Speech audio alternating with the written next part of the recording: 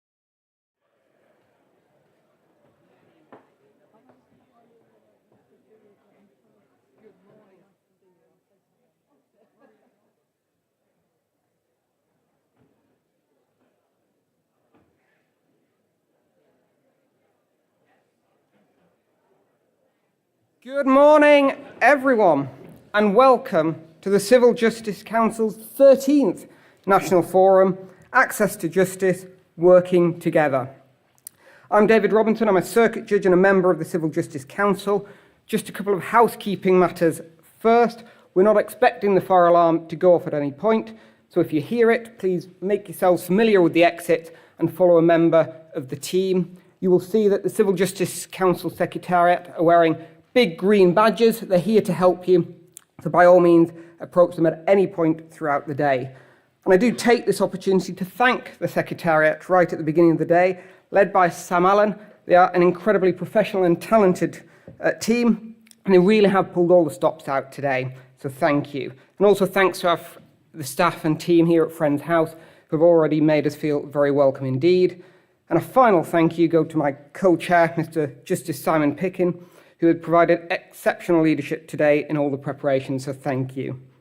It is utterly fantastic that we have so many of you here today, both in person and online. Quite literally a record-breaking turnout, I understand from previous figures. And in preparations for today, I had likened this National Forum as the Glastonbury of civil justice events, but I hope that the turnout is not because you're expecting the Master of the Rolls to pick up a guitar and lead us in song.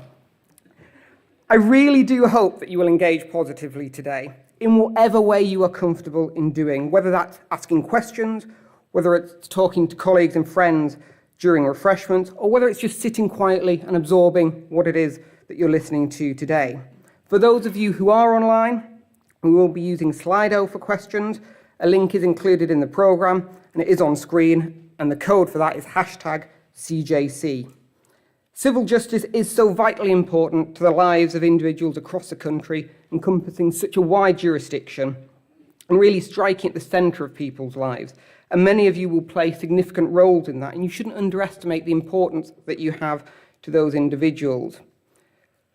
This morning's opening speakers also play a significant role, particularly at a strategic level. They are the Master of the Rolls, Sir Geoffrey Voss, and Minister of State at the Ministry of Justice, Heidi Alexander MP. And I thank both of you for your support this morning and for your attendance, and we very much look forward to hearing from you. That is enough of a welcome and introduction by me, and it is my genuine pleasure to introduce our first speaker. He's an individual who very much works collaboratively with us all, and anyone who has met him will undoubtedly witness his very clear commitment to progressing access to justice. He is someone who carefully listens to practitioners, academics, court staff, court users, judges, and quite frankly, anyone who will talk to him about civil justice. But more than that, he genuinely weighs up the information as what he is told from that diverse range of contributors, and he acts on that information as he continues to seek to build upon a civil justice system which has accessibility at its very core. Therefore, I will ask you to put your hands together and welcome the Master of the Rolls, Sir Geoffrey Voss.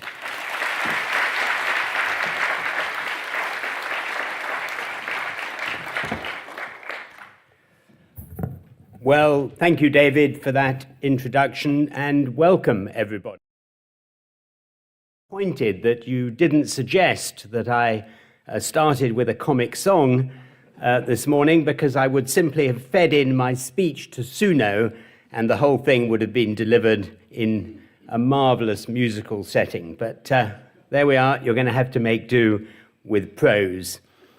It's really a huge pleasure to welcome all of you to the Civil Justice Council's 2024 National Forum. As you know, and it's probably written up there, no it's not, the theme of the forum is access to justice, working together.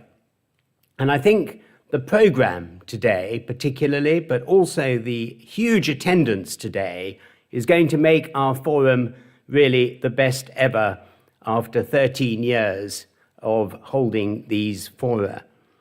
Now, we're very honoured to have three special guests during the day. First, we have Heidi Alexander, Minister of State for Courts and Legal Services in the MOJ. And we're particularly grateful to Heidi for standing in at short notice for the Lord Chancellor, Shabana Mahmood. And I know the Lord Chancellor is really sorry not to be here, but I think we can all understand why she has to be somewhere else with the assisted dying bill starting in the Commons today. And our second special and honoured guest is the Baroness Sue Carr, Lady Chief Justice of England and Wales. And she returns to this conference for the second year running. And her presence demonstrates the commitment of the whole judiciary to the improvement of civil justice. And she will have travelled here from Plymouth this morning, having delivered the Mayflower Lecture in Plymouth last night. And our third and longest travelled, honoured and special guest is Rachel Rossi, sitting in the front row here this morning. And she is the Director of the Office for Access to Justice in the US Department of Justice. I had the pleasure of meeting Director Rossi when I visited Washington, D.C. 2 years ago, and I know that her contribution to our deliberations will be hugely insightful. Thank you so much for coming. So I'm sure you will forgive me if I introduce the forum this year by mentioning some of the Civil Justice Council's most important achievements of the last year. But before doing so, I want to add to what David said a minute ago, to call out the incredible work of the CJC's very tiny staff. Sam Allen, Secretary to the Council, Amy Shaw, Joshua Gamage, and Freya Prentice. This has been an unbelievably busy year for them, and without any of them, we would simply have not got through it. Our council members are also owed a huge debt of thanks. And this year we've welcomed John Cuss, Dan Hoadley, Amrik Kandola, Sue Prince, Lawrence Shaw, and Elizabeth Smart as new council members. And they've all made a significant contribution already. So what has the CJC achieved? And let me start by highlighting the 3 reports published in the last month. First, we responded at lightning speed to the last government's request to look at litigation funding in the light of the UK Supreme Court's controversial decision in PACCAR against the Competition Appeal Tribunal. That decision, PACCAR, called into question the validity of a significant number of third-party funding agreements. And on the 31st of October, the CJC Working Group published its interim report and consultation. And that consultation closes on the 31st of January 2025. And I urge all of you to have a look at it and respond if you can. Litigation funding is crucial both to access to justice and to the ability of the civil courts to deliver justice.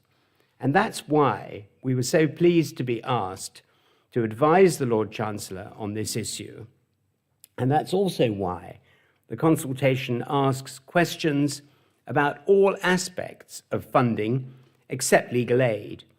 Now, legal aid is important, of course, but it raises issues that are rather separate from those our terms of reference address.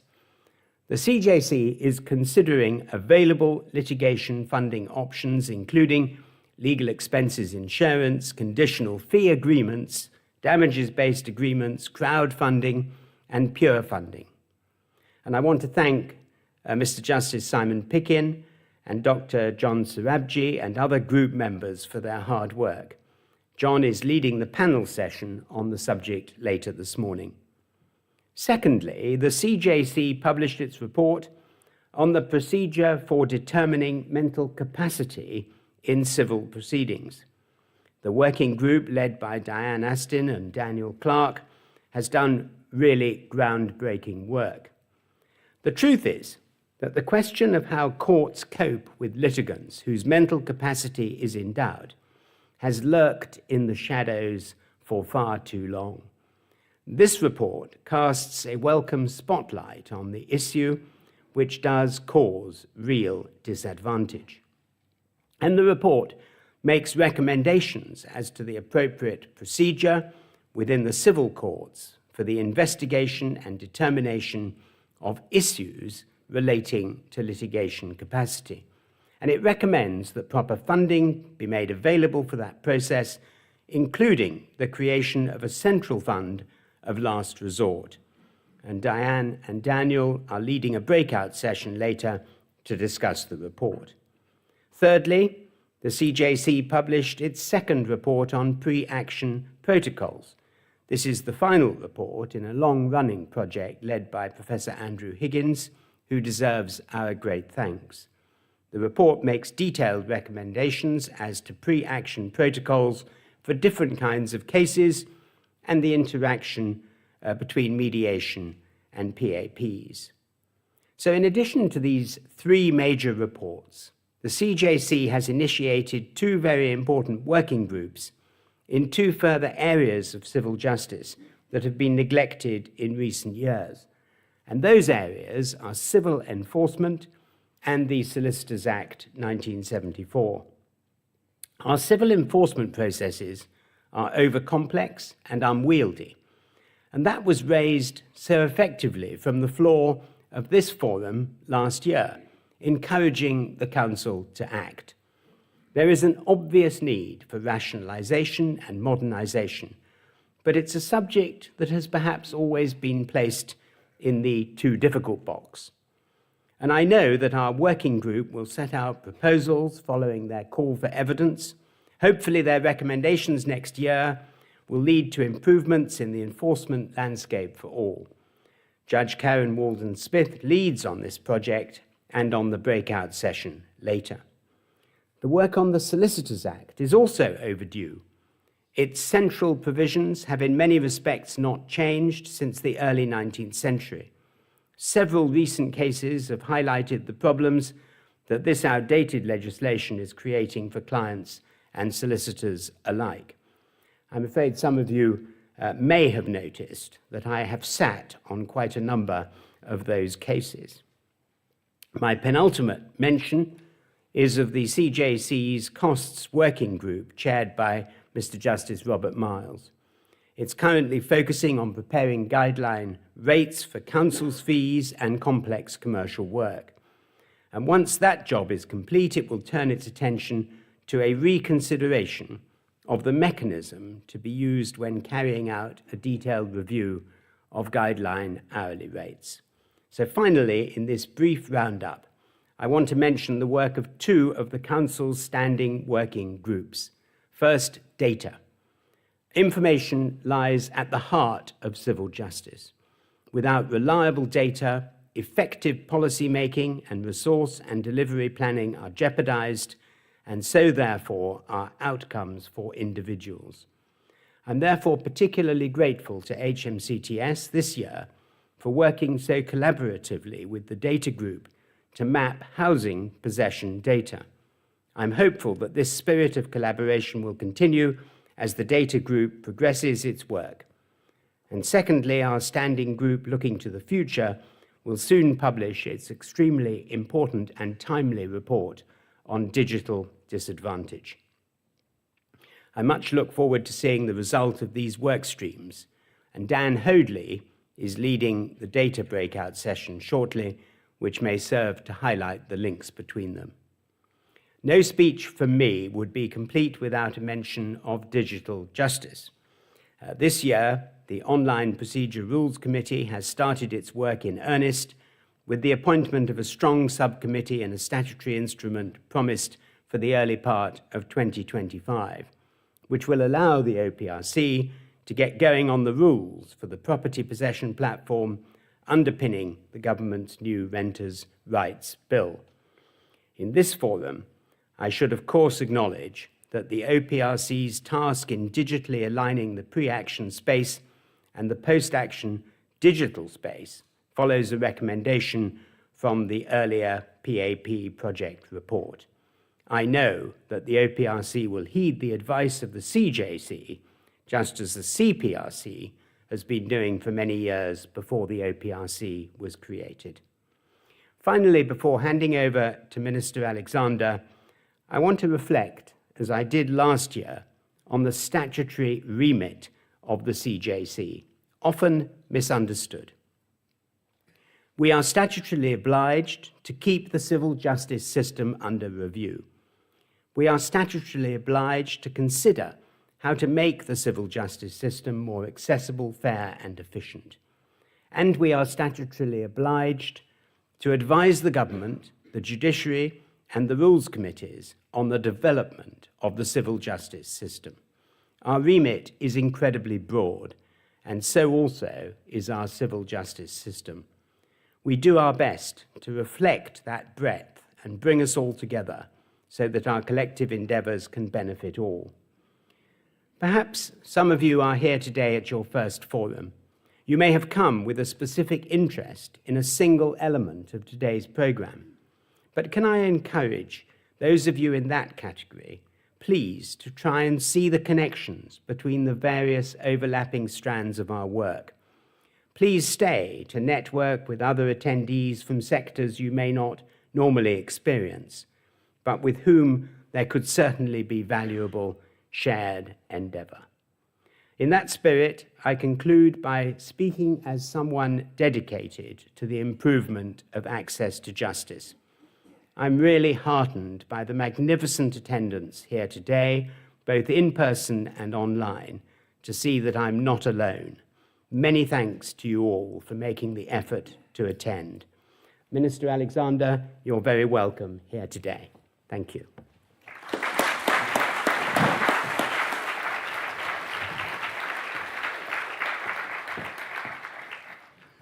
Good morning, everyone. It really is a huge pleasure to be here. And whilst you might be the Glastonbury of civil justice, I'm delighted to see it's not quite as muddy here. Could I start today by taking a moment to thank you, Master of the Rolls, for your leadership. Our theme today is access to justice, working together. And as someone who has advocated so passionately, so consistently for a truly open, truly digital justice system, may I say that I think you are the embodiment of that principle. Your energy and your commitment is unrivaled and unquestionable. And this was clear to me when I first met Sir Geoffrey a couple of weeks ago in his offices at the RCJ. I must admit, I turned to my private secretary and said, I need more Geoffrey in my life. To which the answer was, Minister, I'm sure that can be arranged. So I genuinely look forward to working with you as we strive to live up to your vision and your ambition. Let me also pass on apologies from my colleague, the Lord Chancellor, who I know is really disappointed not to be here with you today. As Sir Geoffrey has said, we are debating the second reading of the Assisted Dying Bill in Parliament this morning, so I hope you will forgive me as well that I can't stay for questions after this speech or for the rest of the conference, because I do need to return to the House straight afterwards. We have got a raft of officials from the Ministry of Justice here today, though, so please do make the most of them. It's a real honour for me to be here in the Lord Chancellor's place and to have an opportunity to set out some of the government's thinking on civil justice.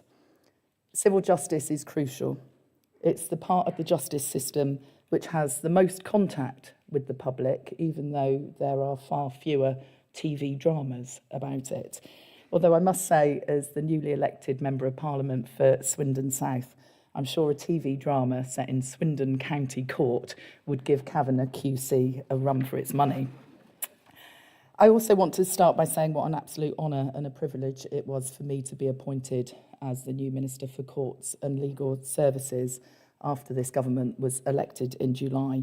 It's been quite a whirlwind 5 months, to say the least. You will all know only too well about the capacity crisis we inherited in our prisons. We were forced to take quick action to prevent the system from collapsing. We had to act, as the alternative really didn't bear thinking about. Police unable to make arrests, courts stopped from holding trials. It would have led to a total breakdown of law and order in our country. And while the emergency releases that took place recently in our prisons have alleviated some pressure, it's only a matter of time before our prisons fill up again. So that's why there is such a huge amount of longer-term work being done on the sentencing review and the 10-year prison capacity strategy, so that no government is ever forced to take the action that we did. It wasn't something we wanted to do. It was necessary to ensure that the system could continue to keep the public safe. And if that wasn't challenging enough, we of course had to deal with the violent disorder that we saw on our streets in the first week of August. A swift and significant response from the justice system was needed, and we delivered.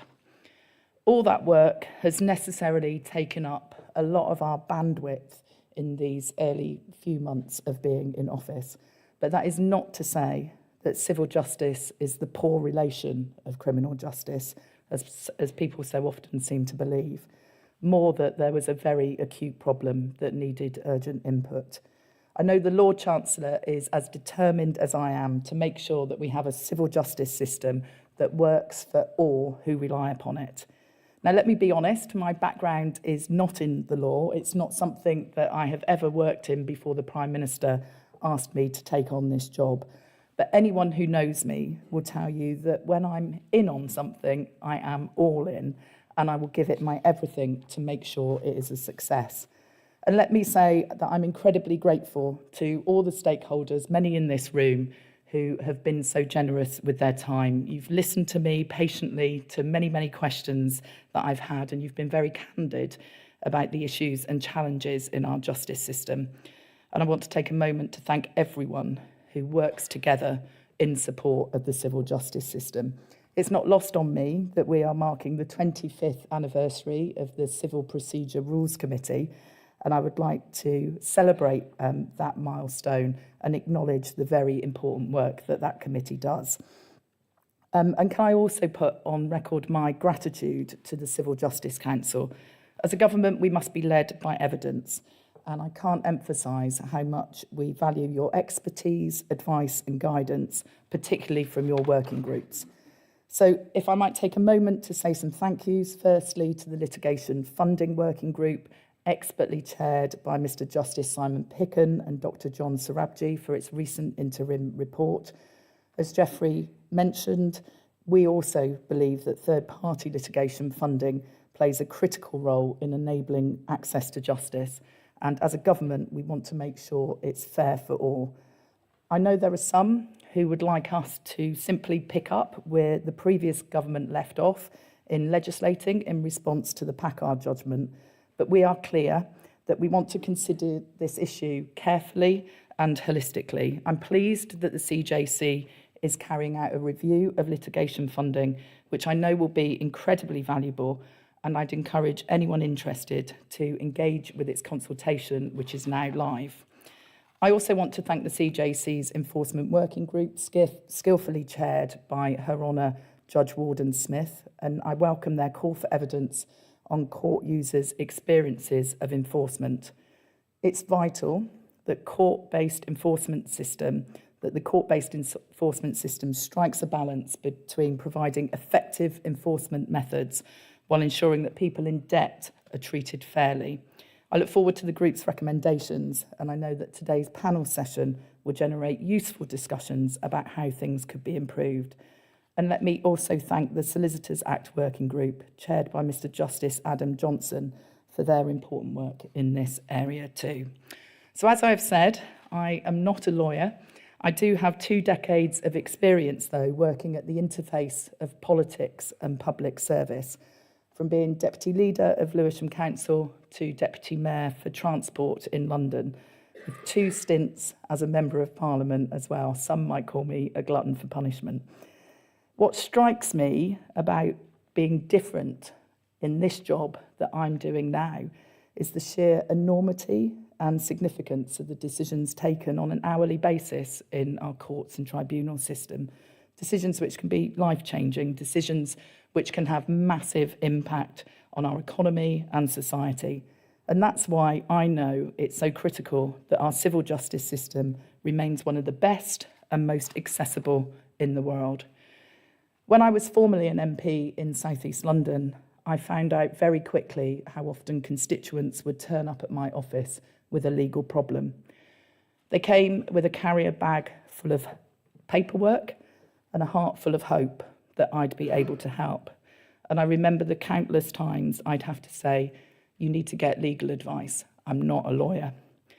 14 years on, and now an MP for my hometown of Swindon, I'm sad to say that it's the same story.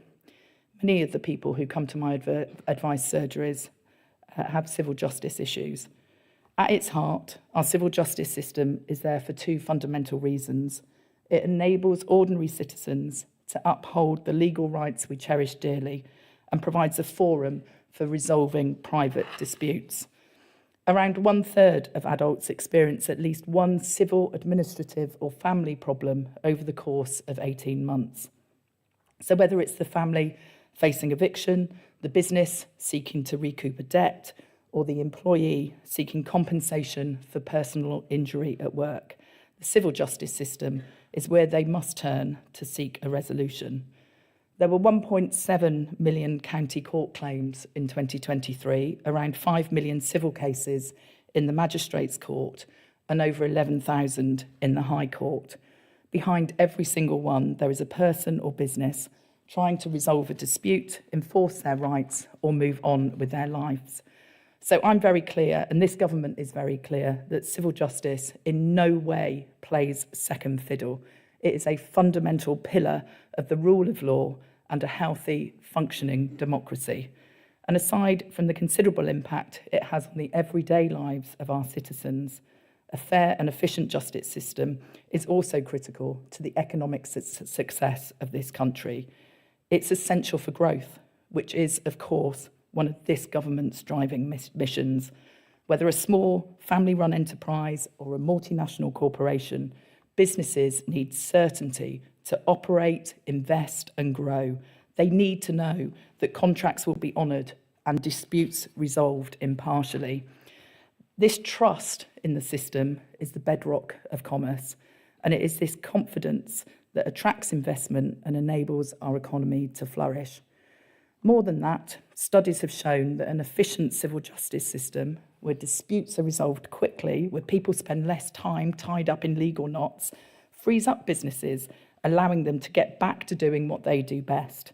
This is, of course, doing business and becoming more prosperous, which in turn boosts our economy. Don't take my word for it.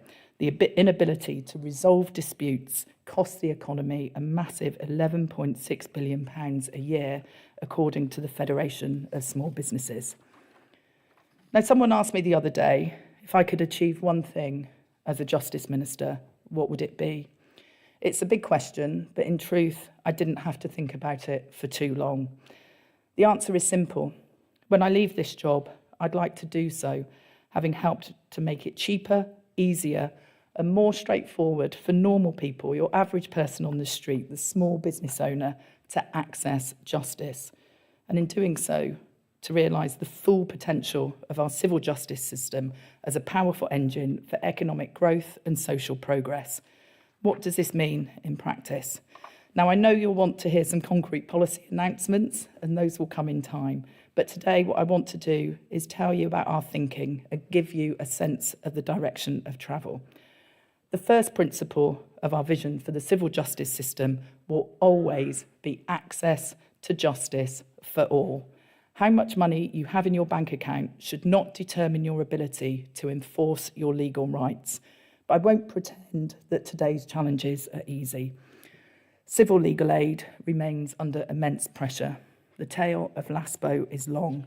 Advice services are oversubscribed and are struggling to meet rising demand. And yet, as we all know, the legal aid system is the very cornerstone of our justice system. Ensuring it is sustainable, effective and efficient and enables people to address their legal problems quickly and as early as possible is absolutely critical.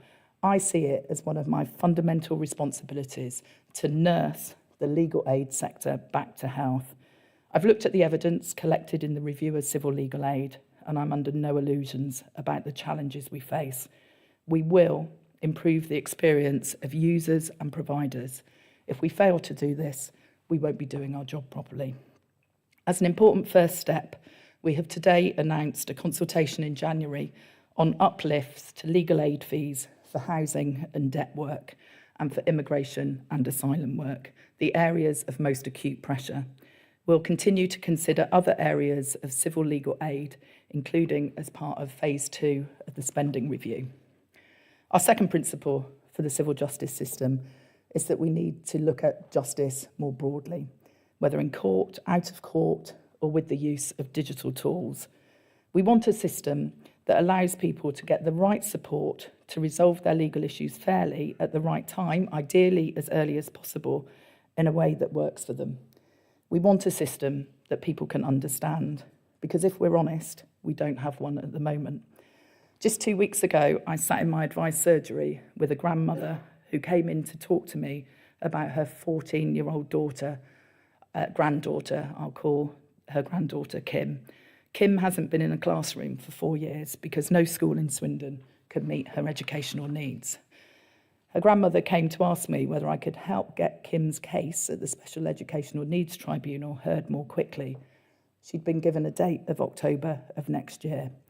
I asked her if she'd applied for an expedited hearing. She looked at me blankly.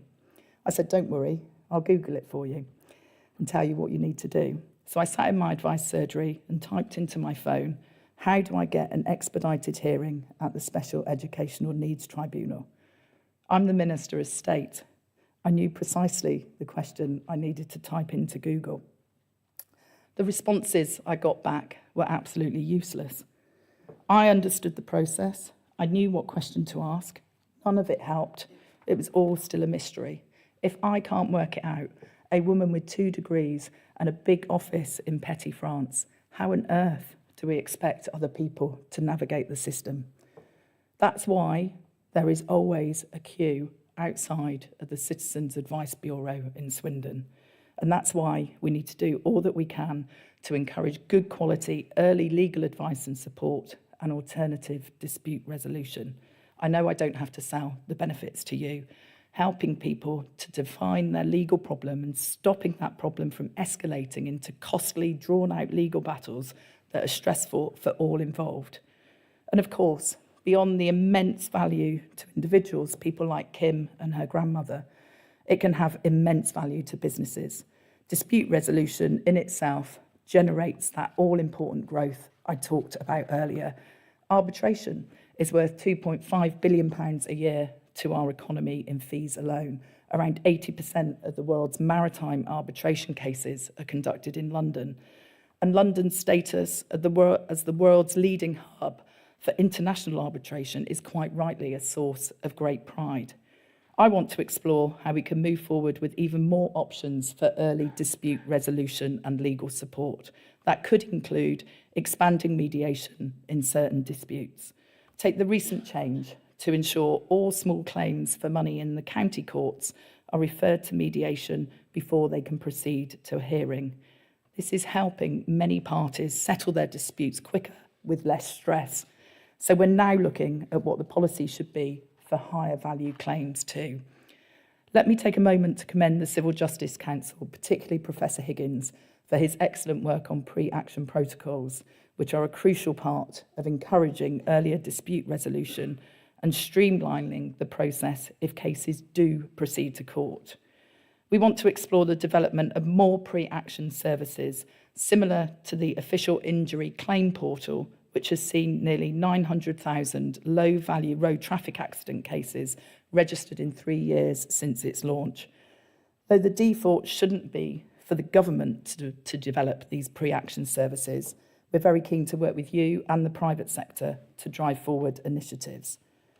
The third principle for our approach to the civil justice system is that the future is digital. We want to encourage greater use of digital justice because the average person wants and expects to be able to access legal services online in the way we all access other services such as banking and shopping. Digital dispute resolution is, of course, far swifter and cheaper for those involved, but it benefits the wider justice system too, easing pressure on our courts. While digital justice is clearly the direction of travel, we also need to make sure that in our push for reform, we aren't leaving people behind. Digital exclusion does remain an issue for many people, often the most vulnerable in our society.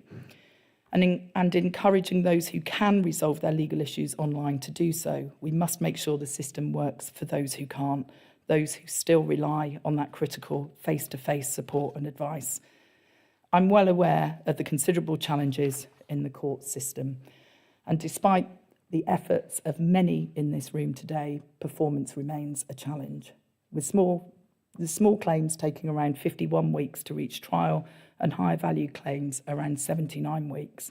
So our fourth principle has to be improving efficiency across the system. Digital services are already playing their part here.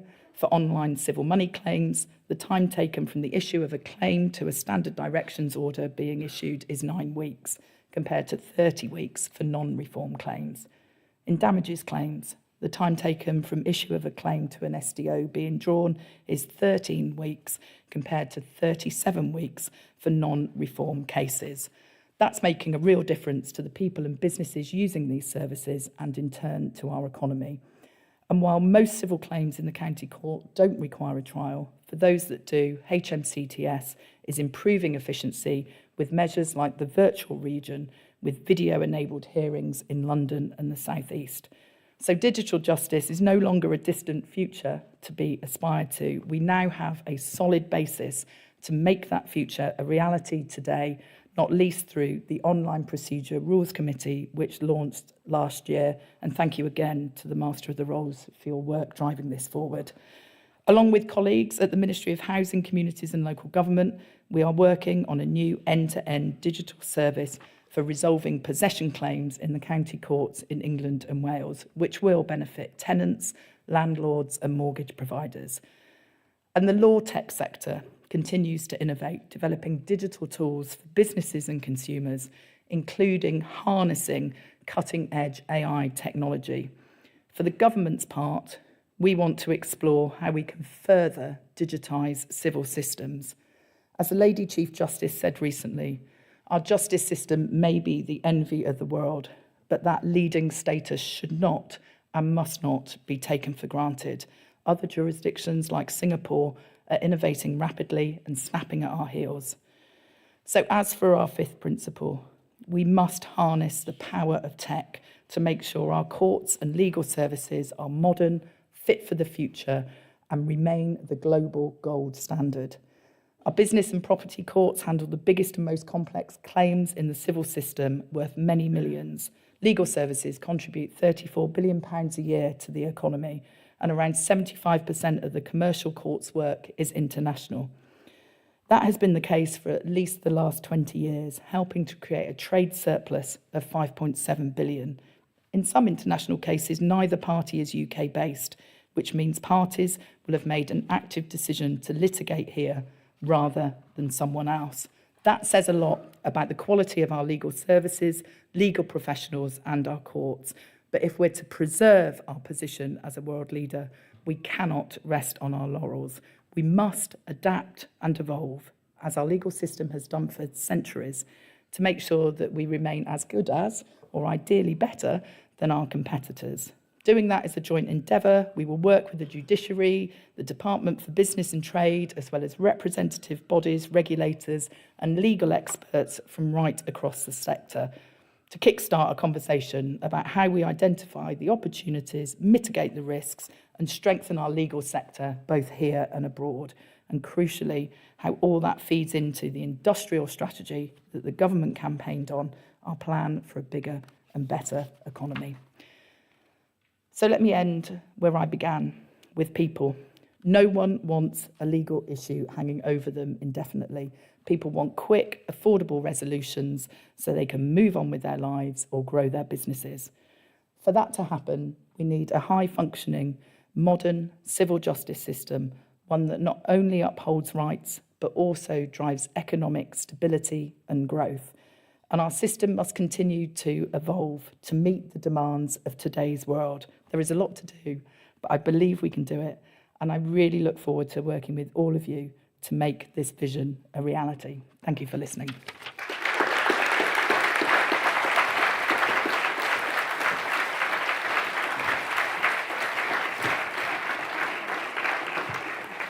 Thank you very much, Minister, and I know you've got a busy day at the House, but thank you very much, and hopefully those principles that you've set out today will really help the audience here know the direction of travel moving forward. We are now going to move into breakout sessions.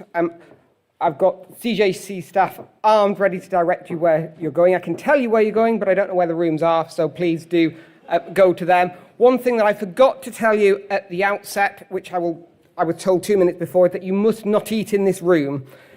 So please, the group that's staying in here, please do not eat in here. So university law clinics and pro bono, you're heading to the Waldo Williams room. Data, you're remaining in this room.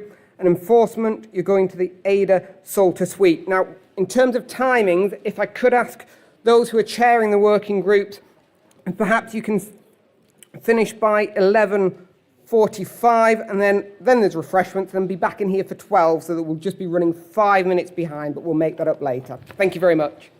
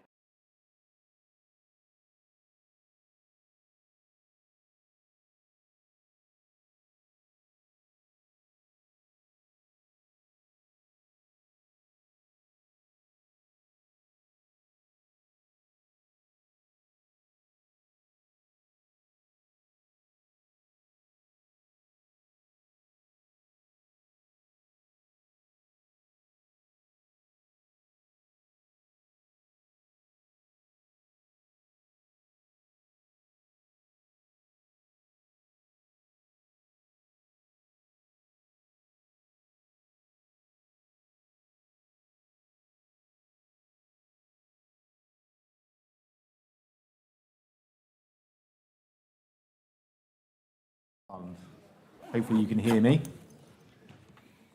My name is Daniel Hoadley. I'm the CJC member for Digital Technologies and Information. It's a great pleasure to chair this panel today. I should say I'm standing in for Dr. Natalie Byram, who is the chair of the data working group. So I'm going to do my best to step in for her. I just want to start this panel, and I'm going to introduce you to the panel members in a second, just with a few hopefully non-controversial propositions. And the first is that the civil justice system is a large, complex and critically important system. And it's impossible to understand any system, let alone a complex one, without a proper data strategy and the ability to analyze the data that you collect. So that's proposition number one. Proposition number two is that the effective collection of data in the civil justice system isn't purely of academic interest. It enables us to take real important action on a range of very significant areas, not least understanding who doesn't have effective access to justice. It's impossible for us to measure the effect of transformation in the system if we are shooting blind at a hidden target because we don't collect the right data to understand the effects of what we're doing to the system on the system itself. But proposition number three is by virtue of its size and complexity, data collection in the civil justice system is very difficult. It is not an easy thing to implement. And the lift required to develop an effective data strategy for civil justice isn't one that can be borne by HMCTS, the MOJ, and the Judiciary alone. It requires a cross-sector effort to mobilize and put in place. We've heard mention at various points this morning about the rise of AI and how AI may come to affect the way we deliver civil justice and the way that legal services themselves are delivered to. And in my opinion, the rise of AI only heightens the need for us to pursue effective data strategies. So against that background, I'm going to allow the panelists to introduce themselves. And the way this conversation is going to go, it's going to be very free-flowing. We're going to allow a lot of exchange between the panelists. So I'm going to work from my left with you, Emily, and then we'll work down to you, Rowena. So Emily, please introduce yourself. Thanks very much. It's a pleasure to be here. My name's Emily Oliver. I'm from Administrative Data Research UK, which is a funding body, part of the Economic and Social Research Council, which is part of UK Research and Innovation. ADR UK works with administrative data, which is routinely collected data primarily for operational purposes. But because administrative data cover the whole population, they're extremely valuable data for research purposes. And a really rich source of insight across society as a whole. We work with data owners who are primarily government departments, but not always, and we try to make the data that they hold available for research for public good through secure processes. And then we fund researchers to use that data, again, in a very safe way. In the context of civil justice, we work in collaboration with the Ministry of Justice, HMCTS, the Judiciary, and with the Office for National Statistics on a programme called Data First. Data First contains a number of data sets which are linkable, de-identified, and research-ready. And those data sets come from the civil courts, from magistrates and crown courts, from the family court, and from prisons and the probation services. And we funded some really interesting and excellent research looking at who enters the justice system and when and why, which we can cover shortly later. But my particular role is I'm head of research and capacity building. So my role is very much looking at how we help researchers to get the skills to use these data effectively, and running training courses and building up the computational and computer science and the more social science understanding of how data can be used for research for public good. So that's a central part of our mission, and I'll hand over to Neil. Okay, good morning. Thank you. Thanks very much, Emily. It's a pleasure to be here as well. I'm Neil Rickwin. I'm an economist, actually, from the University of Surrey. I've got a fairly long-standing research interest in civil justice and, to a lesser extent, criminal justice. The sorts of things I've been interested in over the years have been related to the effects of changes in legal fees, for example. Been interested in evaluating some policy interventions. And I suppose in the context of this audience, I've been involved in a number of policy initiatives, and indeed several CJC initiatives. For example, I was part of the original Big Tent, I suppose, in 2003-04 that first put in place fixed recoverable costs for low-value RTA claims, if any of you remember those. And more recently, a couple of CJC initiatives looking at GHRs, and indeed the one that was mentioned in the previous session that's currently ongoing. So I guess I've probably hassled some of you for data, and I don't know, possibly even not made the use of it that you were hoping for, but there you are. We'll come back to hassling people for data Sure. in a minute, Rowena. I think I might be the subject of that hassling, so look forward to it. Thank you very much for having me today. My name's Rowena Ricks. I am Head of Innovation and AI for Dentons UK, Ireland and Middle East. We are a large law firm by name and by nature, and we serve a number of different industries and have clients across most sectors. My work involves working with legal tech companies to develop solutions for effective delivery of legal services. I also work very closely with data scientists and data analysts on developing new products and solutions that employ the very latest technologies. We are, as a firm, looking at initiatives across the board around responsible AI, and I see a critical cornerstone of responsible AI is about making it accessible for everyone, and not just the firms that have the funds to buy the big ticket legal tech products that are on the market, and the tickets seem to be increasing every day. And we are of the view that no one can be left behind in this process of transformation that's happening at the moment. And so really interested to be here today and to talk about the ways in which we can start to deliver some transformation at all ends of the scale. It's great to have the three of you here. Thank you for taking the time on a Friday. And I should say, actually, Rowena, it's great to have you here as well, because my sense in the past has been that we probably haven't done as good a job as we might to bring in representatives of law firms. It's, I've noticed that we tend to focus on people from government, the courts, and academia, but the big firms in particular tend not to kind of find their way into the conversation. So thank you for joining us, Rowena. Thank you.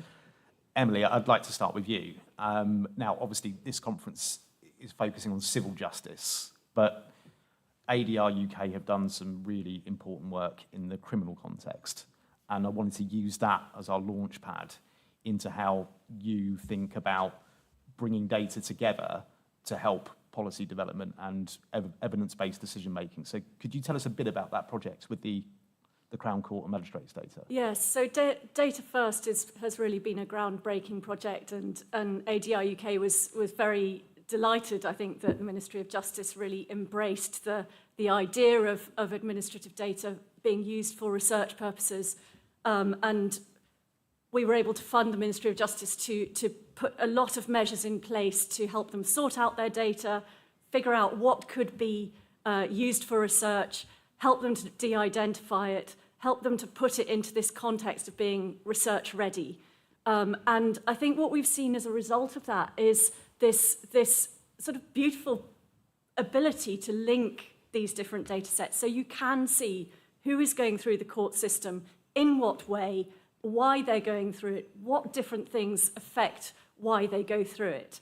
And although we've all heard all the stories of who's in the criminal justice system and why, you can really begin to see some incredibly important stories, I think, coming out from this work, whether it's about the number of care-experienced children who end up in the criminal justice system. Why is that? Why do they drop out at particular points? And then what happens to them after they've been in that system? Are they also the ones facing problems with housing? Are they also facing problems with debt? What other issues affect them? What about family breakdown? What happens with their children? You can begin to paint a really interesting picture and understand the different points, I think, that policy could help, that practice could help, where you could intervene to make a difference to those people. Care-experienced children is obviously one disadvantaged group. You double their chances if they happen to be black and male. There are all sorts of issues that the data can start to really tell you in great detail, I think, about these people and their journeys through the system. And if that sort of information, I think, could be applied in the civil system as well, that would also really strengthen our understanding of who has access to the system and how they could be helped within it. Yeah. Neil, I think that provides a good segue into your work, because your research has straddled both criminal and civil over the years. What makes doing the work that Emily has done at ADR in the criminal context so much more difficult in the civil context? Yeah. So I think that's a good question. I think the first thing to say is that actually what Emily's been doing and her colleagues is really very important, and you're absolutely right. Being able to link journeys is a really important part of learning about how any system works, let alone just the criminal justice system. I guess I know that you talked a bit about having linked to civil justice as well, but I guess the most obvious difference from a data collection perspective between the civil and the criminal justice system is, of course, that in the criminal justice system, in a sense, the state is there. It's effectively able to collect data.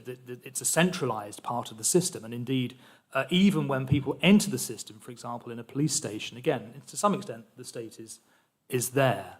And I think one of the challenges we have in the civil justice context is that, I think arguably our administrative data are possibly not as consistent as the data in the criminal justice system. I don't want to belittle the difficulties that you'll have had there.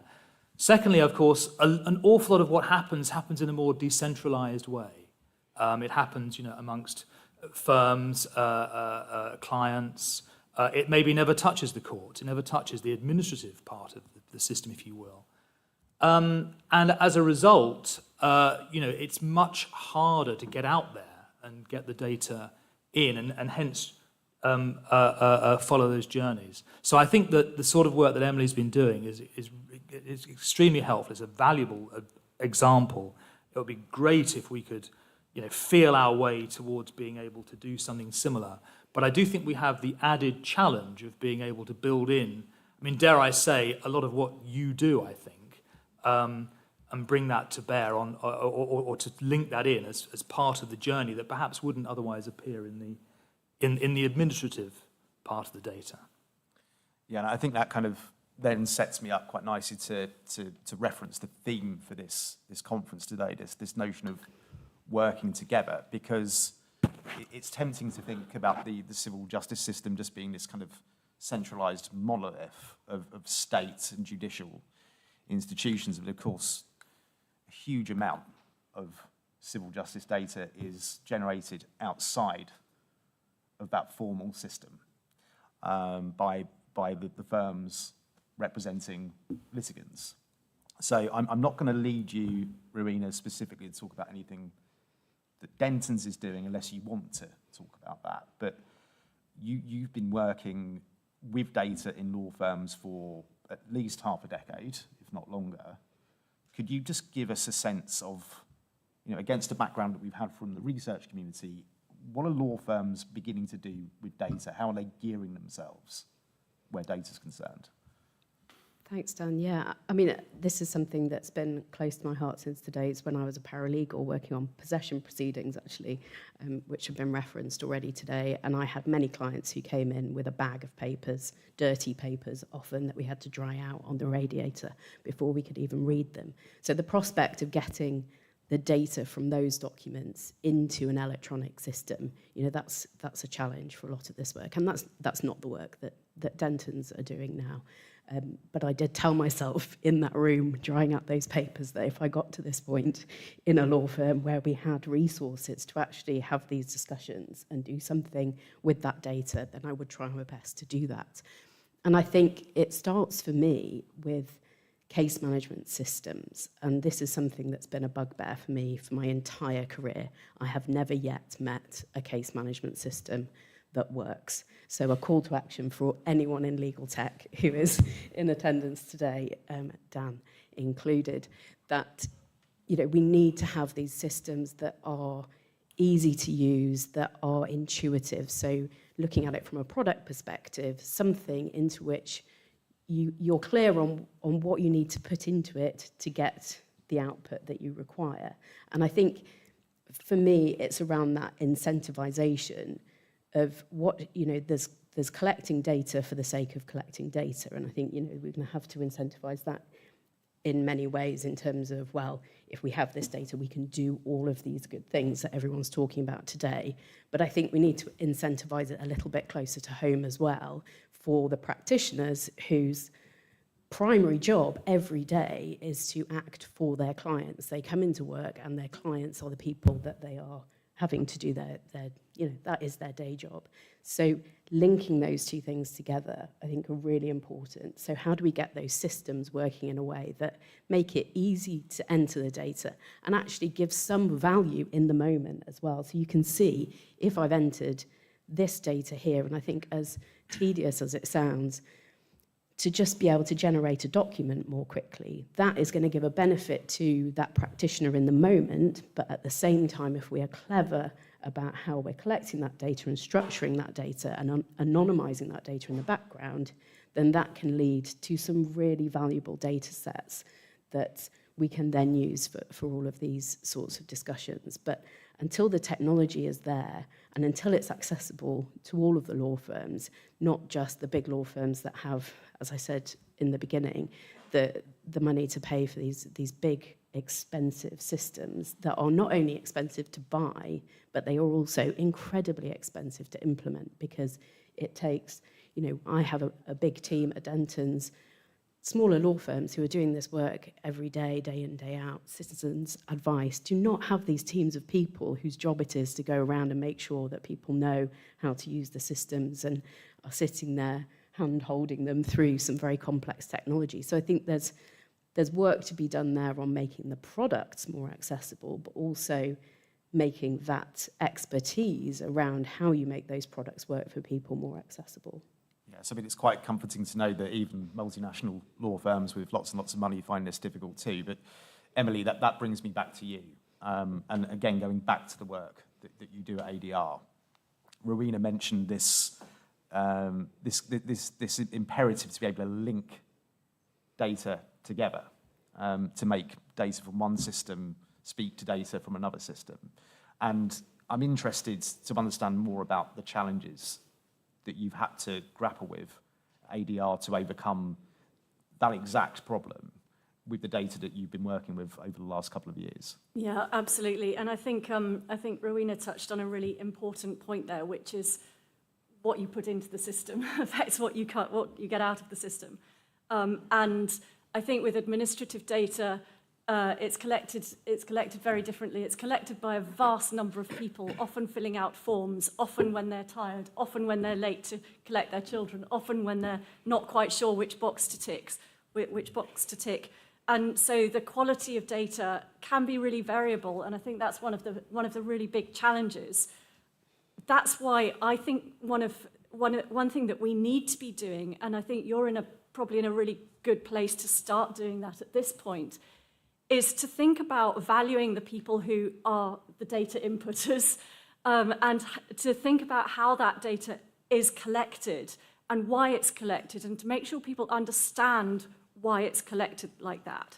If you can collect the data well, the data is good quality, and you can then use it well, you can improve systems, you can improve working practices, you can improve efficiencies in no end of different ways. Administrative data is complex, it's messy, it's difficult to use. And that's why I've currently got a job in terms of training and capacity building, because the researchers who are using these data, the data sets are new. They haven't been used by many people. And so the research that they're doing is improving the data itself iteratively as they go. And one of the big things that we work on and try to affect is data documentation. So how is the data annotated? What's the metadata look like? How do you describe that data in a way that somebody else can then use it? So all of these points are really big challenges, and we're still working through them. We don't have all the answers yet, but I think we're in a really good place. We're starting to devise minimum standards for documentation. We're starting to talk about who are the data collectors and how do we inform them. But I think there is something really important there about valuing the data collectors and the quality of the data, and shifting the culture through that, through emphasising that value, perhaps. Quick follow-up, Emily, from me on some of the things you've said there. How would you describe, this is a bit of a cheeky question, but from your perspective in general, looking at the civil justice system, how would you describe our overall data readiness, both in terms of competence in thinking about how we treat data collectors, how we think about what good data looks like, how we think about documenting the work we're doing around data, and thinking strategically about data? An honest take. Where are we? Are we at the really early stages, or are we beginning to mature in this area? I think that's hard for me to answer because I'm not so familiar with the civil justice data, but even in the criminal justice data, I think we're at a fairly early stage. Research ready means different things to different people, but that research readiness is really important in order for people to be able to access it. If it's not in a state that it can be used one way or another, then that's no good. And that's not to say that it has to be completely clean and complete and organised. It has to be documented so that if somebody comes in to look at it, they know what's happened to it. Has it been cleaned? Has anyone tried to fill in the gaps? How have those gaps been filled in? What state is it in? Because researchers are incredibly clever people. They can deal with it if they know what it is. But if they don't know what it is, then it's really hard for them. The starting point moves really far back. So I don't really know what state your data's in, but I think that getting it to a point of being research ready takes a lot of work. Yeah, I mean, someone that will know, and you mentioned that you have to hassle people for data from time to time. What has been your experience, particularly in recent years, in working with civil justice data? Okay, so I think, as you said earlier on, Dan, this is a very complicated area, and if we were talking about policy interventions, we might ask ourselves, well, do we see many or any randomized controlled trials, for example? The answer is we see very, very few in this area, unlike in health, let's say, which you could think of as have some equivalents. But we see far less at any level of advance, if you like, of advancement in the context of evaluating policy intervention. So let's leave that as a big issue, but put it to one side. I think the Minister talked about mediation and things earlier on, and access to justice. Well, there are all sorts of not-for-profit and interventions in those kinds of areas, which we really don't have a good track record, I think, of being able to of evaluating. But as I say, if we put that to one side, I guess that there are two ways of thinking about where we are. I mean, the cup half full comment, I think, is actually to again follow up on people like Emily, and I don't think that we would have been in a room talking about that kind of initiative 5-10 years ago, and it's great. It will make a difference over time. And as you say, it can only improve, develop with use and indeed dissemination. So I think that's great. The cup half empty, I think, is actually that we still really struggle to get very straightforward, basic data. The number of people who approach a solicitor's firm to start a claim, how far they get, what happens, what kinds of people are they? If they win damages in a settlement, how much of that do they keep after, in terms of what's left after, some sort of, proxy fixed cost has been given? These are very basic questions, and they link to things like litigation funding. So they're quite pervasive. There are lots of possible stakeholders who I think can play a role here. I mean, my experience has been I've found insurance companies have often been very helpful. They have typically collected a lot of data in an automated fashion. They often appear on both sides, so you're not getting too much selection bias and quite a variety of claims. So over the years, I've had some help from there. They're people who I think we could, I don't want to use the phrase sort of lever more from, but who I think we could engage with in this context. Of course, there are solicitors' firms themselves, and in some contexts, I've found solicitors' firms really very helpful. But some of the points you make, Rowena, are absolutely correct. Bigger firms who are better able to not only to actually engage in the processes of collecting data, but actually reap the benefits from doing so. I think make that there are selection biases there, but something's better than nothing for sure. Neil, is that actually a good moment maybe to come on to Rowena? Of course, yes. We have a law firm on the panel. Yeah. We don't have an insurer, maybe next year, but I suppose there's a few questions I want to ask you all in one go. Sure. You've worked for 3 law firms, Kingsley Napley, Condola with me. 5 if you include paralegaling back in the day, but yeah. Right, so question number 1, and you can generalise this answer across all 5 of those firms, so I'm not pinning you to one of them. How good at law firms at data collection of the type of thing that Neil was just talking about there? Type of claim and type of claim, value of the claim. So on this point, I think they, and this is going to be controversial, I think they are good at collecting some of this data. What I think they're probably not good at is finding ways to so we've talked a lot about linking data sets, and I think it's the linking piece that's missing. So we are collecting this data, but we're collecting it in, and I'm speaking across all 5 here, collecting it for those specific purposes which are necessary for providing the legal service. Of course we're collecting that data, but what I think where I think we're falling down is in the linking of it. But also I think an important question that I had following the discussion we had with the panel beforehand around what is the ask of law firms in terms of, and you've noted down those 3 key data points, that even if, so say tomorrow, all of the top 100 said, right, we're going to tackle this, what would be those data points? And I think, Dan, back to some of the work that we've done together in the past, what is that manifest? Like how would we define that? How would we structure it? And then I think then you've got to look at, as we did for some of the projects, when's the first point in the matter where that information is taken from some source, whether that's from the client directly or from a court document or whatever it is, when your claim number goes in, and then you've got values and all the rest of it. All of that stuff exists in all of the documents that we have. For a law firm like ours, it is electronic, but I appreciate that there are law firms that are still operating on paper because they have to, because they've got clients who are bringing it in on paper.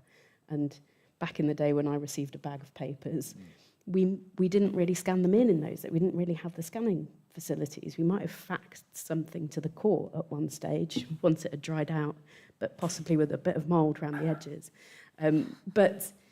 We didn't that same scanning and OCR capabilities and all the rest of it. But now the technology is so much better that the opportunity is there. But I think it comes back to that incentive point of how do we ensure that we're linking it to making a real benefit in terms of the legal service delivery. That has got to be, for law firms to engage with it, I really think that's got to be the goal, because there's not just time. I mean, many firms engage in pro bono initiatives, and a lot of those initiatives are quite sort of immediate in that you see the impact of those projects very quickly, sometimes even in the moment if you're going to a legal advice clinic. But this is a longer game that we need to play, and I think that's when we need to be able to tie it in with those incentives. Yeah, I mean, I don't know who on the panel wants to take this, but my concern over the last 10 or so years that I've been thinking about this stuff is that there's no shortage of opportunity. There's no shortage really of resource, particularly on the legal service provider side, maybe less so in the courts. But we have this issue of fragmentation. It's impossible, it feels, to get the right people talking at the right time and speaking the same language and thinking about common standards, how these systems need to interoperate. And a lot of really good work's being done elsewhere with newer institutions that are being established, where you can build things up the right way from the ground up. But with the existing conventional civil court structure, to some degree, it feels like changing the tyres on the car while you're driving it down the road. And maybe Emily, you want to take this. How do we begin moving ourselves to a position where we do have some common standards that allow different actors in the justice system to interact around the same cause and goal and start speaking the same language? I think deciding what that cause and goal is would be a first starting point. I'm sure you'll know government departments have things called areas of research interest, and each government department has them. And they are ideas that come up from the civil servants that get signed off by the minister of what kind of questions they want to ask and what they want answered. And I think if you were to start with that, what do we actually want to know? What would make a difference? Then you could come together on, well, who else wants to know the answer to that question? Let's perhaps get together. Let's have a think about how we would collect that piece of information. And then you could take it from there. And then you could hand over to the academics to ask them how they would then, deal with it. One thing we talk about a lot with government departments is the missed use of data. So not the misuse, but the missed use. And the fact that by not using these data to answer these questions is actually a failure of responsibility, actually. And it's really important that we use these data to make sure the system is smoother, to make sure access to justice is easier, to look after all the people who need looking after. And I think if you could start with identifying, well, what are those goals? What are some of those questions you want to answer? Then you'll start bringing people together, and then they'll want to buy into it. Yeah, I mean, you remind me actually that last month, it was 5 years since Dr. Byron published her recommendations on the data collection in civil justice, so actually across the justice system as a whole. 5 years, long time. I mean, I'm not entirely sure how much of that really has been taken on and being given life, but Neil, what's your take on this? As someone that actively is kind of getting their hands dirty with this data, you want more of it, I think by the sounds of it, sometimes you struggle. How do we move this forward? How do we get the right people together around the right goal? And who needs to be there? Is it just government? Is it just academics? Is it just judges? Who needs to be part of that conversation? Well, so to give you a specific example, actually, one of the things that I found quite interesting this morning was the reference to the idea that once the next round of GHR work has been done, there'll then be some thought given to methodology, how we will do this in future. And I think that's a good example of where we might be able to sit down and just sit back for a second and say, well, actually, what is a GEHR supposed to do? What is it? What do you need for it to do it? How can you put in place a robust mechanism which can calculate a GHR and then still be there for calculating uplifts and changes over time? Guideline hourly rates. I'm sorry, guideline. It's one of the few things I do know, so I try to say it as much as I can. I think somebody once said that it's good to be the stupidest person in the room because it means you're in the right room, and that's how I tend to feel in these kinds of settings. So I think that's actually a good example of a relatively small forum, but I think it could actually, it has much wider implication because in a sense the GHR is a specific version of, well, perhaps some will disagree, but it's a specific example of a fixed recoverable cost. And there's a sense in which the data, the goals you have for collecting those data, what you want to use them for, etc., I think are quite similar. So you could imagine that spreading more widely. I think more generally, in terms of who has, I think it's one of the things that I think we have not been good at, and it comes back to Emily's point, is that we tend to find that we're playing catch up most of the time. Oh, we've got to set a GHR. How do we do it?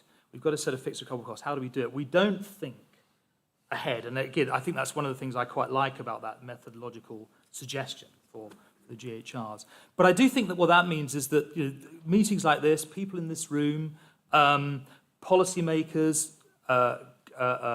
stakeholders, I think researchers need to be there as well. But I would have thought that the CJC is actually well placed to try to put together something which allows people to get together and answer exactly the sorts of questions that you posed, Rowena. How can we make valuable policy evidence, data for evidence-based policy making? How can we make that actually just naturally useful, important to stakeholders, so that they kind of do it, but then it gets used, it gets brought across. I think that's very important. You mentioned the people in the room. We've got 10 minutes or so left. There are some questions. Do we need a mic? Yeah, we have a mic. Could we please come down to the lady in the brown jacket in the third row? And then I'll try to get to as many people as I can with the time we have available. Hello, I'm Amanda Finlay. I'm former chair of Law for Life Advice Now, and formerly for decades a civil servant in the Ministry of Justice. I'd like to go back to some quite basic bits of data, which is how do we know who is actually using the civil justice system, and how does that compare with whom we might expect to be using the civil justice system, that is based on all the information that's available on particularly poverty, income, and I would like to see this applied, for example, to money claims online, looking at defendants who actually respond to a debt claim, looking at what happens to defendants throughout that process, and then interrogating that in policy terms, because we know that there are all sorts of untoward consequences there. There are also all sorts of opportunities there. And I'm not sure if the data exists to look at that. We certainly have postcodes in there, which tells you an enormous amount in terms of deprivation. We probably usually have gender in there, which tells you quite a lot. And we may have protected characteristics if people actually respond online. So I would start with something really huge, but quite simple, and to see what the hell tells us about where we should go for next. And we should be linking up with what the third sector collects in terms of its clients' systems. GPs' practices found when they managed under the former dispensation, what was it called, clinical commissioning groups, that actually they were not meeting the needs of all of their populations because they were missing out a lot of the people who should have been reached by the NHS and who just weren't reached. And I'm sure the same is happening in the civil justice system. Thank you very much for the question. Emily, I feel like that might be a good question for you to answer, particularly around the protected characteristics and other data points like that. Yes, absolutely. So the civil court data is in the Data First suite of data sets now. So it is available for research use. I'm not saying it's easy to get your hands on. You have to be accredited as a researcher, you have to have an approved project and so on. But that civil court data, as far as I understand it, it includes all information about hearings in county courts and property repossessions and including, I think, the possession claim online portal. It includes, it's a deduplicated data set, so there are unique identifiers which link people up, so where they've appeared at different points in that data set, you can see that. And because it's now as part of the Data First data set, it can be linked to other data sets. So you can see within that gender, I'm not sure about all the protected characteristics, but certainly some of them, race and so on, ethnicity. So there is quite a lot of data that's there and that is available that could be used. And I think it's really a question of figuring out, again, that research question, finding out the project that you sort of want to take on, the question that you want to answer, and then you will be able to see what that data can tell you from that. So I think there is quite a lot of that available already. Good. We haven't got long, so we're going to keep questions short and answers really, really snappy. Could we please have the mic down here in the second row, the man in the blue jacket, please? I'm doing my best to kind of keep track of hands going up. Tony Guys, thank you. Disputes e-filing. Thank you to the panel.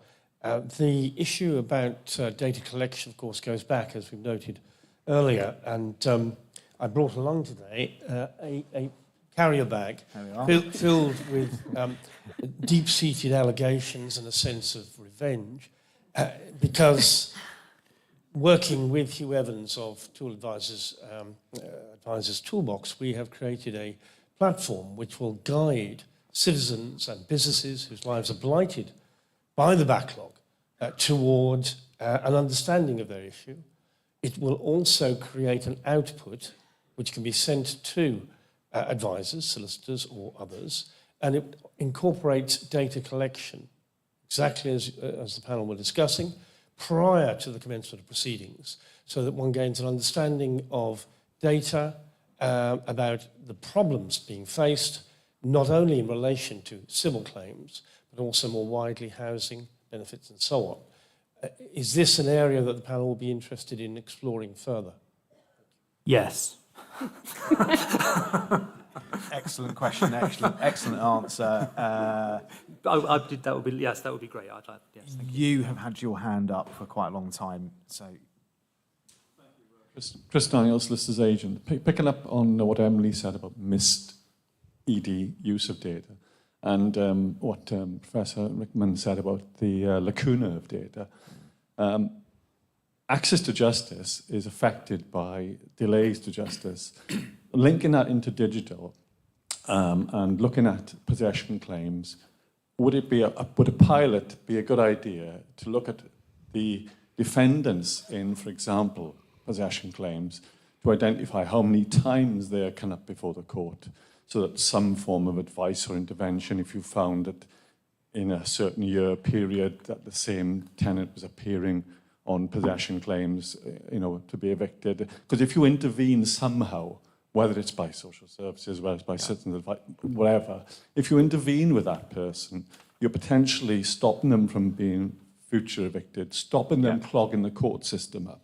And that, I suggest, might be a misuse of data or a lacuna of data that we currently face. Any disagreement at all with that? I think it sounds like an eminently sensible suggestion for the use of data if it exists. Do you have some insight on this? Only to say that I think there are definitely some opportunities there for these sort of localized uses of data. So not thinking, how do we boil the ocean, which we're all tempted to do with this stuff. I mean, that's how I think most of the time. Love to boil the ocean, but we can't. But focusing in on those sorts of issues, where, you know, where is that data contained and what those specific issues, and that's a really good example of where you can do some profiling of, you know, defendants and claimants and actually make some meaningful progress. And perhaps that's the way forward, is lots of these sort of vertical projects working alongside one another with the people who really know the subject matter focused in on those issues. That to me seems like a really sensible way forward. I agree with that. I just think that there needs to be some degree of centralised guiding mind behind some of this. I think the thing we're missing is this thing that can to act as a mothership. I think, Sam, do we have time for one more question before we go for a break? One more. Yes. Sorry, did someone else have their hand up? Could be, yeah. Apologies, but... Hello. Thanks, folks. Henry Stern with Legal Geek and Law Tech UK. Emily, you mentioned valuing the people who are the data inputters. And beyond just it being a late night and you're watching your kids and you tick a box wrong, there's also people approach questions in different ways depending on where they come from, culture, community. So how do you sort of handle that against the bias of where you come from as a data analyst? And Rowena, I'd also be curious to hear your experience of that, because you're on the front line in terms of a law firm. You've got queries coming in and people present their stories, and that's all data is, right? So they present their stories in different ways. So how do you account for that when you're also trying to come up with large takeaways? Emily and then Rowena, very, very quickly. Yeah, very, very good question. I think that the beauty of administrative data is that it's at population level and it's huge. So although there is this messiness within it and there are these challenges with it, when you're talking about bringing everyone's data together, you can still see some really important and quite nuanced trends. And I think, I'm sure Neil, as an academic, will tell you that you can deal with confounders in all sorts of different ways. But absolutely, the more data you have, the better the answer you can come up with. Did you want to say something really? I just to say that we can cope with measurement error. So it may not, yeah, it's not always perfect, but there are ways of doing that. But I completely agree. The more data, the less the measurement error is going to count. Any closing thoughts from you?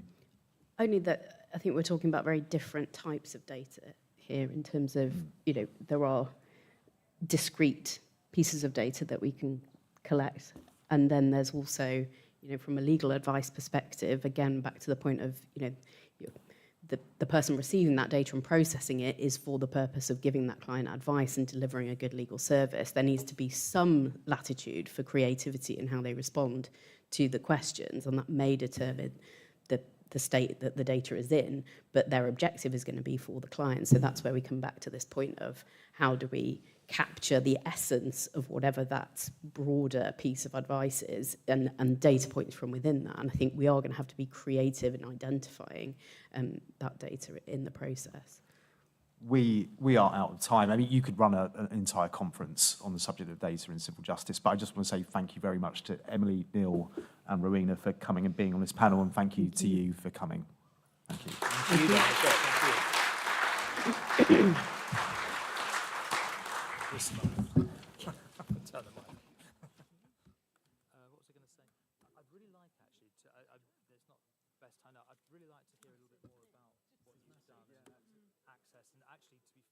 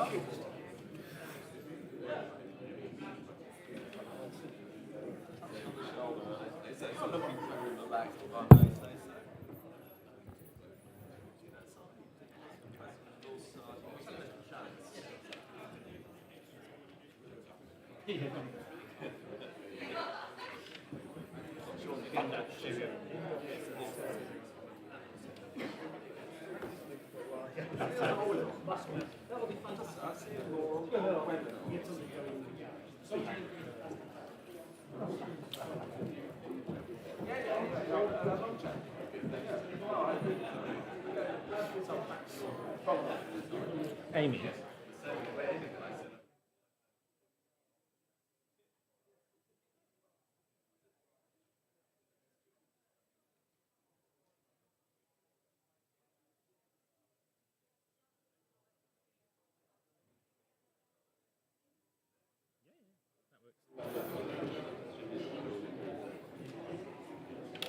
It's all right. Ooh.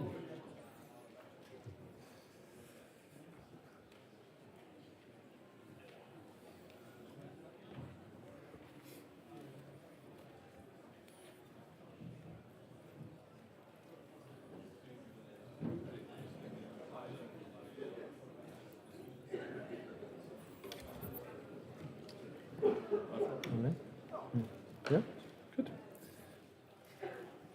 Okay, I think we may try to start. I think we have around about an hour for this session on litigation funding.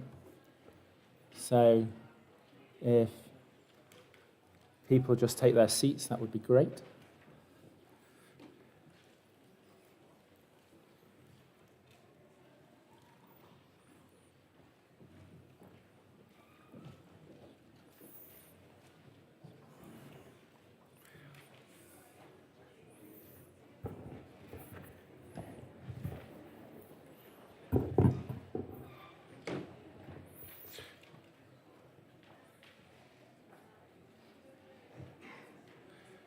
So welcome to this session on litigation funding. And we have another panel of experts for you this morning. I'm John Sarabji, I'm chairing the panel. I'm also one of the two co-chairs of the litigation funding working group. Simon Pickin, Mr. Justice Pickin, is the other. He is in the audience today. I just thought before I hand over to the panel, who are under strict instructions to talk for no more than 6 minutes each, not 6 minutes in total, and then we will go to questions for the audience. But before that, I thought I would just set the scene a little bit in terms of where we are today. Now, of course, many of you will know, hopefully all of you know, that the Civil Justice Council was asked in the spring of this year by the then Lord Chancellor to consider reform recommendations concerning litigation funding. Now, of course, the spur for this was the Packard decision, which Sir Geoffrey referred to in his opening address. It has to be said that was a rather surprising decision of the Supreme Court, but sometimes courts are surprising in what they do. And the government at the time took the view that two things needed to be done in response to that decision. The first was an intention to legislate to return the position to how it was before the Packard decision. And the second was to commission the Civil Justice Council to consider third-party litigation funding and other funding mechanisms in the round, and particularly where third-party litigation funding was concerned, to consider whether, for instance, there was a case for reform to regulation. The general election, of course, changed things, and we know that politics can change things rapidly overnight. Overnight, in the space of a morning, I believe that the minister this morning who addressed you is now the Secretary of State for Transport. So,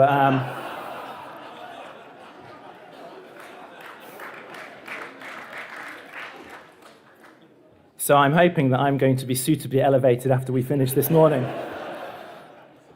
The Civil Justice Council approach to reform, though, recommendations and the examination of this issue is a two-stage process.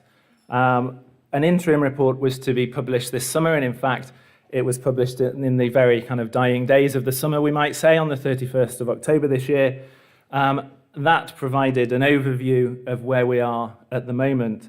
A final report following the consultation, which is being carried out at the moment, completing in January, is to be done by summer of 2025, hopefully earlier than the 31st of October 2025, but I'm not promising anything in that respect.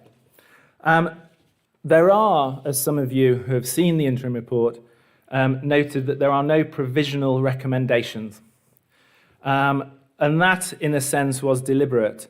Deliberate because provisional recommendations can produce confirmation bias in terms of how you interpret consultation responses. There are no preconceived ideas, there are no preconceptions as to where the recommendations should go. It is a genuine consultation exercise which is being carried out, and our views will form in the light of the consultation responses. So I think my starting point today is to ask all of you, both online and in person, to do make sure that if you are interested in this area, as the fact you're here might suggest, to put in a consultation response. We want to know what you think, what your views are, what evidence you have there is. In that respect, this morning's panel is intended to provide further detail and focus in respect to some of the issues that we are looking at. The specific focus of today's panel is access to justice and its interrelation with third-party litigation funding. Now, just before I turn to the panel, I would like also to point out that there is considerable interest in third-party litigation funding, not just here, but in other jurisdictions. In some of those jurisdictions we dealt with, in terms of overview, the approaches taken there in the interim report. It is also apparent that in the European Union and Europe more widely, there is interest in this area. So the European Union institutions are looking at third-party litigation funding, particularly across the European Union member states, and of course the European Law Institute at the end of October as well, I think, or possibly in August actually, if I get my dates right, published principles in respect of third-party litigation funding. We will of course take account of those and consider them, just like we will take account of any other relevant matters that are available to us. But with that being said, I will turn now to the panel, the people you've really come here to hear from today. So on the panel we have Nick Bacon, KC, who very many of you will know, who is an expert in costs and funding and is also a member of the CJC Working Party.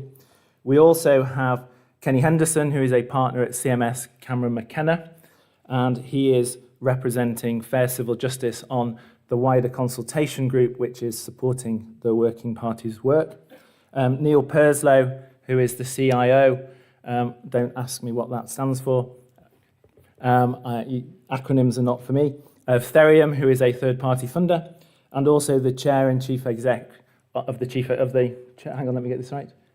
Chairman of the executive committee of ILFA, the International Legal Finance Association. And finally, David Green, last but very much not least, who is head of class actions and litigation at finance litigation at Edwin Co, but for today's purposes is here as the co-president of CORLA, the Collective Redress Lawyers Association. So, having introduced everybody, I will turn now to Neil to start us off. I will work down the panel in panel order. Thank you. Thank you very much, John, and just check this on, and thank you very much for the chance to talk to you. So I'll give an industry response to the interim report, speaking on behalf of ILFA, which is the International Legal Finance Association, and also ALF, the Association of Litigation Funders of England and Wales. So broadly speaking, the industry very much welcomes this report. The industry is not afraid of regulation. Many of the members of the industry are regulated in one form or another, many by the FCA. But what we're looking for is best practices in the industry, high standards in the industry, which help promote its function, which is to provide access to justice. The industry has been very active in developing those kind of best practices. That started out with the ALF Code of Conduct back in 2011, and that was then revised in 2018. It's been reflected in other codes of conduct around the world that have taken the lead from the ALF. And it's reflected in the ILFA best practices as well. So this is an industry that's very keen to make sure that it's an actor that the legal sector and their clients can have confidence in. And secondly, this report and the review is timely. As I say, that code of conduct originally went in 2011. And whilst I think the self-regulatory regime we have has been very successful, we've had no valid complaints made over that whole period of time, and the industry has generally performed well and there have been no scandals or any issues that have hit the public domain. Generally speaking, nevertheless, it is still right to be reviewing how the sector performs and the function of legal finance. And so this is a great opportunity to look at how funding is working and also how best to make use of it in this jurisdiction. It's worth thinking about this in the context that at the moment there is no public funding for the kinds of cases that third-party funders are running, and there's no likelihood of any public funding for those either. There are also very few alternative sources of funding available for these kind of cases, and litigation costs are high, if not very high, and beyond the reach of most businesses and pretty much all consumers. So there's a huge access to justice issue here on these cases and very few solutions. Now, I'm not pretending that litigation funding is a panacea. We don't live in a perfect world. So litigation funding won't work for every case. That's certainly right. And it also won't be free. If it's free, it won't exist because it is investment capital coming in to provide solutions. And it also can't provide a guarantee of the outcome for cases for claimants. There will always be claimants who are disappointed by the outcome or the quantum of their case. But it has evolved as a way of giving claimants a way of raising the money needed to access the court system. And it's also a valuable source of the precious investment needed into the UK legal sector. And we've heard a lot about the government's growth agenda, including the legal sector specifically. So the CJC review is a rare opportunity for a full evidence-based review of the benefits that third-party funding is providing, what best practices might look like in the sector, what other changes may be needed and may assist in developing funding, such as, for instance, recoverability of the funding cost. And all of that in a proper legal and commercial context. By background, there have been other two reports recently which are also very helpful, I think, in this space. The most recent one came out only in the last week or so, and it's a report by the European umbrella consumer organisation, BEUC, called Justice Unchained. In that, they emphasise the importance of third-party funding for access to justice. They also conclude that there's no need to add further EU rules regulating third-party funding other than what's in the Representative Actions Directive. And they also look at some of the criticisms that are made of funding and its supposedly adverse role, and they conclude that those aren't substantiated. And this is one of the areas I think the Civil Justice Council review will be very important, because a lot of the criticisms made of the industry are often not backed by any evidence. They're theoretical points. The other report that is very helpful is the one that's also come out recently from the European Law Institute. This recognises that legal finance increases access to justice for European businesses and consumers. It also says that, one-size-fits-all regulation isn't appropriate. It risks funders ceasing to be offering funding or leads to other serious access to justice issues. The ELI report also, I think, makes another very interesting point, which is that it says that any regulation of funding should be addressing a problem that is both identifiable and critically fixable. There's no point trying to hold funders to account for problems that they can't control, such as the high cost of litigation. Now, funders can play a very important role in trying to manage costs, control them, keep them within bounds, but ultimately they can't run the cases, they don't control the cases, and they don't control the way the costs are incurred. And so any attempt to regulate funders in order to solve the problem of high cost of litigation inevitably will fail. On that front, ELI declined to recommend that funding returns should be capped. And they said that the appropriate level of return would vary too much between case types. But capping returns won't do anything to, as I say, mitigate the high cost of litigation, and in fact may well aggravate it by encouraging defendants to run up costs in order to break the funding, which we saw in the post office case. An arbitrary cap will also inevitably just set a line as to say which cases are fundable and which aren't, and there'll be meritorious cases that are just on the wrong side of that line. Before I finish, I'd like to address also the elephant in the room on the CJC report, which is PACCAR. So when the CJC terms of reference were set, the PACCAR issue was going to be resolved by legislation, and then the PACCAR was no part of the original CJC terms of reference. Obviously, the government solution, the legislative fix, fell with the change of government, and the current government's policy is to delay fixing PACCAR until the CJC report has come through. But it's not entirely clear whether the CJC report will address these points at all, but certainly not directly. None of the questions posed by the CJC report address the question of PACCAR and whether it should be reversed or not. And so we don't know to what extent the CJC report will contribute anything to this discussion. And in the meantime, the industry has a sword of Damocles hanging over its head on a number of cases which would seek to further aggravate the problem that PACCAR has already caused. Thank you. I should stand up. Thank you, Neil. And we'll turn now to David. Thank you very much. Is that on? Yes, it is on. Yes. Thank you very much, John, and I'm very pleased to join this panel. And I do it as a claimant lawyer, and I've been litigating in this space for about 30 years.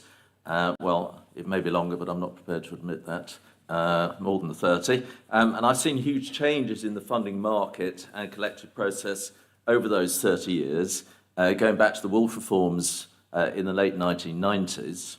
As a member of the first CPRC, the Rules Committee, and then the CJC, and President of the Law Society, I've seen many issues debated over the years on funding and group litigation, GLOs, costs, ATE, and DBAs, and then the Jackson reforms about 10 years ago.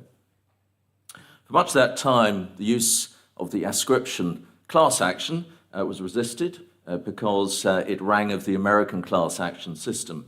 But now widely accepted, we refer to class actions for a wide range of procedural rules, but still refer to the opt-out process. And we've worked as a firm for many years with third-party funders, crowdfunding, self-funding, which you consider as well, legal aid, and pro bono. But when it comes to funding, we should not forget the huge amount of funding effectively that lawyers do by donating unpaid time to projects, whether that is pro bono or in contemplation of one day being paid. A profession that does that day in, day out, and across the broad spectrum of both criminal and civil justice. But one can only take that so far. The problem for firms is capitalisation. The partnership model does not generally encourage the building of capital to fund cases. We can donate our time, but we don't have the capital to fund those huge cases. And even if we did, broad consumer actions, whether they be opt-in or opt-out, require huge resources in people, technology, and expenditure. And pursuing them without external funding is simply impossible. Defendants, as they're fully entitled to do, will throw everything at it, and we have to match it. With all respect to funders, I do not see it as their purpose to provide access to justice. But in practice, without funding, many consumer actions, if not most consumer actions, would simply not get off the ground. It may be not their purpose, but in practice, funding is absolutely essential for that purpose. And we must remember that this is not just for consumers, but also for the small business community. To micro businesses and startups that are seeking to compete and grow in industries where a number of gargantuan businesses may dominate. I often hear that third-party funding is likely to generate speculative litigation clogging up the courts. I can say this as a practitioner used to third-party funding, that is an absolute fallacy. Funders carry out a thorough merits review, which is very difficult to get past, setting high hurdles for us. That merit review will do a deep dive into the law, the facts, and the damages that may flow from any findings. Funders are not a charity.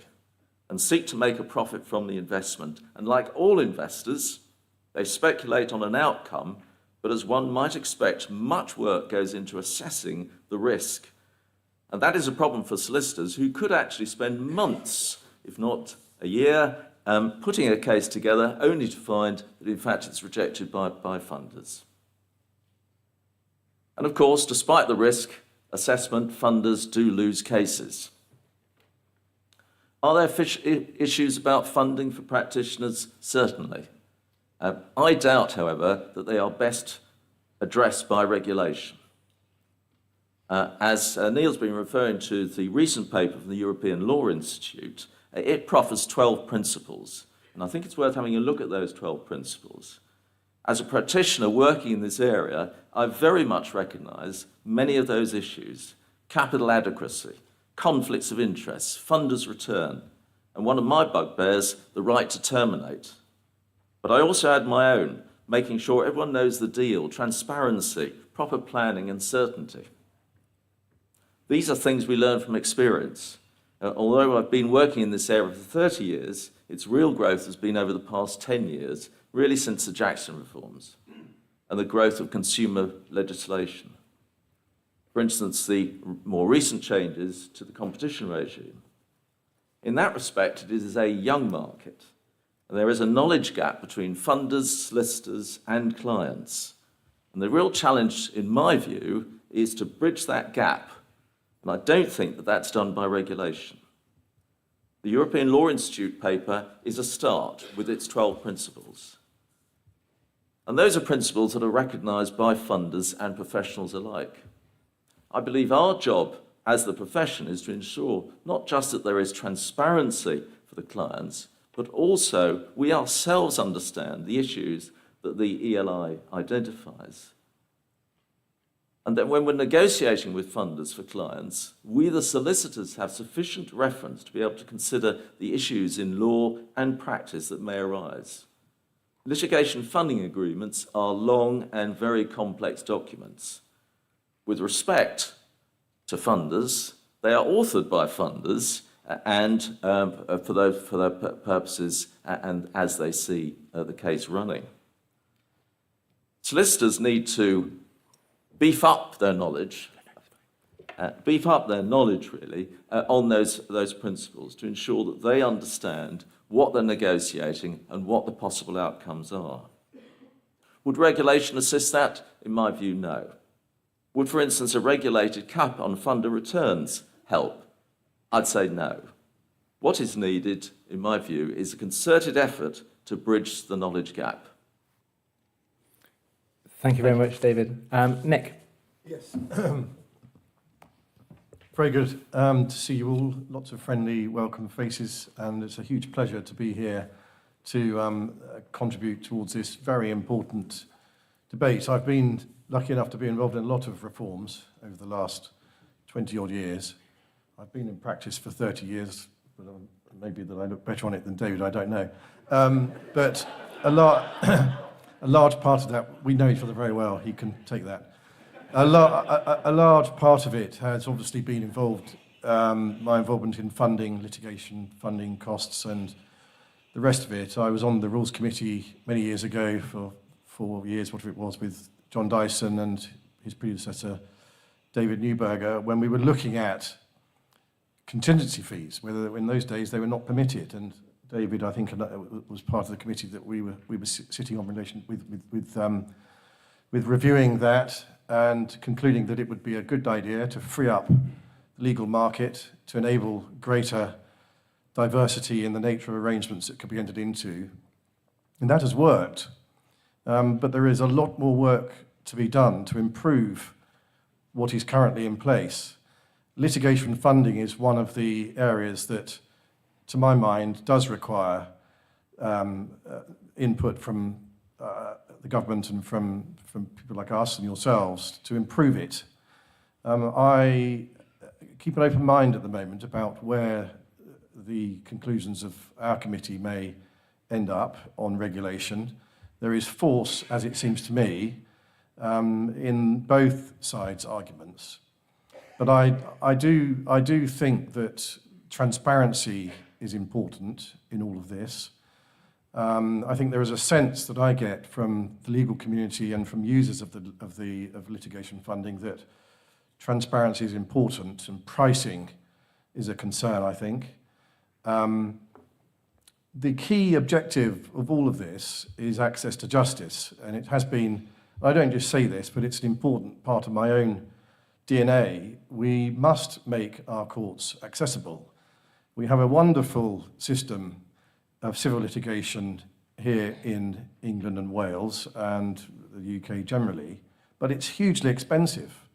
It comes at a massive price. We are one of the most expensive places to litigate in the world. Now, that's fine if you're a business with substantive assets and turnover and cash flow, but if you want to bring a claim of a modest means, it's very, very difficult without some form of funding. The DBA CFA regime has helped because it enables access to justice, leaning on the lawyers to take a bit of the hit on the overall cost, but it's not enough. And joined up thinking is important too.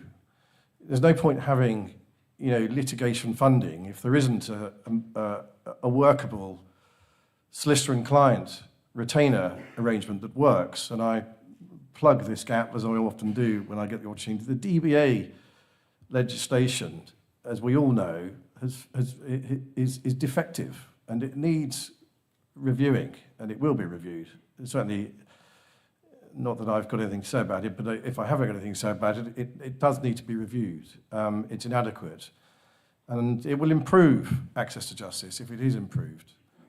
So, to my mind, I see my role here as bringing together my experience of acting on both sides, claimants and defendants, but ensuring that ultimately access to justice is where we should end up. And if that involves some regulation of litigation funders, then so be it.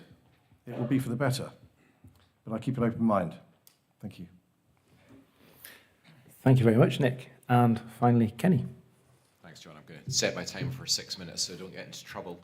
Thank you very much for the invite to speak today. I'm here, as John said, speaking on behalf of Fair Civil Justice. I was sitting in the morning and realised the name is very close to the Civil Justice Council, so should I explain we've got no connection with the Civil Justice Council. Fair Civil Justice is a legal campaign group supported by a large number of businesses and trade associations across a range of industries. And part of what it does is it's drawing attention to some of the concerns about the rising volumes and numbers of class actions in the UK, querying whether this is being done quite in the best way for society. I don't think anything I'll be saying today is controversial. This is sometimes pitted as access to justice versus regulation, and I'll speak about that in a moment.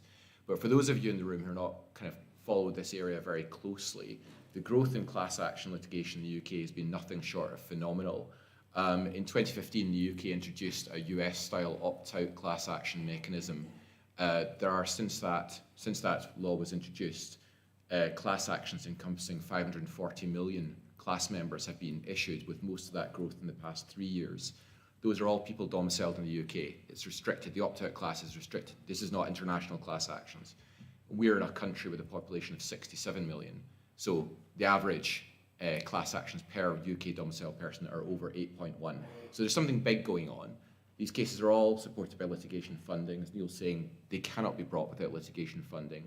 And FCJ recognises that litigation funding has a very important role to play in access to justice. It has an important role. The question is, should it be regulated, and to what, and if so, to what extent? I'm also going to refer to the ELI report. They must be delighted with the number of references in this panel already. One of the key provisions in that, one of the key findings, it says that regulation which affects the risk-reward balance for funders may well simply lead to funders ceasing to offer funding. This leads back to serious access to justice issues. It also then says it's likely to be a jurisdiction-specific question. It also does say, I forgot if it was David or Neil mentioned it, it talked about there should only be regulation where there's an identifiable problem or market failure. I would say that's an outlier in relation to consumer issues. In most areas of consumer commerce, consumers benefit for specific statutory protection because the asymmetry between them and the counterparty We see that in the normal commerce, online commerce, getting a credit card. There are specific consumer protections in place. And that, I think, does need to be looked at holistically as part of the review of the consumer journey. When somebody joins a class action, it's advertised, opt-in class actions to choose them. I believe that people going into them consider it a product, and they don't differentiate between the claimant law firm, the funder, the ATE provider. They're told, join this claim, you may get some money back. And it's complex and confusing for people joining these claims, and having different participants in that with different, it needs to be looked at holistically and in the round. Now, talking about the tension between regulation and access to justice, there is tension there, but it can be addressed, and it's addressed in many other parts of our society. Regulation does come at a cost, but it's necessary and important. It has to be considered whether it's necessary and important. And it's not necessarily always a bad thing. It obviously inhibits conduct that should be inhibited. It increases the standing of the industry as well. It's good for, and it's also not just good for the litigation funding industry, it's good for the legal industry as well. It brings credence and societal support for and confidence in this very rapidly growing area being properly monitored. It's good for the users of the legal services, and as I say, it's a bit of an outlier to not have regulation, particularly where there's so many consumer claims being brought through. It's quite different to businesses using litigation funding. Businesses using litigation funders will use external lawyers. If they're lucky, they will retain Nick, if they're very lucky, to get his expert advice on these sorts of issues. But for consumers going into these things, that's quite a different matter. Now, as to access to justice is categorically a good thing. Of course it is. It's an important and essential part of our democracy. But what do we mean by access to justice? It's not simply more litigation. Access to justice has to be measured by reference to outcomes. Do people going through cases consider that they've had a fair share? Do they feel vindicated? When we talk about access to justice, it has to put at centre the parties to the case, be it the claimants and the defendant. That's what it should be about. Switching back to class actions briefly, a few years ago in the US, we were decades ahead of us in terms of class actions. The Federal Trade Commission produced a report which looked at the mean distribution levels of settlements and damages awards in consumer class actions, and the mean distribution level was 9%, 9%. So the vast majority of the sums is not going to the class, mainly is not distributed, and the lawyers will get paid, typically will get paid quite well, and the funders will make a return. But that does query whether class actions are actually delivering access to justice, or whether it's achievable, and that means they achieve other things, but not necessarily that. So it is important to look at access to justice through that prism and not simplistically equate more litigation to access to justice. Litigation should always be a last resort, but very important. And one issue I think David mentioned, I completely agree as well, is around clear information to participants. In other areas of commerce, people going into these sorts of arrangements would receive from the FCA a kind of a very clear fact sheet. I'm not sure that's very possible here because of the complexities of litigation, but I do have a concern with the fact that the claimant law firm providing advice on the litigation funding agreement and the arrangement is sufficiently independent of people going into these claims getting separate, proper advice. A comparison would be compromise agreements when people are agreeing redundancies with their employers. They're not legally enforceable unless the employer, where there's the employee has got a great power and symmetry and is compromising their rights against their employer, gets independent legal advice. So there's plenty of precedence for these ideas of having independent proper advice before going into this, particularly for consumer protection. Sorry, I'm at 6:30 seconds, so I'll stop now. Thank you very much, and thank you to all the panel members. So just before I go to questions from the floor, I think a number of points were apparent to me.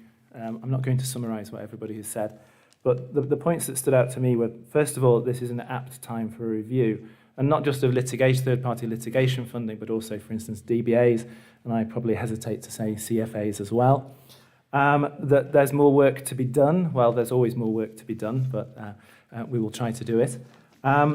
That everybody on the panel seems to agree that there is some relevance for the ELI, European Law Institute principles, which is an interesting take for the morning, and it's certainly something that we will pay attention to. Everybody also on the panel seems to agree that greater transparency is needed. which again is something noteworthy for us. But one final point relates to access to justice. And we've heard different views on what access to justice is. Is it broader or is it narrower? Some people have different views on the panel.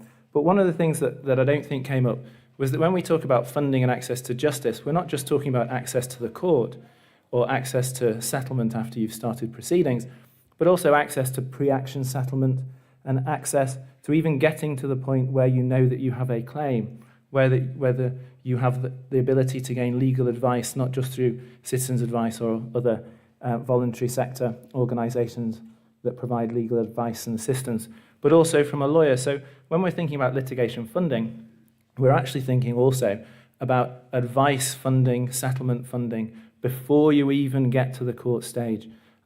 It's easy to think about settling after litigation has begun, but much better perhaps, as the Minister, as she then was, said this morning, to settle before you even get to that point. So with that, I open matters up to the floor. Yes. Oh, and this is the online floor. Okay. So the first question then is, what do the panel think about providing more mechanisms through litigation funding regulation or otherwise for grants for consumer or public interest organisations or charities? Should these be supported in helping to take cases? So litigation funding for charities and other similar organisations. Who shall I go for first? David, what do you think? Well, I think in terms of funding, there is a public fund. I think it's Ontario has a public fund for the purpose of actually advising in early stages. So they see it that way. I mean, in terms of NGOs, I mean, the Consumers Association has actually just started some proceedings on behalf of consumers, and I think that there are two different regimes, aren't there?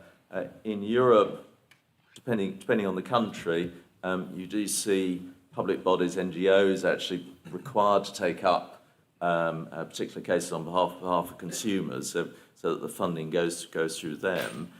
We don't have that system here.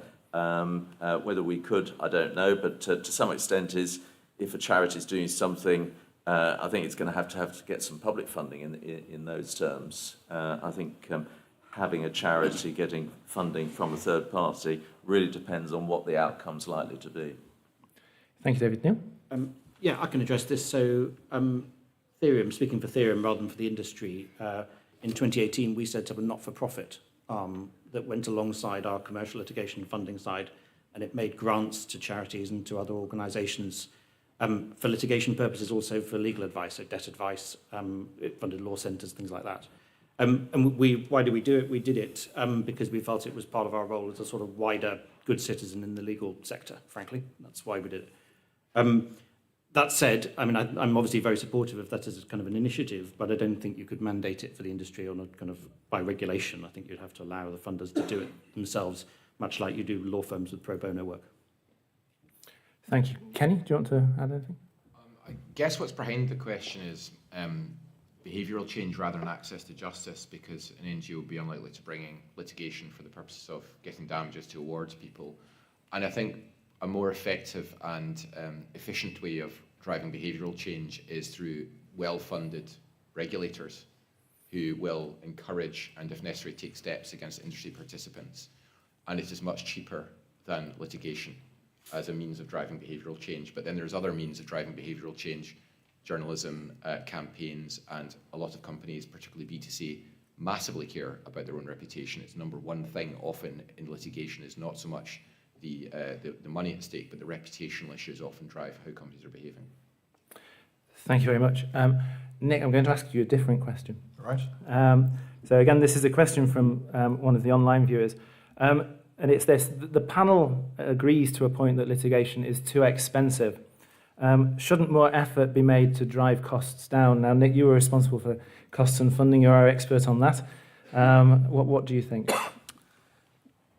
Well, I think we've come a long way in trying to drive costs down. in the big picture, the fixed costs regimes that are now in place, and we've now got the intermediate track, I think will help keeping costs down, because although they are a measure of what is recoverable between the parties, inevitably they impact upon what solicitors ultimately can charge.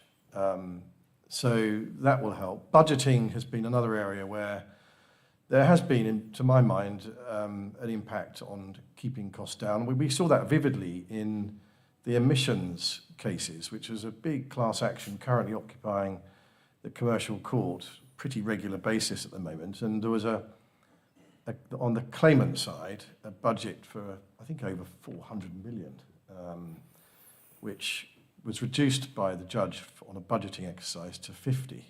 They're very approximate figures, but there was a substantial reduction. And that's a prime example of, something that's happening now which wouldn't have happened without the intervention of the CJC and budgeting rules. So we're on the way to trying to keep costs down. One advantage of litigation funders that I see is that they do help put pressure on costs, because the more money that's required to secure funding, so the more funding that's required, the more capital that's required, the more expensive it is. And so there is an incentive to budget the costs, and most funders do require a project plan or a budget which contains the law firm's fees, and certainly in my experience, they tend to work. There are quite a few cases now coming towards the back end of where they started, so there's quite a long tail on a lot of this. And, I'm seeing quite regularly, are we going to be able to amend the litigation funding agreement because we've run out of money? The lawyers have spent more than they anticipated. So no, that is working to a certain extent. More, I'm sure, could be done, but we are heading in the right direction, I think, on fixing costs, budgeting. Even if it's light touch, it does work. And I think there's a strong argument for saying that there's a strong argument both ways. But if you're going to be deducting substantial sums of damages to repay funding, then obviously it's very important that what is the subject of the return, namely a multiple of the costs, that everybody feels comfortable that that's a reasonable sum. Thank you very much. Yes. Can we have the microphone, please? Thank you, Nick. This is a naive question. Is there a minimum amount that a third-party litigation funder will actually put into a case? Is there a floor rather than a ceiling? It'll vary from funder to funder. So there are some funders out there that will only fund very large cases. That's their investor mandate, and there's others who focus specifically on much smaller cases. But I think in the real world, it's all large cases. In truth, I couldn't pretend that that the funding industry is able to offer, funding for a kind of simple debt claim. But so it's going to be cases with budgets in the hundreds of thousands, typically. Right, so that's the floor. Yeah. Just maybe a comment on that. I totally agree, of course, Neil, that just by skills and efficiency, funders are interested in large sums of money. So they have to be. But in circumstances of portfolio funding, where a funder will put money into a specific tranche or category of commoditized cases, they can be data breach claims, cavity wall insulation claims, and those claims may not be particularly high value individually. But there are significant challenges, and there's been a couple of big problems in that area of people going into these claims, adverse cost insurance not paying out, and then being on the hook for life-changing sums of money. So they can be smaller claims, but with still serious consequences. Thank you.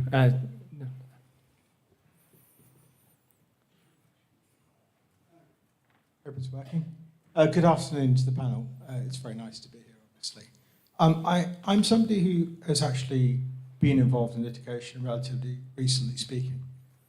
And I think a lot of the points you make are very well made, but I think it's important to inject a dose of reality here as well, which is to say that in terms of recoverability of success fees, that was something that was removed by the Jackson reforms.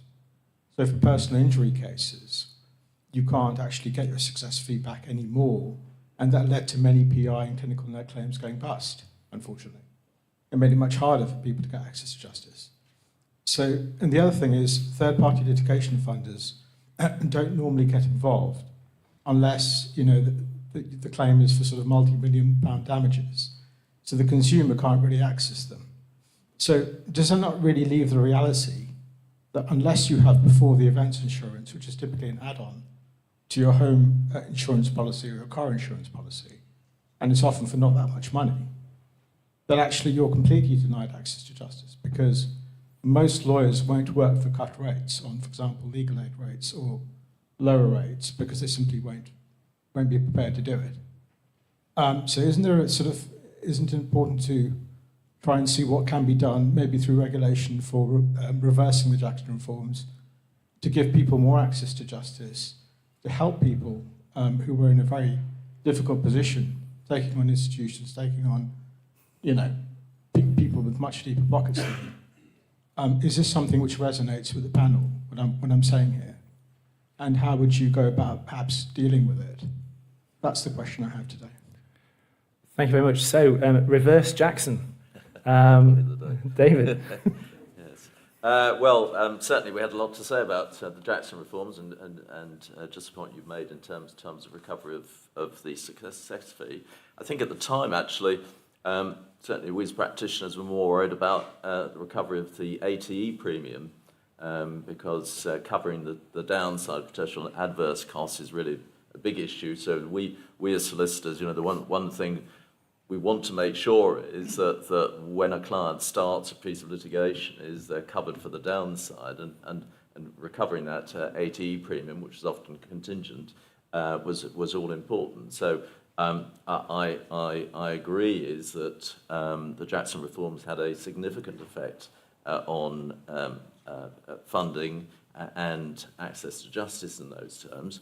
And as I say, we made those points to Rupert Jackson at the time, but he believed it. I mean, his line, and when we talk about access to justice, we should actually be slightly careful about access to justice, because access to justice is on both sides. So it's not just a claimant having access to justice, it's also a defendant having access to justice. And to be fair to the Jackson reforms, is that's where Rupert Jackson was really aiming, was to ensure that there's a degree of balance. And I think he often referred to the chilling effect of potential adverse costs and having that balance. So I think it's quite important actually to look at that. I mean, I'm a claimant lawyer, and I know I'm always up against defence firms in those senses, but I think we need just to take that into account. But could we reverse Jackson reforms? I think that's highly unlikely. I do think actually, just one thing is, I think that the court should have, I think the judge should be able to order perhaps some return of funding in particular circumstances, and have that discretion in particular cases where the costs on either side have been run up, for instance, by a very vigorous defence process, you know, hundreds of people on a case, and a judge should have that discretion. I think at the moment doesn't have that discretion. I think that should be granted to the judge. Thank you. Nick, do you want to add anything? Yes, I have sympathy for the point you make about success fees, but in the personal injury market, the flip side is that anybody wishing to take a personal injury claim now is in a much better place than they were a decade ago. There are fixed costs, and they've got cost protection, so they don't actually run a risk of paying the adverse costs unless they're dishonest, which is a fair exclusion. So they can still get some AT insurance if they wish to, which they can pay out of their damages. I see Mr. Pipkin there nodding away, who's one of the big AT insurers as well. So I think I have sympathy with the points, but I think actually it is a better place. And yes, some firms went out of business, but I wouldn't necessarily conclude that was because there was a reduction in the inability to recover success fees. I think there's a lot more to it than that.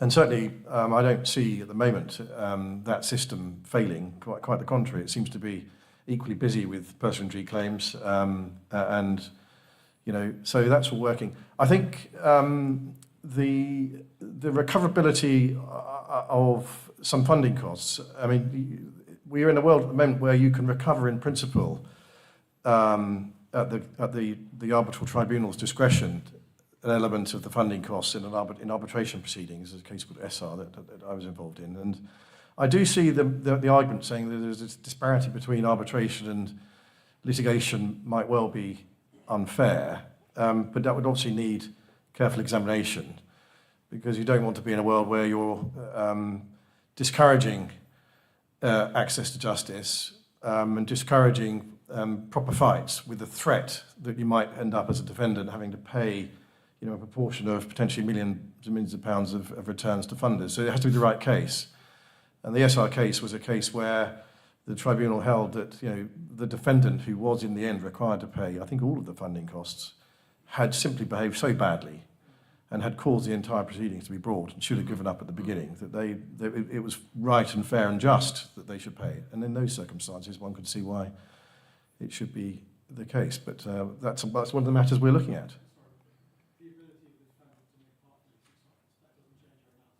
No. Okay, thank you. I'm going to take, well, I've got gentleman over there and then gentleman there, and we'll go over there. And that will probably take us to the end of the session. I'll try and squeeze you in as well.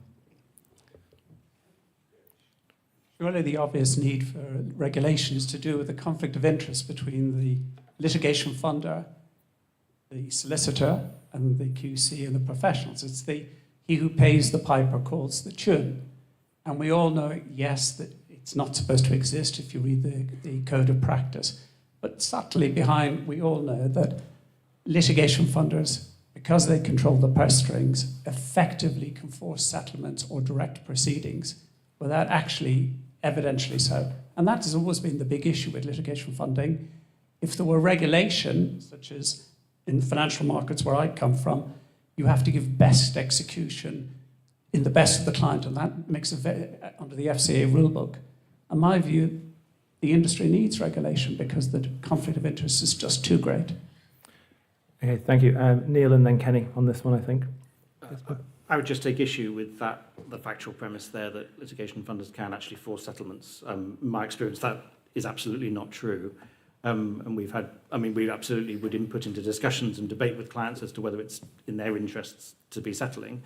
But we've got plenty of examples where they don't take that view and they carry on for better or for worse. So.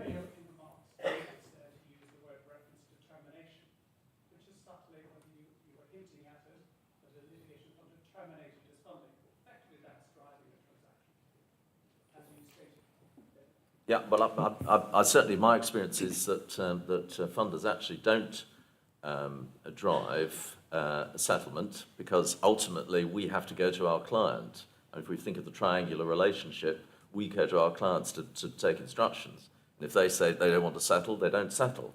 Termination actually certainly has been a bugbear, but it's not relating actually at that point. It's in different circumstances where I get concerned about termination midway through a case, not in relation to settlement as such.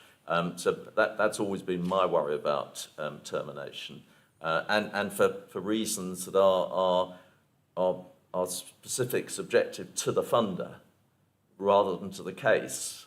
And that's always been a worry for me. And I do think that when we look at the agreements and litigation funding agreements, I think it's solicitors' duty to ensure that they understand and advise the client, there's transparency we were talking about, as to precisely what circumstances the funding might be terminated, and just make sure that it's all transparent, because I think everyone has to understand at the beginning of the process exactly how the funding works, what's going to come out at the end.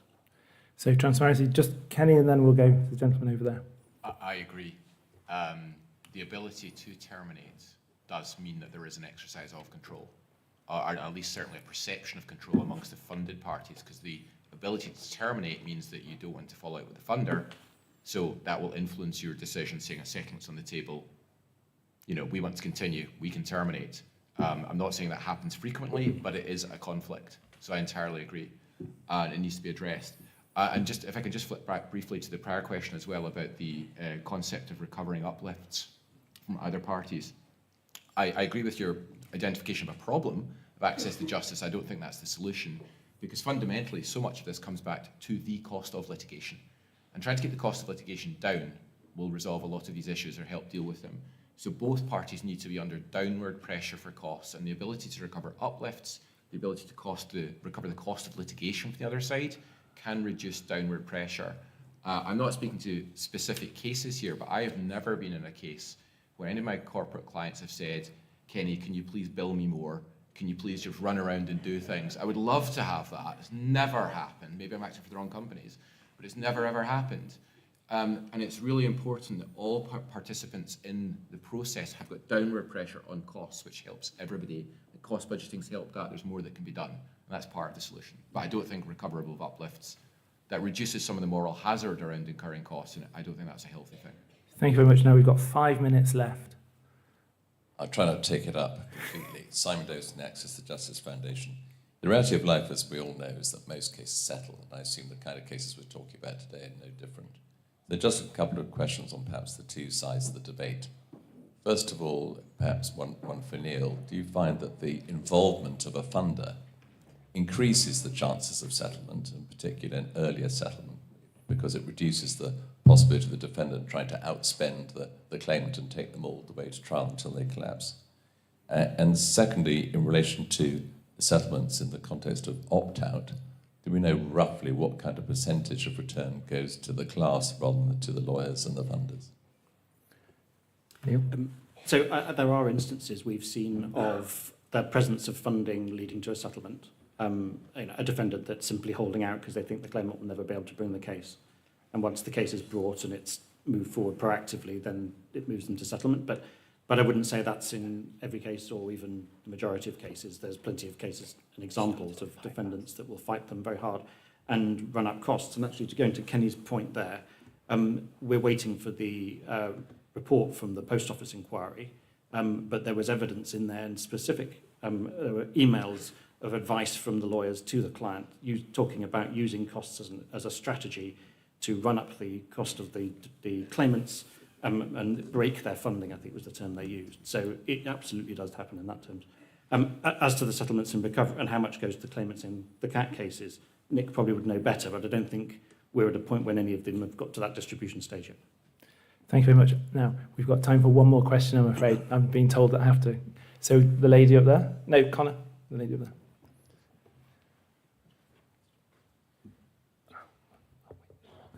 Thank you very much. I'm Natalie Anderson from Family Court Crisis, and I'd like to ask a question on behalf of litigants in family law.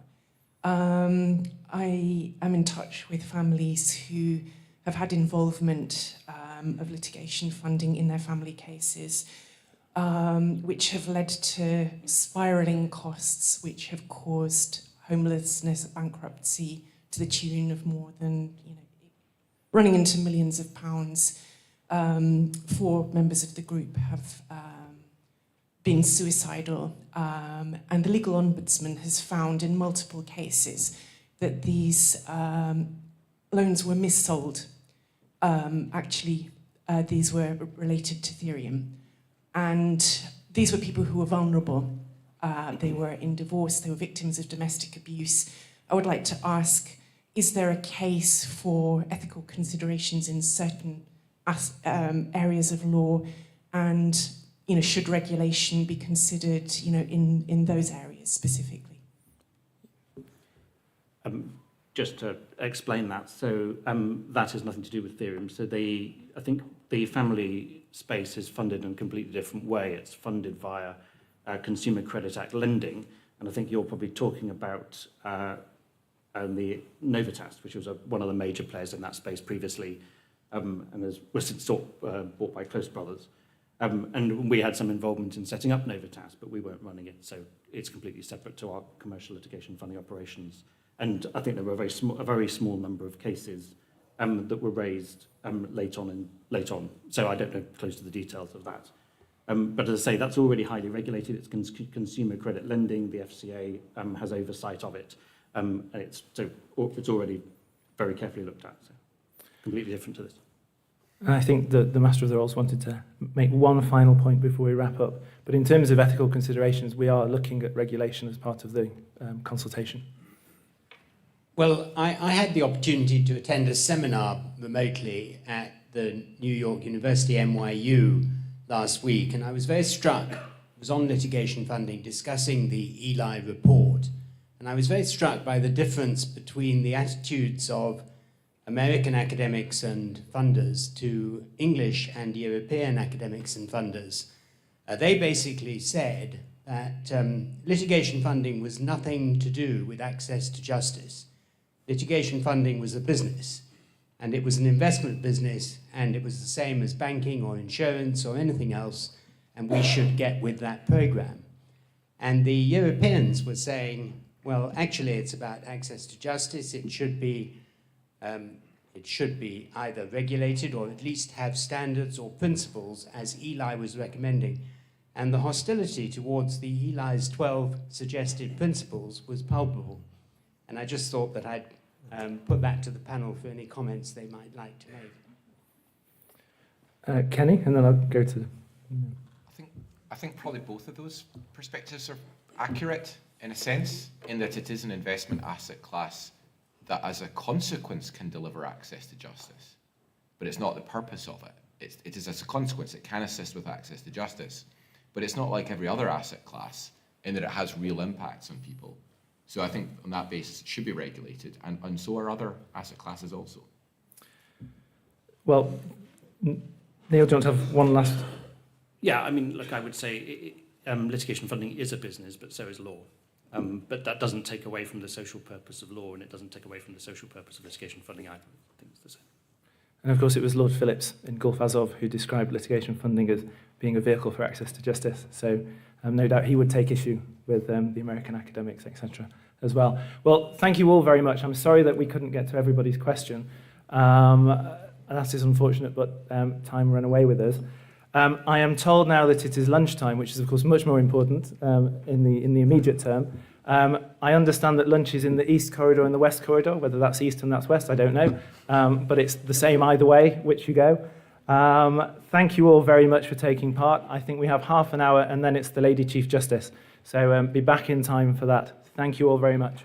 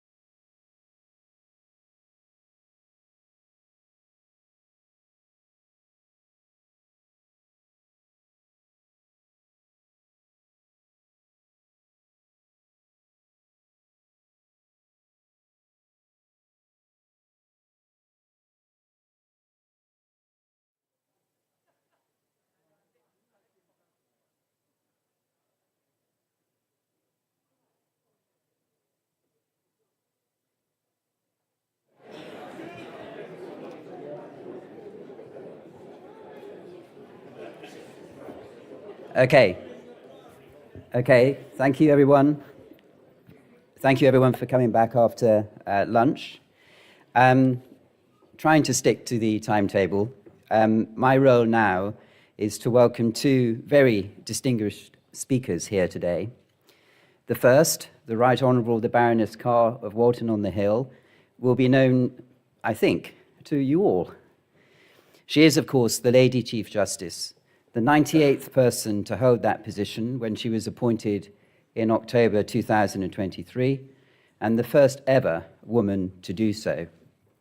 In that role, she is, of course, the head of the Judiciary of England and Wales, and she sits in both the criminal and the civil divisions of the Court of Appeal. Baroness Carr was called to the bar by the Inner Temple in 1987, and as a barrister, she specialised in general commercial law, taking silk in 2003.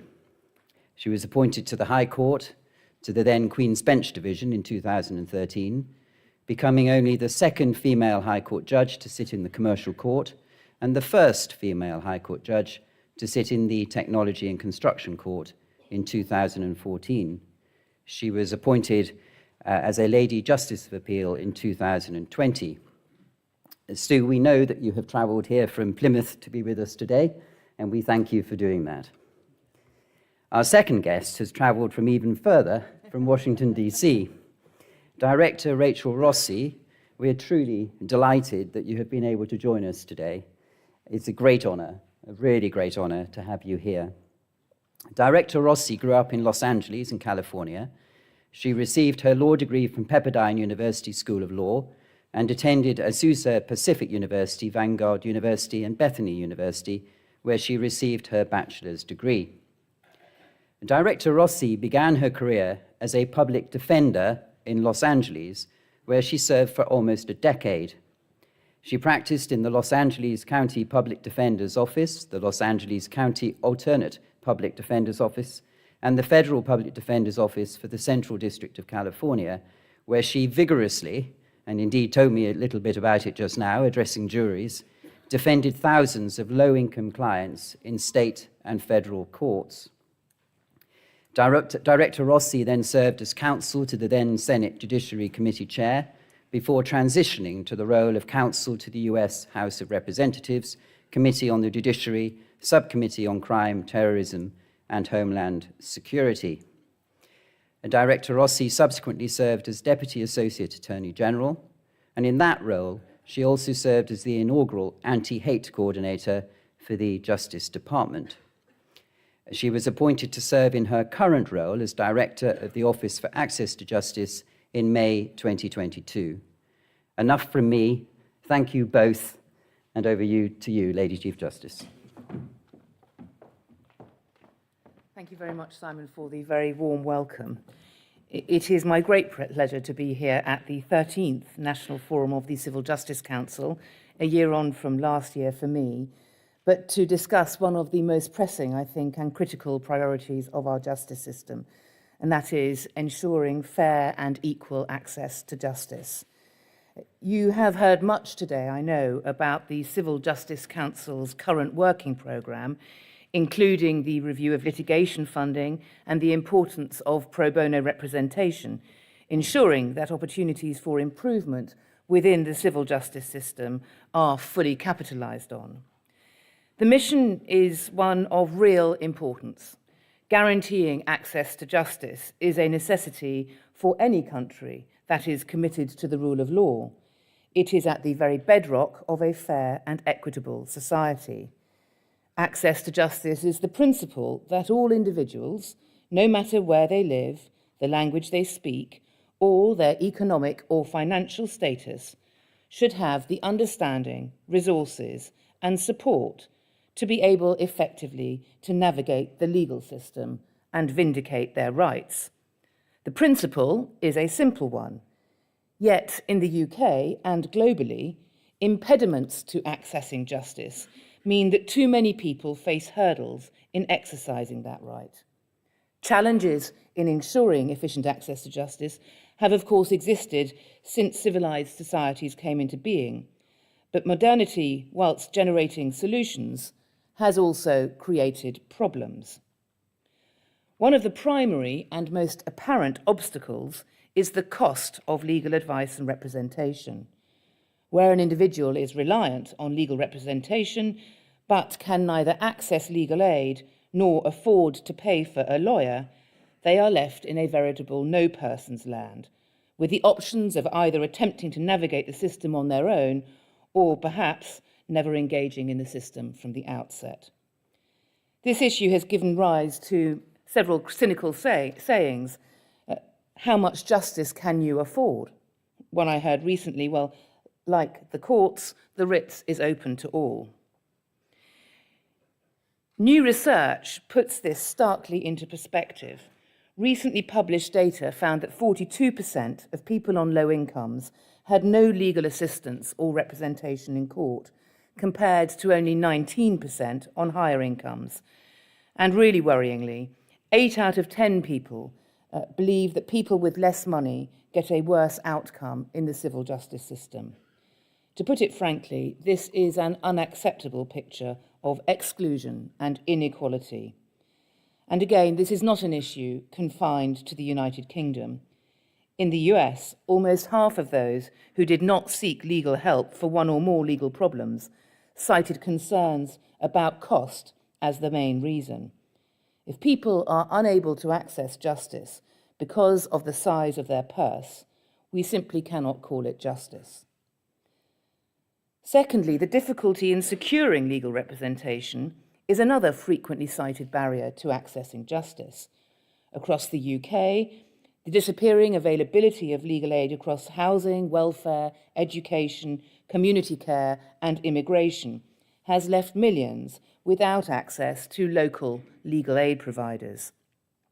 3, another impediment, the complexity of the legal process, as well as the law itself. We talk of grappling with the virus of complexity.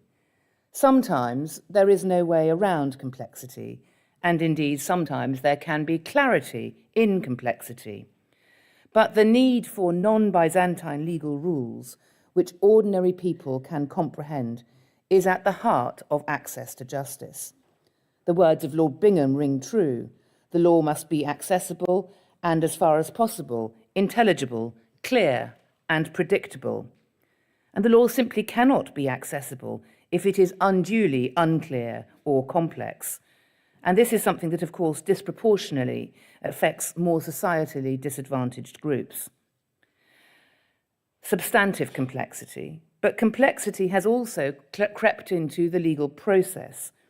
Litigants in person increasingly struggle to navigate a system designed for use by lawyers, consequently exceedingly complex, granular, and obscure for the litigant in person, plainly not designed with them in mind.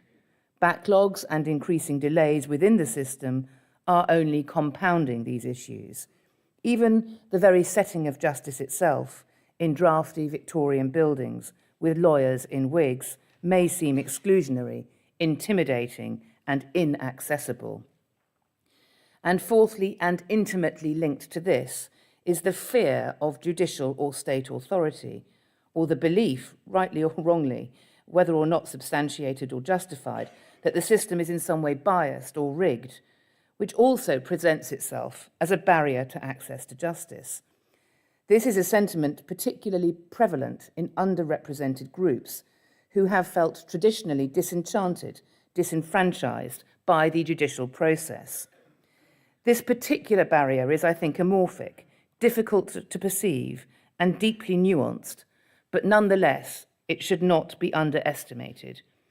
A UN Development Programme report published in 2013 concluded there is no access to justice where citizens, especially marginalised groups, fear the system and see it as alien. An appreciation of this distrust of public institutions and justice systems must, I suggest, inform the types of measures that can be adopted to facilitate access to justice, perhaps through an intersectional approach. In a 2014 report published by the International Bar Association, it was noted respondents feeling that jargon and legal technicalities were used deliberately within the judicial process to actually inhibit comprehension of the key issues. And we can see how this links to my previous point about overcomplexity. So barriers to justice do not operate in a vacuum independently of each other. As each barrier interacts with another, it intensifies its impact. And so this brings me back to the theme of today, which is working together. I think it is a perfect one. Access to justice should not be conceived as a monolithic issue. Rather, it is an ecosystem that requires nuanced approaches based on individual needs. No single strategy will bridge the access to justice gap, and no single party is responsible for implementing such strategy. In addressing barriers to justice, initiatives need to take account of the varying ways in which barriers interact with each other and reinforce one another. An effective access to justice ecosystem might look much like a spider web, involving individualized support for those who need it, taking into account the additional hurdles faced by particular communities, alongside broader process improvements and solutions for all service users. This, to me, is the essence of working together. You have heard today how this most urgent and important mission is at the heart of the work of the Civil Justice Council. And across the pond, it is also the primary function of the Office for Access to Justice, a standalone department within the United States Department of Justice. We are, as Simon has said, incredibly fortunate today to welcome the Director of the Office, Ms. Rachel Rossi, to speak to us about her work in leading policy initiatives to address barriers to justice across the United States. Her office has worked on everything from increasing pro bono to developing the first health justice partnership in federal prisons in the United States. The office also plays a key international role in promoting access to justice. Last year, it offered technical assistance during negotiations culminating in the UN General Assembly adopting the first ever UN resolution on access to justice. Director Rossi has been director of the office since May 2022, but her dedication to addressing the justice gap has been long-standing. As Simon said, she began her career in law as a public defender, representing those charged with a crime unable to afford a private lawyer. And in this role, which she occupied for nearly a decade, she noted the link between poverty and socio-political ostracization and exclusion from and distrust in the judicial process. It is no surprise that under her leadership, the office has developed tools, resources, and support to help public defenders fulfill their critical mission of making the justice system fairer, more equal, and more just. Director Rossi then served as counsel to Senate Judiciary Committee Chair Richard Durbin, and here she was the lead staffer on the First Step Act, a major bipartisan criminal justice reform bill reducing some mandatory minimum sentences and opening pathways to early release for low-risk prisoners. Following this, she was recruited as counsel to the US House of Representatives Committee on the Judiciary, the Subcommittee on Crime, Terrorism, and Homeland Security, working on criminal justice reform legislation. This included the reauthorization of the Violence Against Women Act, as well as policies aimed at reducing firearm violence and combating hate crimes. Somehow, Director Rossi also found the time to serve as the Deputy Associate Attorney General in the office of the US Associate Attorney General, Vanita Gupta, and she was, unsurprisingly, named one of the US's top 40 lawyers aged under 40 by the National Bar Association. Let me finish with words from Director Rossi herself, upon which I cannot hope to improve, spoken at the UN High-Level Political Forum this year. She said, "I'll conclude by centering us on the reason we are here. The far too many individuals who are simply not able to access justice in the US and around the world. In these grand halls with sweeping views, with the expansive goals set forth by an impressive sustainable development agenda, it can be easy to forget the people this work is for. To pursue this work effectively, we must consistently centre the perspectives of the communities we serve and the real-life impact of our mission. Ladies and gentlemen, admittedly, our halls may be less grand and our views less sweeping, but the mission is the same. And without further ado, and with the greatest pleasure, I hand over to Director Rossi.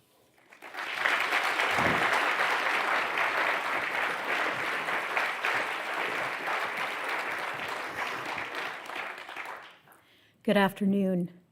Thank you, Mr. Justice Picken, for that warm introduction, and thank you, Lady Chief Justice Carr, for that incredibly generous introduction. It is particularly an honor to share the podium with you today, and thank you for your leadership and for elevating the role and the voice of the judiciary in the pursuit of access to justice.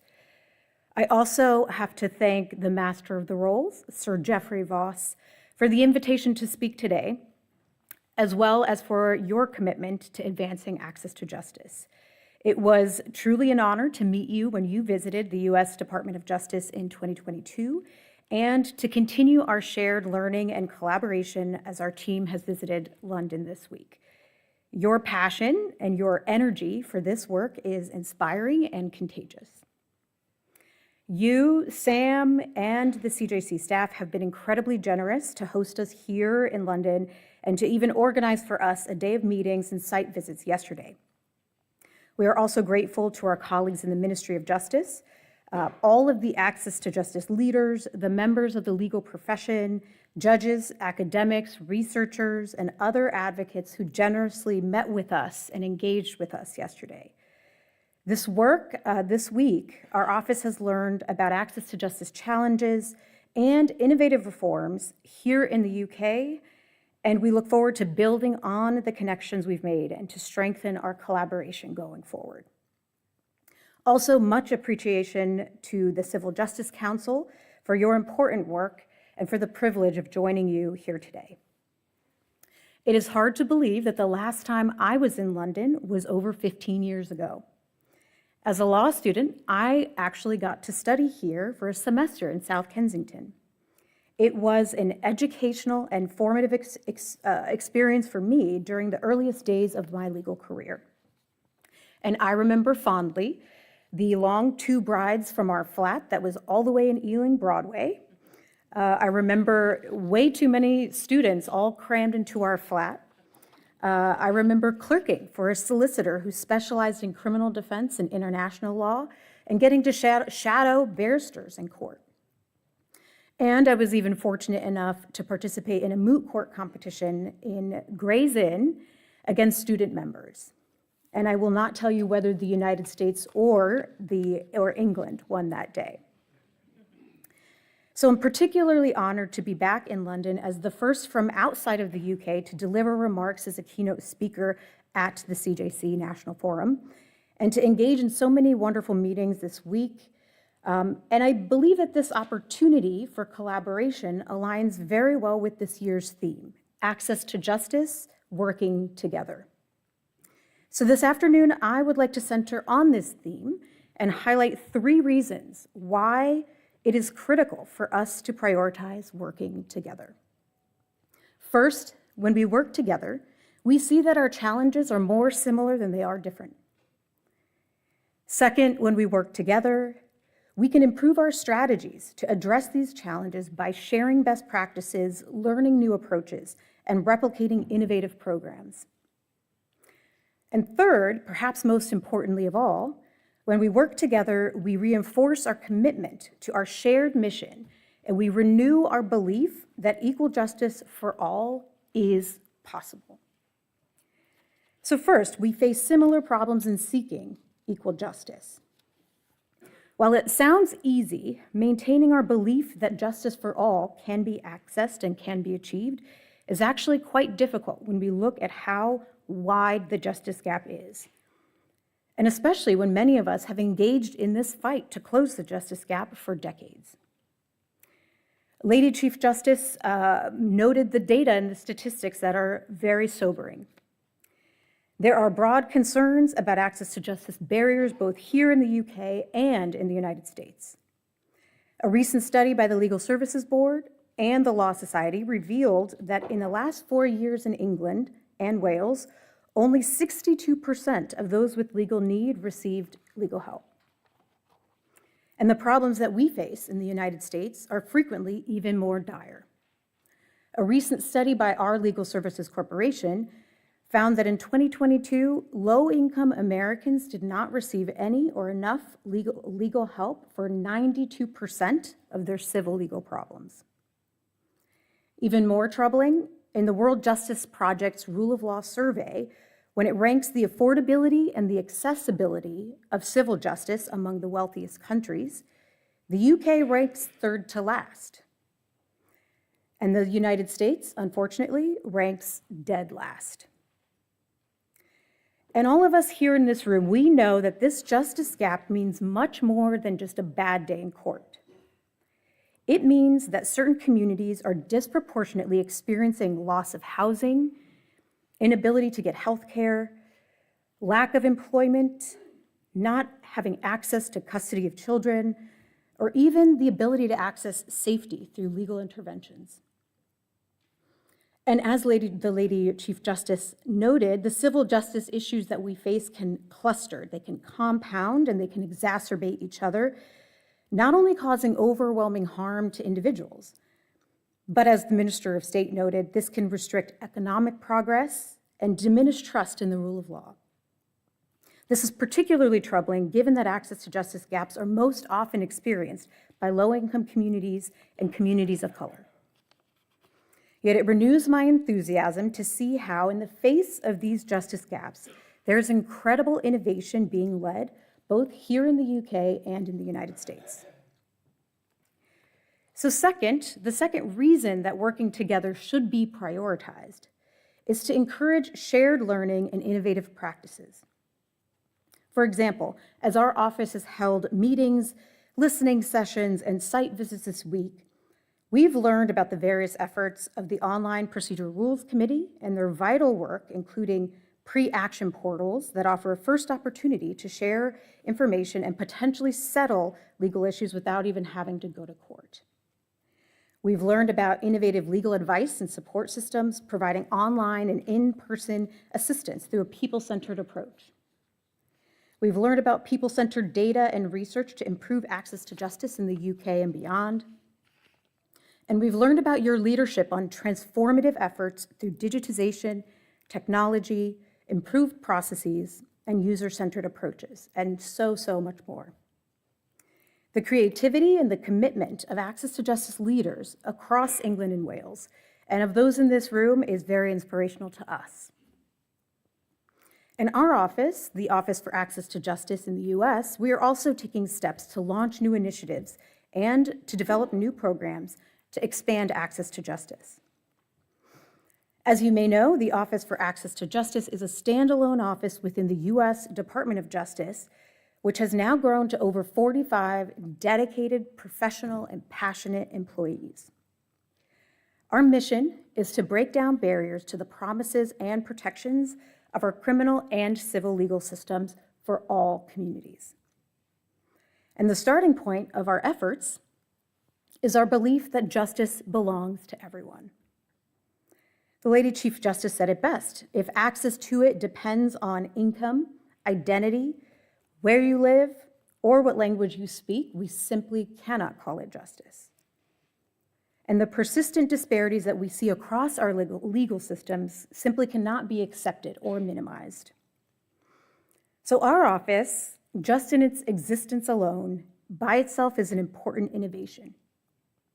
We are a permanent fixture as a change agent within the US Department of Justice and within the federal government, strategically leveraging the resources and tools of the Department of Justice and all federal agencies in the executive branch to expand access to justice nationally. One priority of our office has been increasing access to legal aid and legal support. As one example, our office leads the federal government pro bono program. What this program does is for any federal employee from any federal agency, either in the Department of Justice or in any agency at all, our program will vet pro bono opportunities for any conflicts of interest, will connect attorneys with pre-screened opportunities, and will provide support, training, and mentoring. We have tripled the staff of our pro bono program, and we've launched a new online portal so that we can now connect attorneys across the United States to pre-vetted pro bono opportunities with the click of a mouse.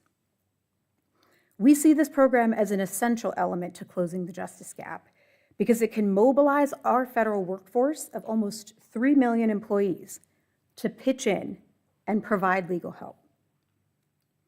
Another critical focus for our office has been prioritizing people-centered approaches to justice. One way we have done this is by expanding language access to better serve communities who do not speak or write English. We house the Justice Department's first ever language access coordinator.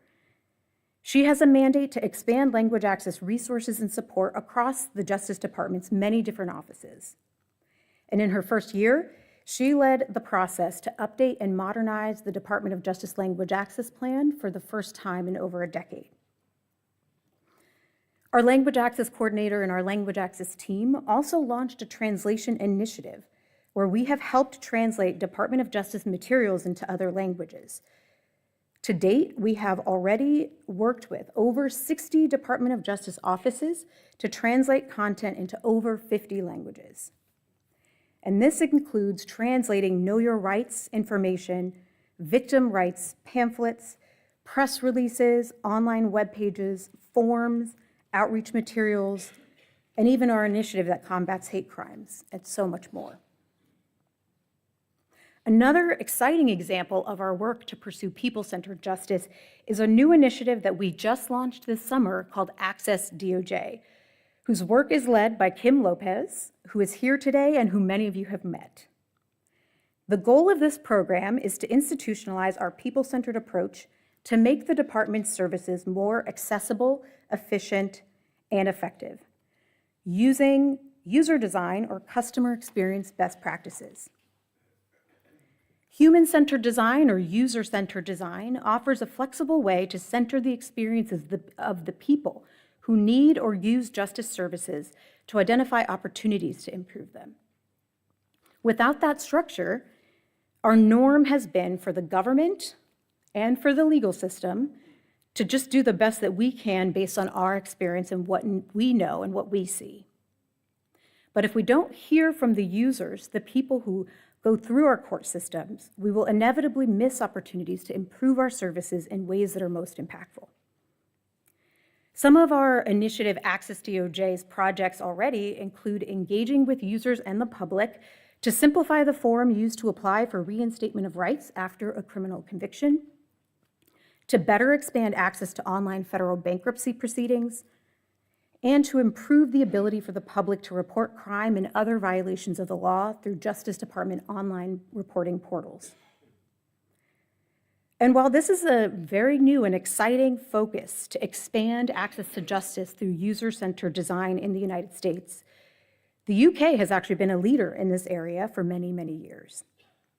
You have hundreds of experts in design, user research, and service delivery across your government agencies. And yesterday, we were thrilled to visit with leaders from the Ministry of Justice, from the Government Digital Service, and from the Policy Lab to learn from designers and researchers on their work to create prototypes and to conduct usability testing. We were similarly excited to see the journey maps informed by rigorous user research developed by the policy, digital justice, and service transformation experts in your Ministry of Justice. We hope to create similar ways to help government agencies in the United States design effective and efficient interventions based on a deep understanding of people's journeys.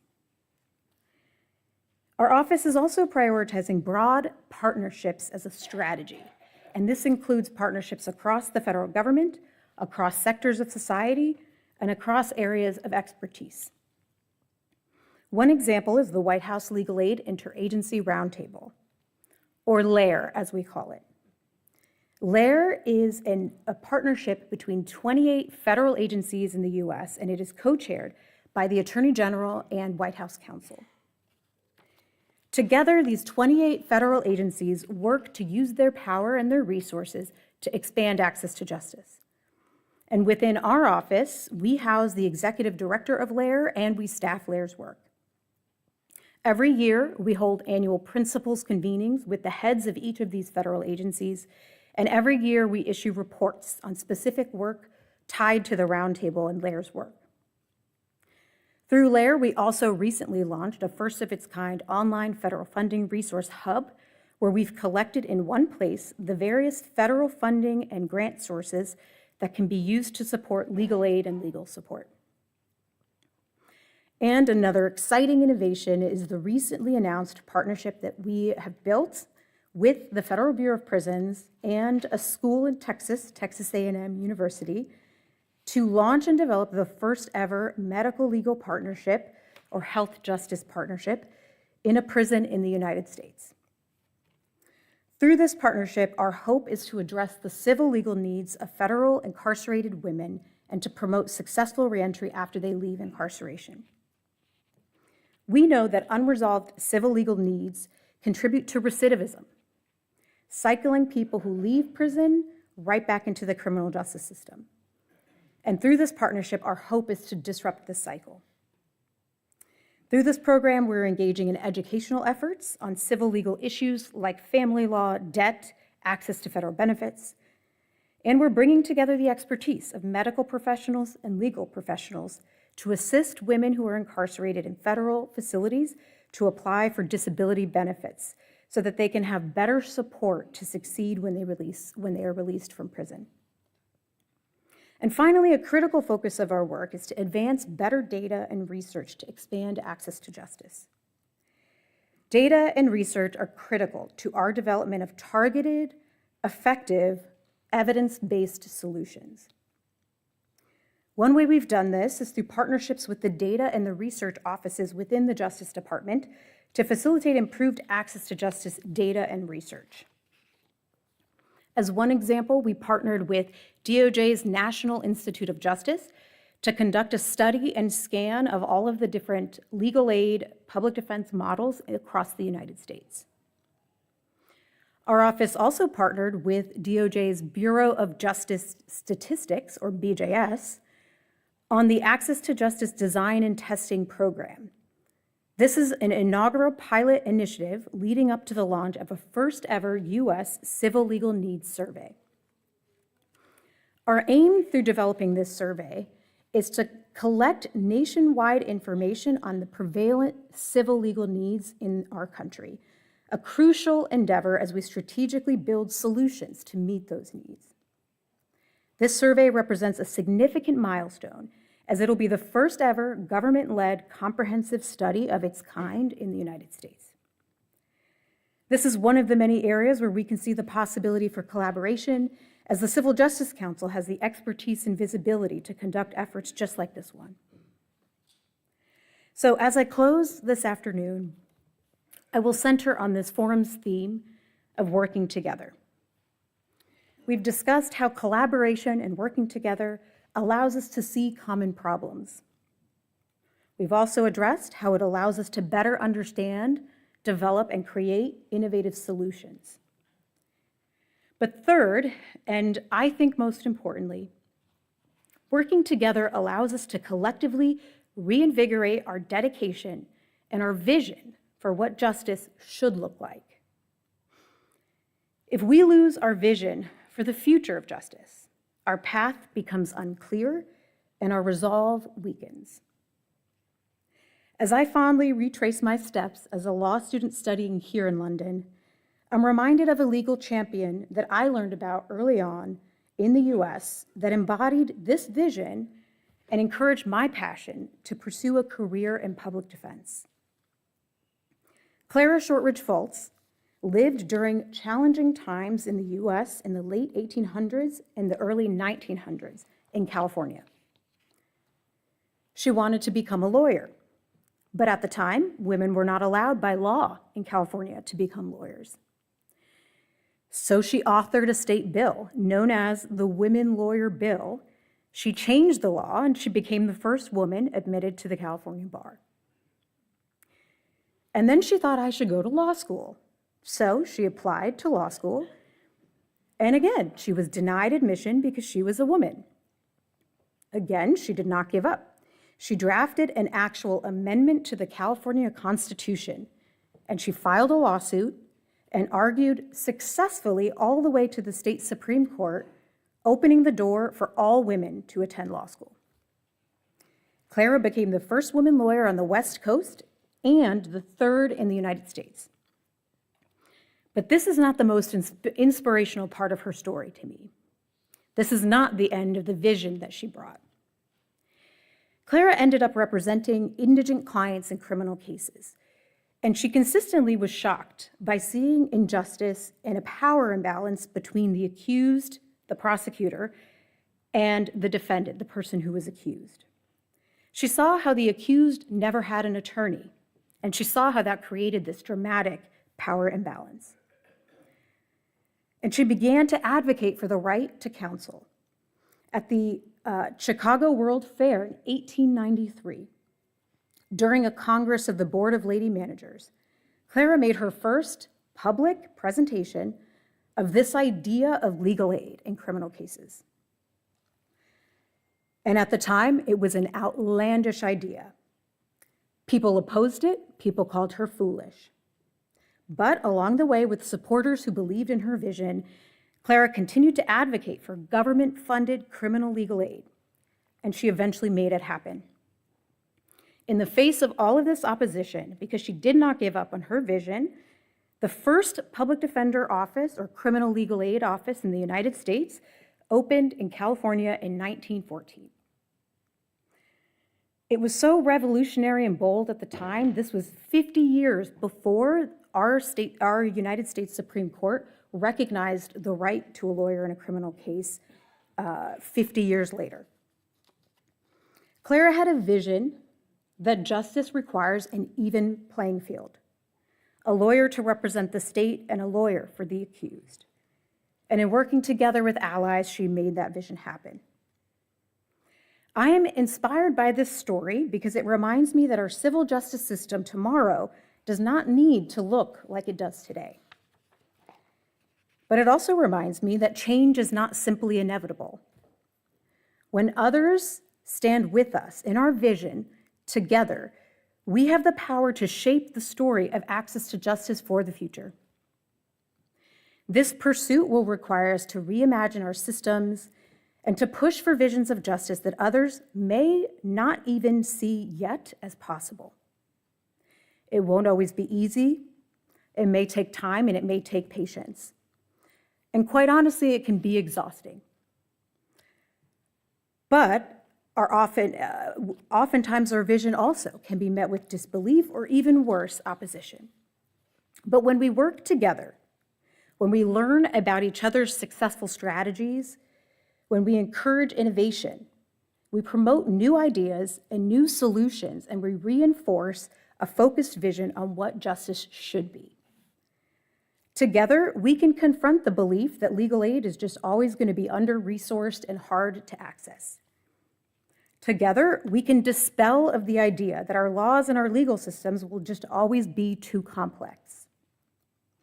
Together, we can refuse to concede that achieving civil justice depends, as the Lady Chief Justice said, on how much justice you can afford. Together, we can refuse to accept the increasing justice gap. We can dismantle access to justice barriers, and we can accelerate meaningful and lasting reform. And together, we can envision legal systems that are actually understandable by the public, legal systems that effectively meet the needs of the people we serve, that earn and maintain community trust, and that holistically improve society, promote economic growth, and strengthen the rule of law. So as you continue onward, please know that the Office for Access to Justice seeks to work together with you as your partner, as your supporter, and as your collaborator. Let us join you in a vision of a world where justice truly belongs to everyone. Thank you for your dedication and for your inspiration, and thank you for having us here today. It's truly an honor.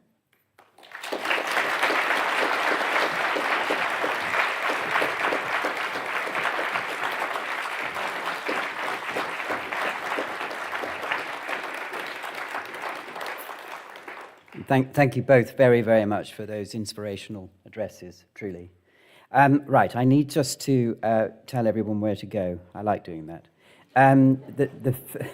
The first procedure for determining mental capacity in civil proceedings, the Ada Salter Suite, digital disadvantaged Waldo Williams Room, creating a network ADR, stay here, and Litigants in Person Liaison Judges Network, the Hilda Clarke Suite, which is on the first floor. That last one is for the judiciary, for members of the judiciary only. All right, thank you.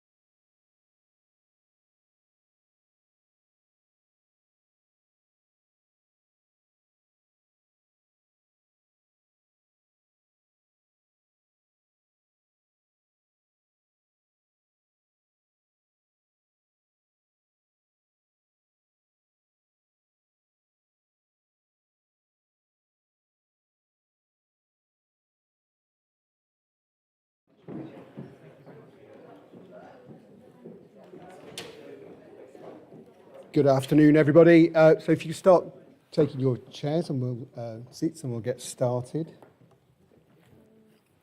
Just conscious that a few people might have taken a comfort break, so we'll just make sure that we've got everybody in.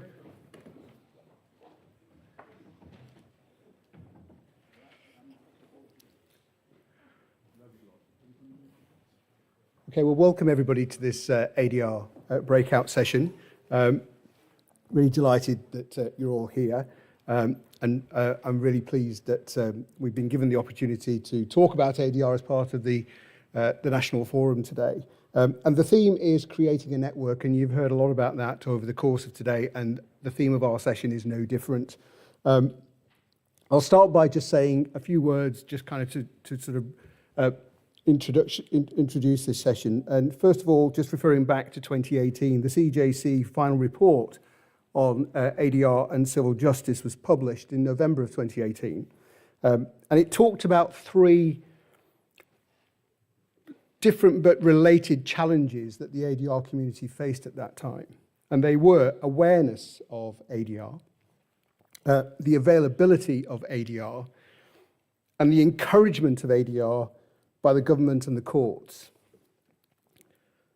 As to this latter point, I think we can safely say there's been some quite significant development since the 2018 report.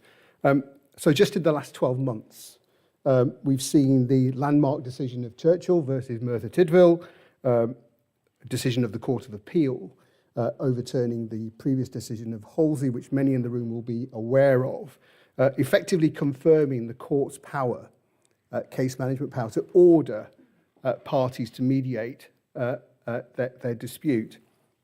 And as a result of the Churchill decision, we've seen changes to the CPR to give effect effectively to the Churchill decision, particularly changes to the overriding objective, which in itself I think tells you something about the direction of travel.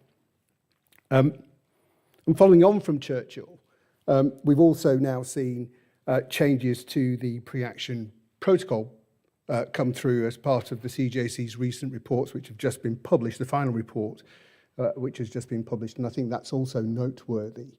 And that's going to be taken forward as part of the CPRC's obligations and role. So, and of course, as we're going to hear shortly more about, we've also seen in the last 12 months the introduction of mandatory mediation in the context of small claims valued at less than £10,000.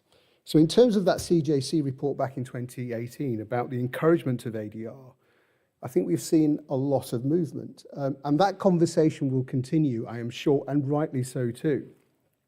But there's also a need to make sure that we don't forget that we need to still have an external conversation around ADR. And what I mean by that is, if we talk about and the encouragement of mediation, that's often an insular conversation within the ADR community about compulsion and mandatory or automatic or whatever phraseology you want to use. But we also need to be thinking about how people are accessing how people are accessing ADR services in the broader context. And in this regard, we're talking about people who don't have access to legal advice. They may not have the funds to access legal advice, or they may not have their own legal expertise. Because one thing I think is still the case, and we can't get away from this, is that for the vast majority of the public, they do not know what ADR is. So the challenge we face, it seems to me, is to secure, going forward, an ADR architecture or network, if I can put it like that, which is easy to understand, easy to access, and it's affordable. Now, do we have that right now? I'm not sure we do. So going back to the CJC's 2018 report, I do think we perhaps need to have a renewed focus around these issues of awareness and availability, or perhaps accessibility. So that's the background, and with that in mind, I'm really pleased to say that we've got some excellent speakers today that I'm going to introduce you to now. And as they talk about how their organisations are making ADR services more accessible to the public. I hope that will lead us into a discussion at the end of our session today about how the ADR ecosystem might become better connected, perhaps even integrated, with the help of technology possibly as well, so that everybody who needs to access ADR services can actually do so, and they know where to go and they get the right service. So first of all, I'm delighted to introduce you to Jason Haynes from HMCTS. And Jason is the small claims mediation manager and is going to give us a quick update on what is happening in this really important space. So, Jason. Lovely, thank you, Amrik. Lovely to be here. Fabulous building, of course. As Amrik says, my name is Jason Haynes. I work for the Small Claims Mediation Service. We offer free 1-hour telephone mediation to parties who are going through small claims cases. Must have issued their claim to start the process off, so we don't do it pre-issue. We've actually been running for quite some time. Some of you may have heard or not of us. Our journey really started back in 2005. One mediator on a pilot scheme at Manchester. Initially started out as face-to-face mediation, but quite quickly changed into being a telephone service thereafter.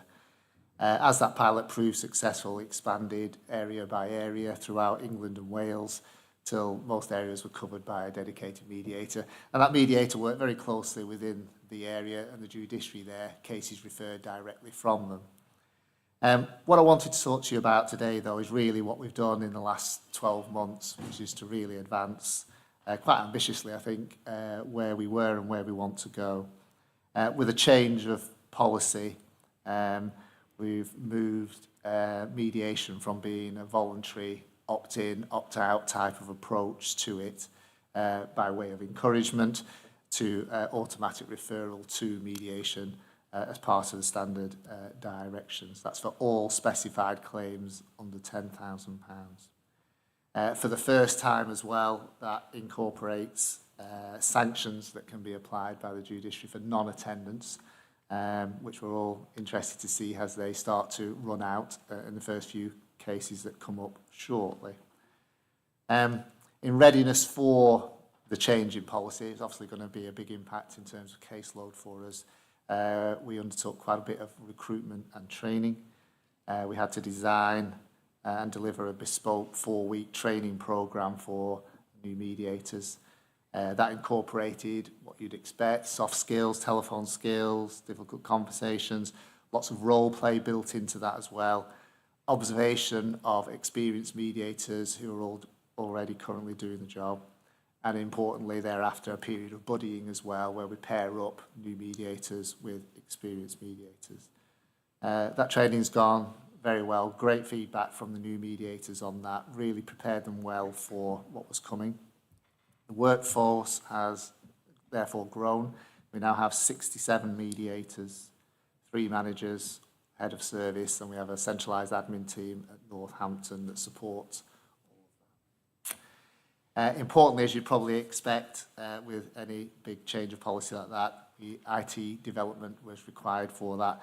Now, we've worked very well, very collaboratively with our design team, development team, project manager as well, to design, test and deliver on a bespoke automatic booking management system. So what this does for the first time for us, rather than being admin heavy, labour intensive process, our IT system now will take account of everybody's ready for mediation, their availability to avoid. It will book it automatically for the parties, send notification to them as well, all automatically, which takes away, as I said, the need for the admin staff to do that themselves.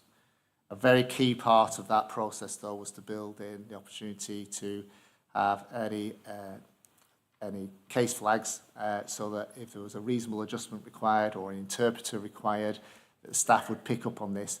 If through the process, whether it's a claim that's issued on paper or through our digital system, if a case flag comes up, it drops out of the automatic listing system and it goes to one of our admin team, and they will investigate what is required as regards that reasonable adjustment, and that could be anything. We may have to fix up a face-to-face mediation at a court. We do a lot by teams if need be. We do things like text relay, so on and so forth, whatever it is required. That goes back to the theme of access for justice. We want to make sure that everybody's got that chance of taking place in mediation. We're quite new on in the policy. We split it in two. We did paper releases on the 22nd of November, and on our digital platform went live on the 5th of December, so 5th of November, sorry. So we're just sort of making our way through the early digital cases. In terms of performance, it's our ambition for 100,000 mediations per year. I think we'll do that comfortably. We're currently doing around 250 to 300 mediations per day, every day. So workload's building, certainly for our team. And just importantly, on our digital platform, the first one that went through on the new policy was issued on the 5th of November, defended the same day, direction questionnaires completed, and mediated successfully on the 21st of November, which was 13 working days, which is significantly quicker than we have done previously. That's a quick whistle-stop tour for us through there. I'll let Amrik hand on to the next speaker, and if you've got any questions afterwards, please. Perfect. Thank you very much, Jason. So in our next segment, I thought it would be useful to hear from three speakers who come from different areas within the ADR ecosystem. And they're going to talk about the services that they provide from the perspective of the user experience and how people access these services, and in particular, the extent to which, if indeed at all, the use of technology and digitization is being built into the process in order to enable better access to justice. So I'm going to take this in turn. So first of all, I'm going to introduce you to John Munton. John Munton is the Director of Dispute Resolution Services at CEDA and is responsible for managing various consumer ADR schemes across a range of industries and sectors. So John, over to you. Thanks, Amrik. Yes, CEDA is a dispute resolution charity. Our mission is to reduce the impact of conflict on society. And we do that in a number of ways, but talking specifically about our work as a complaint handler and proud member of the Ombudsman Association. Good afternoon, Donald. The good news is, in terms of access to justice, there's about 40 to 50 ombudsman and complaint handlers in the UK. And I did a quick tally the other day, and I reckon it's at least half a million cases a year that they're dealing with. In terms of CEDA's work, we're approved to provide dispute resolution for consumers, which keeps it out of the courts, by the CAA, CTSI, Gambling Commission and Ofcom.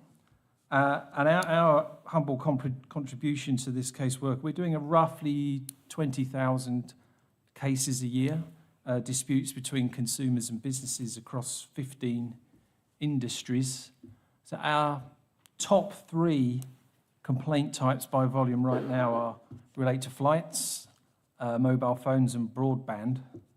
And our users is absolutely any member of the public who has their flight cancelled, there's something wrong with their mobile phone bill, or broadband's not working. They would refer a complaint to their the business that they've subscribed to, and if they can't resolve it with them, they can come to ADR, to our complaint handler service. So we manage this work with two methodologies. We provide binding decisions in the form of adjudications, decisions that are binding on the business if the customer accepts them. And we also facilitate negotiations through the use of mediation. And sometimes we do both. Just rather depends on what kind of dispute it is and the facts around it. If you are a dissatisfied customer with a product that you've bought or a subscription that you have and you want to file a case with us, the first thing you need to do is to complain to the business. The business should have a formal complaints procedure that you need to run through. But if you've done that and you're still not satisfied, if they're a subscriber to a complaint handler like CEDA or an ombudsman, they should be telling you that and giving you information on how to access that service. So once you come to us, and this is pretty common amongst most complaint handlers and ombudsmen. There'll be an omni-channel access points available. There'll be websites with lots of information on how you file a case and calls to action to take you into case management systems, which I'll come back to in a minute. There'll be a call centre where you can speak to expert advisors on how to file a case or how to manage the case. You can file cases by post, and there's extra support for vulnerable customers. I think pretty commonly now across the whole industry, there are case management systems doing most of the heavy lifting in terms of administration of cases. And I think what that does is it gives you the ability to manage volume effectively. None of us can predict what kind of case numbers we're going to have. It goes up and down like a yo-yo. It provides a consistency of approach and simplicity for users. We don't have a robo-judge. We don't use AI at all for that at the moment, and I'll come back to that in a sec. In terms of how this might look in the future, there are, I think, lots of opportunities to use technology to simplify the process for consumers, make it easier for them to use. We don't, at the moment, have any kind of network of between all the providers to connect these pieces of kit, which might be a good idea. But we also need to be aware that we can't leave anybody behind. We can't disadvantage members of the public who don't feel comfortable using this kind of equipment or don't have access to it. So that's something we need to keep an eye on.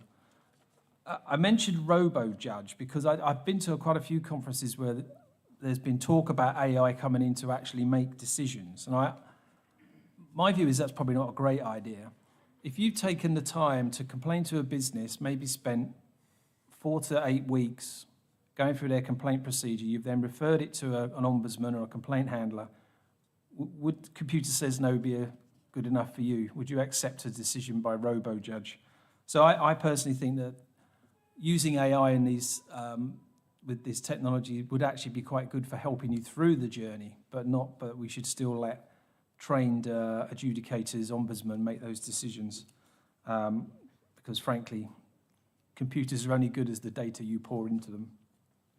There's one other thing that I've heard talked about in terms of the network, and that's connectivity. If there was a way to actually connect all these platforms together or have a central hub where the customer goes first, I think that would actually be a really powerful tool. It would make it much easier to get access to justice. You wouldn't have to know which platform to go to. You would go to consumeruk.gov and they would send you in the right direction. It would also be a great way to collate data and understand where consumer detriment is at its worst.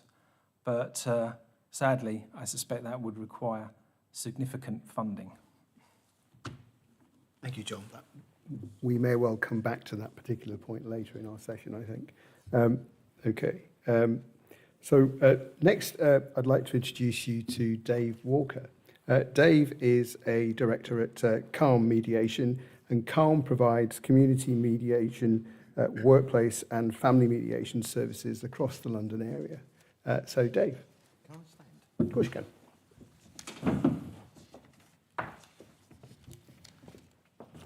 Yes, I'm a mediator. I've got the greatest job in the world, right?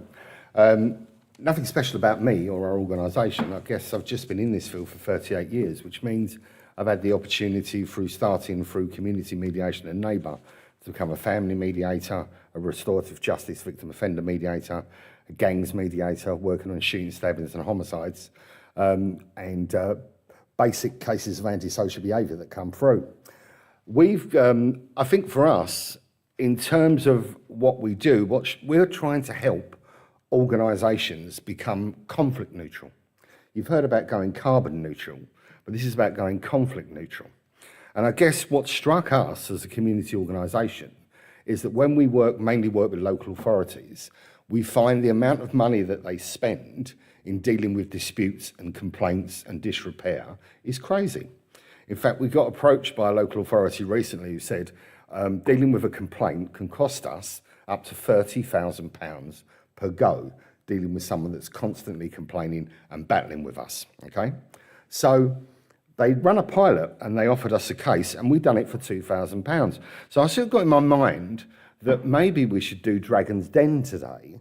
So I will be the person that's got this business idea and you will be the dragons, right? So I walk in, the lift doors open, I come up, and they say, why are you here today, Dave? And I say, well, Dragons, I'm looking for someone to invest £2,000 that's going to save them and give them a return of £420,000. Because with 15 cases that they would be spending £30,000 on, they're actually wasting all that money. We can actually do that and give them a return because we're doing it for less. And for some reason, I don't understand why local authorities don't think like that. If you were to strive to become conflict neutral, you'd be looking and talking to mediators when things come across your desk. Because our understanding is that local authorities are inundated with cases and legal cases they have to deal with. They can't cope. And the point is, we don't take that money, we allow that local authority, by saving that £28,000, because they're going to allocate £30,000 to deal with that case, to invest that money probably in better legal advice, possibly in putting it into other services. We know budgets are tight at the moment, and it's important that we spend the money effectively. So we're trying to help organisations, legal teams, to think about how they spend their money, how they deal with conflict. As I said, we deal with people that are quite dangerous and cause a problem. And I think my point is this: if someone is continually complaining to the council over some sort of issue, if they go to court, they win. But if they don't, our experience is they will continue to complain in other areas. They will wear down council staff. This is about feeling. I'll give you one example. We got passed a case by a disrepair team, and I want to give you a vision of this guy, and that he, at one stage, was standing at his front door with a chainsaw to take off a clamp that had been put in his vehicle. But his main issue was disrepair. But he was so upset with the council, anything related to the council, he kicked off about. Now, they passed it to us, and the point I made, I went and met their legal representative, an external solicitor, and I told his story, the reason why this gentleman was so angry. It wasn't just about damp in his property. It was about the fact that because there was damp in his property, meant that he couldn't have his children over at the weekend when it was his contact. And the point was, he started to see him differently.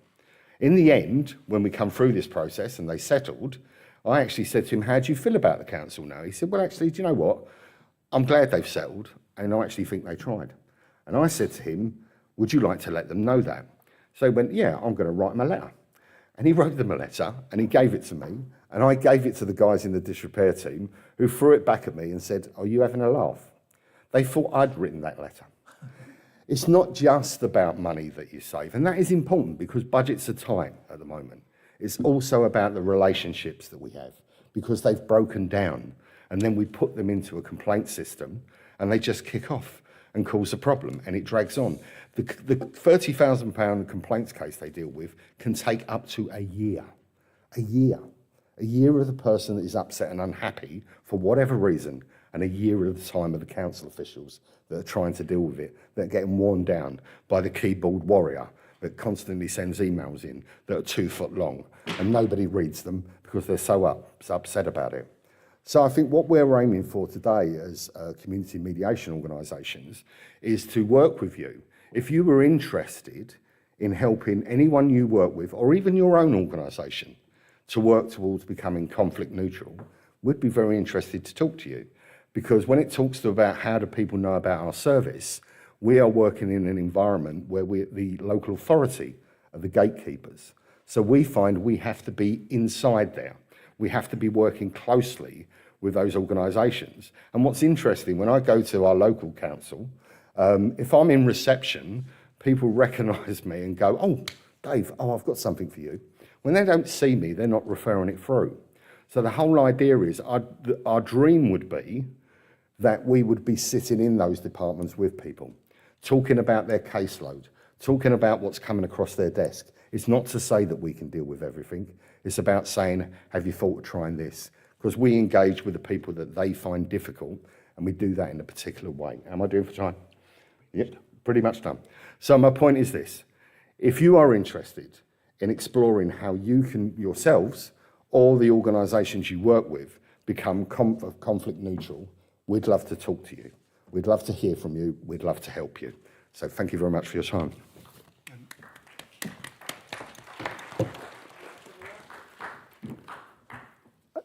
I just make an observation there, just in terms of access to justice. It's not just about money, it's also about time.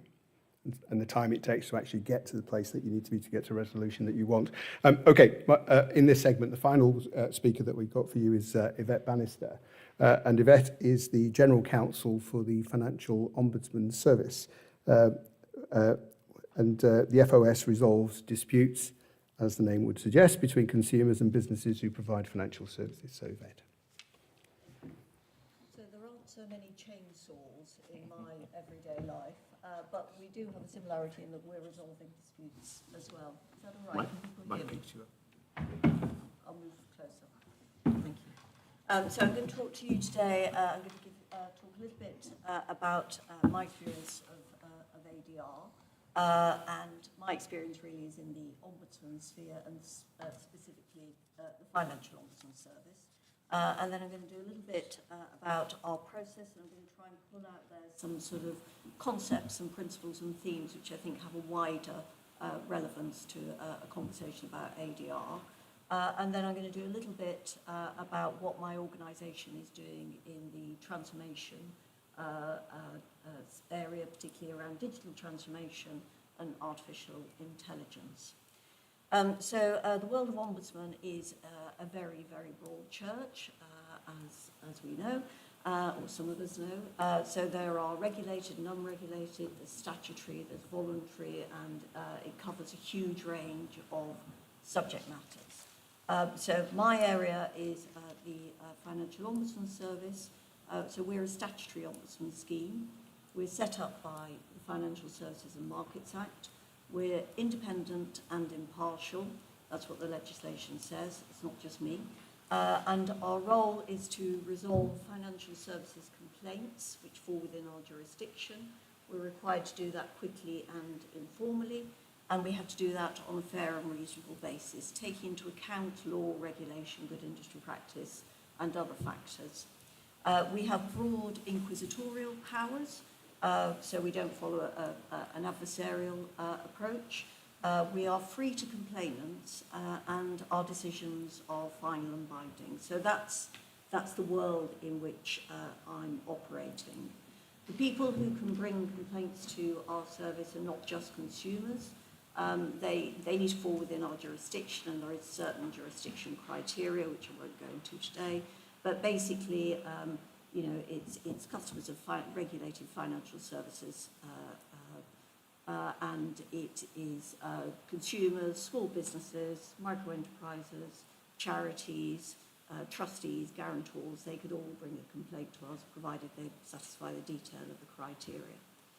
So in terms of our process, our rules are set out in the regulations, and we aim to have a fair process and a transparent process, and importantly for us, one that's easy to navigate for our complainants, so that they don't need to have representation, legal representation, or any other type of representation. We're going through a process of digital transformation at the moment, and the objectives of that is to deliver our service in a way which is more efficient. So a couple of principles that I just wanted to pick out. One of the principles for us around that is channel of choice. So we think it's really important that people who want to bring complaints to the Financial Ombudsman Service should bring it through their channel of choice. For some people, that's the telephone. For some people, that's a letter. For some people, it's an email, or it might be an online complaint form. The online complaint form is the most efficient from our perspective because we can specify what we need to see, etc., and ask the person to write it down. But it's a channel of choice, and we think that's really important. Another aspect of accessibility is recognising that there's not a one-size-fits-all approach here. So people have different needs, and we're very conscious in that area about thinking about people's personal needs. So whether they have protected characteristics, whether there's a neurodiversity issue in play there, whether they have a disability that we have to address and think about how to deal with. It's really important that we think about those things, and we have special teams set up and policies that enable us to deal with those things quickly. Another aspect of accessibility is how do people find us? Well, most people find us because if they have a dispute with their financial services regulated body, they then, and the business can't resolve the complaint, they have a regulatory responsibility basically to refer their customer to us. So most people come through the door through that route, but there are others who don't. And as part of that, we do have an outward-facing awareness-raising campaign. So we've set ourselves a service standard to get, I think it's 55% of people who have never heard of the Financial Ombudsman Service with an undirected question, seeing if we can tease out if they think they haven't heard of us, if they have heard of us. So we spend a lot of time in raising awareness amongst groups who aren't aware of us. And another aspect of what we do in this area is signposting. So people do come to us who actually we can't help. They're not within our jurisdiction. It's about something completely different. It may involve a chainsaw, I don't know. But then our people at the front door will do our very best to signpost them to the right people, and I'll be putting Dave's name on that list. So moving on to the future and the use of technology. So we are, how am I doing? No, you're fine. We are using digitalisation, digital tools, and thinking about the use of artificial intelligence in order to achieve efficiencies and accessibility. And in that, the sorts of examples of the things that we're doing are, like we have an e-file now, we have online complaint forms, we're moving towards automated chasers, and there are other aspects that we're looking at in the context of artificial intelligence, like, for example, case summarization tools, whether artificial intelligence can help with that, key documentation, identification, so pulling out, if it's a complaint about insurance, using AI to identify that we've got actually the right terms and conditions that relate to that particular insurance policy. So there's a lot of work going on within the organisation around issues like that. The purpose of all of this, of course, is to help us to resolve cases more quickly and to hopefully make it easier for our customers to use our process. But using particularly artificial intelligence, I know we've all been talking about it for what seems like forever, but it isn't. And so we are thinking very carefully about some of the implications of that, and in particular the sort of principles that we need to be mindful of when we're thinking about, well, what could be our next steps in this area. So the sorts of principles that we are thinking about are things like having a human-centred approach, and John, same as you, we're sort of struggling with that whole concept of robo-judge and how far asking in particular would enable that. Transparency is really important. So when you're talking about using artificial intelligence, our staff and our customers need to know what that means for them. And also security is very important. So we need to have, we deal with an awful lot of people's personal data, sensitive personal data. We need to ensure that we have robust security methods in place to protect customer data. And finally, for us, really important concept, it's that thing about fairness. As I said, our decisions are all made on a fair and reasonable basis, but we need to be fair in terms of making sure that our models are fair. So our frameworks, our models, thinking about how we're going to resolve cases, what are the relevant factors. Everybody has heard of unconscious bias, so we have to think carefully about what does that mean in the context of some of our work. So that's a whistle-stop tour of what the Financial Ombudsman Service does. I think the important thing is we see ourselves as being part of the a real alternative to the courts, and certainly an important part of providing access to justice. Thank you very much, Yvette. And I guess a common theme that you've heard from our speakers just there is this kind of this grappling with technology, this grappling with new way of doing things with digitization, and of course this conversation that I think is just going to become more and more prevalent, which is the use of AI. So thank you very much, all three of you. Okay, so we're going to move into the final part of our session today, where we're going to hopefully get some engagement with the audience as well. So we're going to have some roving microphones, I think, knocking around. But just to kick us off in relation to that, I just wanted to introduce you to Professor Brian Clarke of Newcastle University, who I'm sure will be well known to many of you. Professor Clarke is one of the UK's leading academics in the field of ADR. And I thought it might be helpful to get this conversation going, just to get a couple of thoughts from Brian first, and then throw it open to the audience, hopefully. And I guess my first question, Brian, to you in this regard is, if you look at the architecture of ADR services right now in the UK, and we just heard a couple of examples of the diversity of ADR architecture that we actually have within our ecosystem, how easy is it for consumers to understand it, access it, and is it affordable? Yeah, well, thanks very much for the question, and it was great to hear from all the speakers here regarding their different experiences in their areas. I think the short answer is probably no, that it's not that easy, I think, for the average consumer to navigate the ADR landscape, and it's partly because we're talking about quite different processes that have different origins, that operate in different discrete dispute areas much of the time, so mediation, conciliation, ombud schemes, adjudication, for example. There may be geographical differences in availability as well. And sometimes there may be costs involved depending on what schemes we're really talking about. I think that signposting in education is really important. We heard from Dave, they were talking about the role of the gatekeepers here in that respect, in terms of counsels being the gatekeeper for much of his work. And it may be that lawyers are gatekeepers here, or the citizens advice bureaus, or certain businesses are gatekeepers too, because I guess we talked about certain regulated and non-regulated ombud schemes, for example, or different ADR schemes. But it might be that in some areas, the businesses actually very rarely refer parties who can't resolve an issue with them to an ADR process because, well, they have to pay for it perhaps. It's not obligatory for them.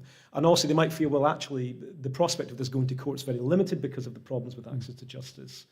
Anyway, so I think those are some particular difficulties. I think the other thing is that people don't know where to go sometimes. And we heard a bit about how, from Yvette was saying, in the financial setting, sometimes they get cases where it's not actually appropriate for that particular ombuds scheme.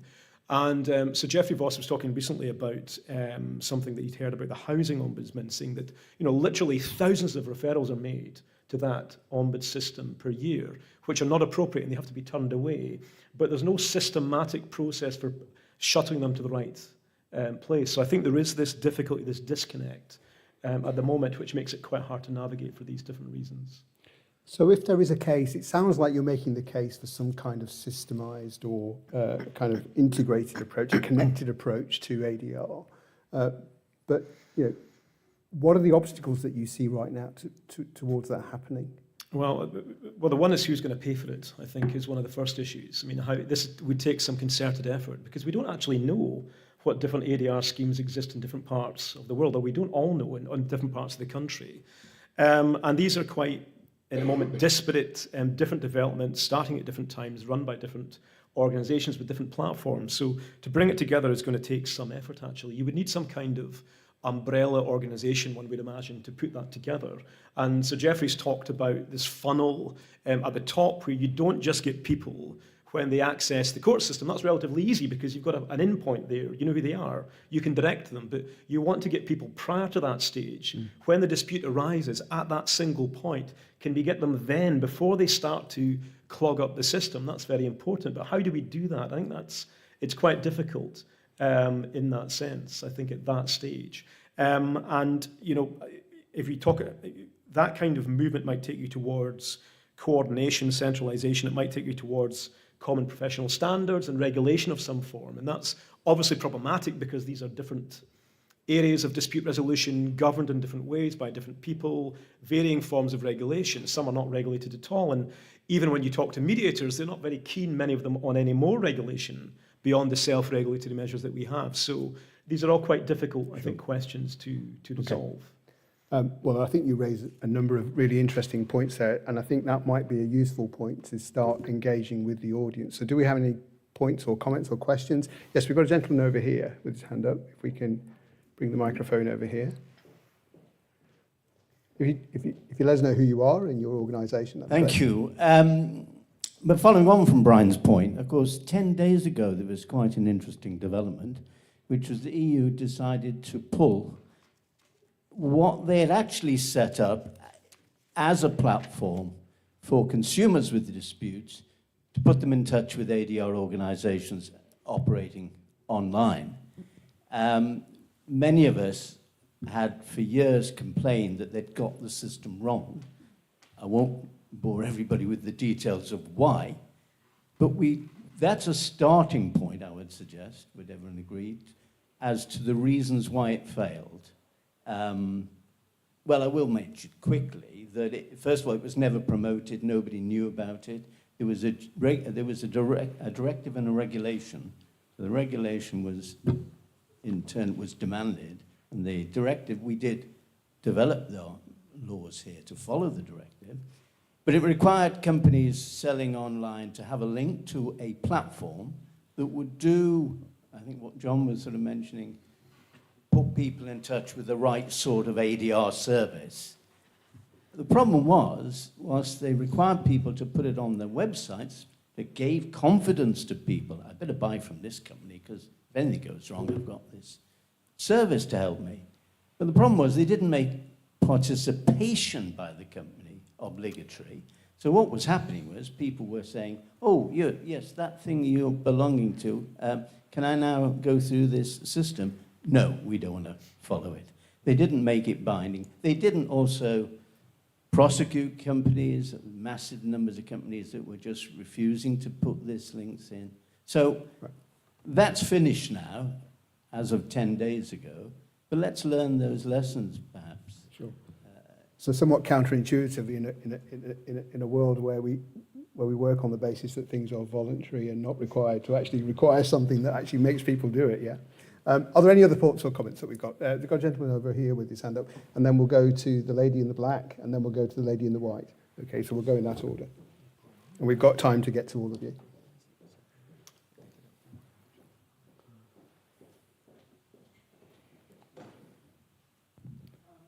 Good afternoon to the panel. Very nice to see you all. This question is directed to Yvette Bannister, the Chief Ombudsman. I've personally used the... sorry. It's financial ombudsman service. The Chief Ombudsman at the Financial Ombudsman. Yeah. I beg your pardon. I've used the Financial Ombudsman service a number of times as somebody who's worked on legal cases and who's been in need of insurance funding. The quality of the service has been generally extremely good. There have been occasions where the service has been less good. I think this is a general point, and I wonder if you agree with me, but normally the Ombudsman is engaged in determining people's legal rights and obligations under the terms of the insurance policy, for example, from insurance companies. Do you think it would be beneficial if more people were employed who actually had legal backgrounds? Because sometimes it can be the case that somebody doesn't have a legal background. And with the greatest respect to non-legally qualified people, they can sometimes get the law wrong. And that can then have a very big impact on the ability of the consumer to get access to justice. So that's a question I put to Ms. Bannister. Thank you. Thank you. And then I had actually a separate one for Mr. Well, if we can keep to one question, because I'm conscious we've got that was my principal question. Yeah, thank you. So that was for Ms. Bannister. Yvette, you want to take? Thank you very much. You want to take that one? Conscious that the purpose of this discussion is not to sort of go into the details of the financial ombudsman services jurisdiction and scope and remit, but to answer your question in short, we're not actually determining legal rights and remedies, although we're an alternative to the courts. Our jurisdiction is a fair and reasonable one, so we don't actually have to follow the law. In terms of having legally qualified people investigating complaints, which I think is what you mean, obviously we have a legal team and we work with our casework colleagues, and some of those casework colleagues will have a legal background and some won't, but I wouldn't go, I can't really go into the particulars of your particular experience in this forum. Yvette, I think we might have the quote of the day there. I like the way you say it. Our obligation is to reach a fair and reasonable outcome so we don't have to follow the law. I thought that was excellent. A mediator in the making. All right. We've got the lady in the black. Liz Astin from a company called Symbios. I would like to know or better understand some detail behind the quote, better access to justice, and whether or not the consumer or Civil Justice Council actually knows what justice represents from point of view of the consumer.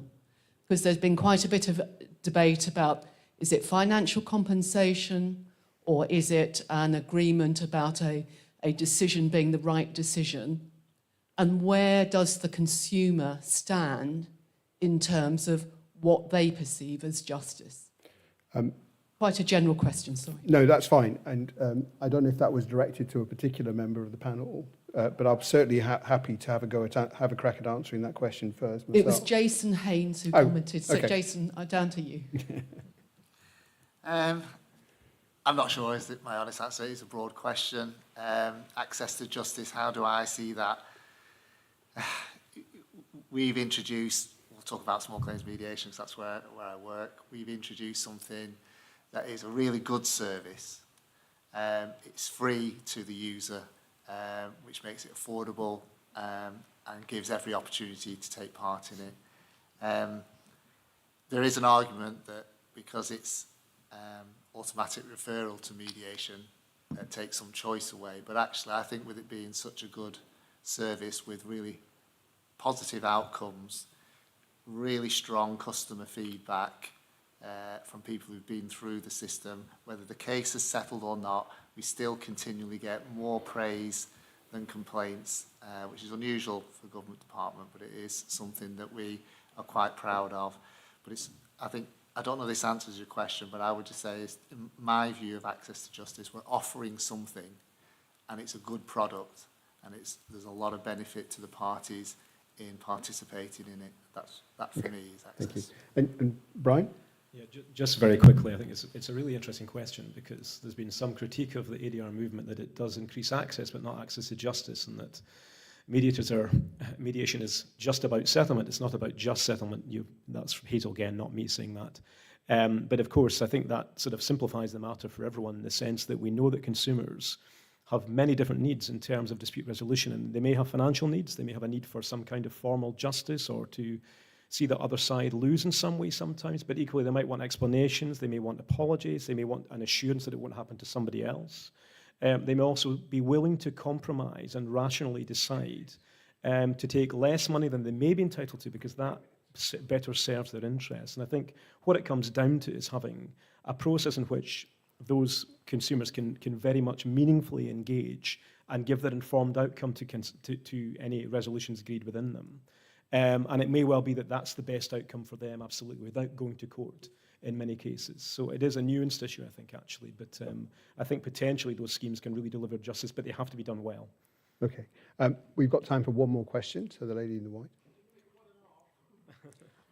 Well, I'll try my best. It depends how long this one is. Hello to everyone. It's my general question to the alternative dispute resolutions. The main factor is what I have experienced after completion of pre-judicial education program and HR degree. I find out there are lots of pro and cons based upon the case management system while going through the decisions making by the judges. So how this can be reformed? So that introduction of case management system in the HMCTS or all the areas of the laws where that can give to a wider conclusion to give a fair justice and access to the justice in a fair and justifiable manner. Thank you. I mean, I think you raised some really, really wide-ranging issues there. I mean, I think broadly speaking, from my perspective at least, it's about trying to find ways for allowing people to access the ADR system in a way and avoiding having to go into to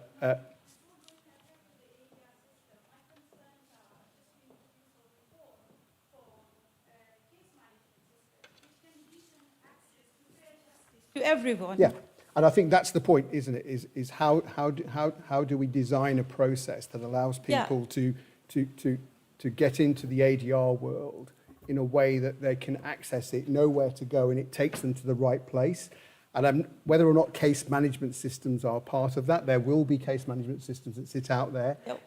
Lots of organisations have their own types of case management systems, but at the moment we certainly don't have a one-size-fits-all. It's the John, if you funnel. wanna- It's the funnel approach, isn't it? I find out lots of observation, and with lots of my 23 years of experience, I find lots of human errors while deciding to the case, and it goes to a different direction rather than not going in a positive and fair direction. That's what my concerns are. Thank you. Thank you. How are we doing for time? We're done. Okay, I'm really sorry, but we have run out of time. Can I just say, I'm really sorry, I know we have lots of questions. Can I just say thank you very much to the panel for joining me today. Thank you very much all for your staying power in the conference today and joining this session today. It's been great to be able to talk to you about all things ADR related. And I hope you'll have an enjoyable rest of the conference. So thank you very much.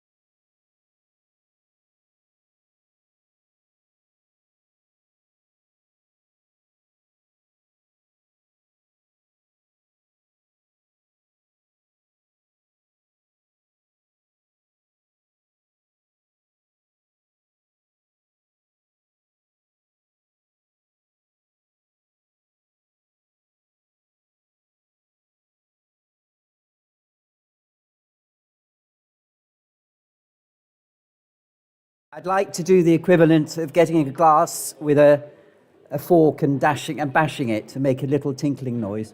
But we're going to start up again imminently. There we are, that's what we need. Because otherwise we're all going to be going home too late. So let's just wait for 30 seconds for some more to come in, and then we'll get going.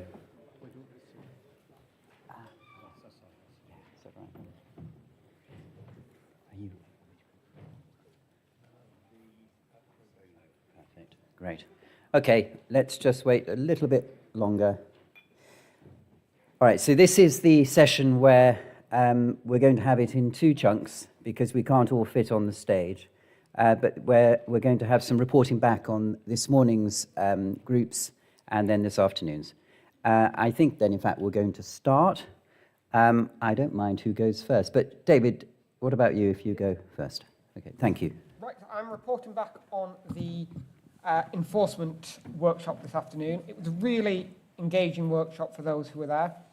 It was highlighted at the outset. There's no point in an individual or an organisation seeking to go through the courts to protect their rights if at the end of it they can't enforce the judgment, and I'm sure that's a problem that many of you will face. However, it was also highlighted that there is a balance and that the person at the end, the defendant or the debtor, needs protections in place. And it was highlighted that there's a stark difference between those who can pay but won't pay and those who simply won't pay. And linking back to the Minister's words this morning, enforcement very much intertwines with those guiding principles of effectiveness and fairness.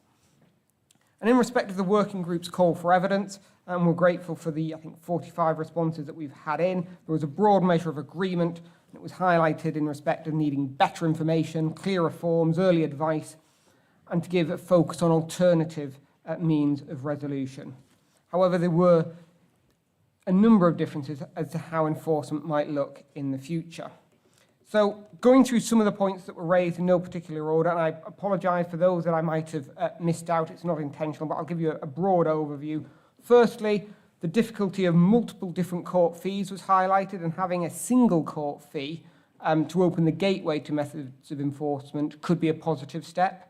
Next, difficulties in understanding and using court forms was raised, and perhaps improvement is needed there, but also a regular review of it so that court forms don't become static and we use the same form for 10 years.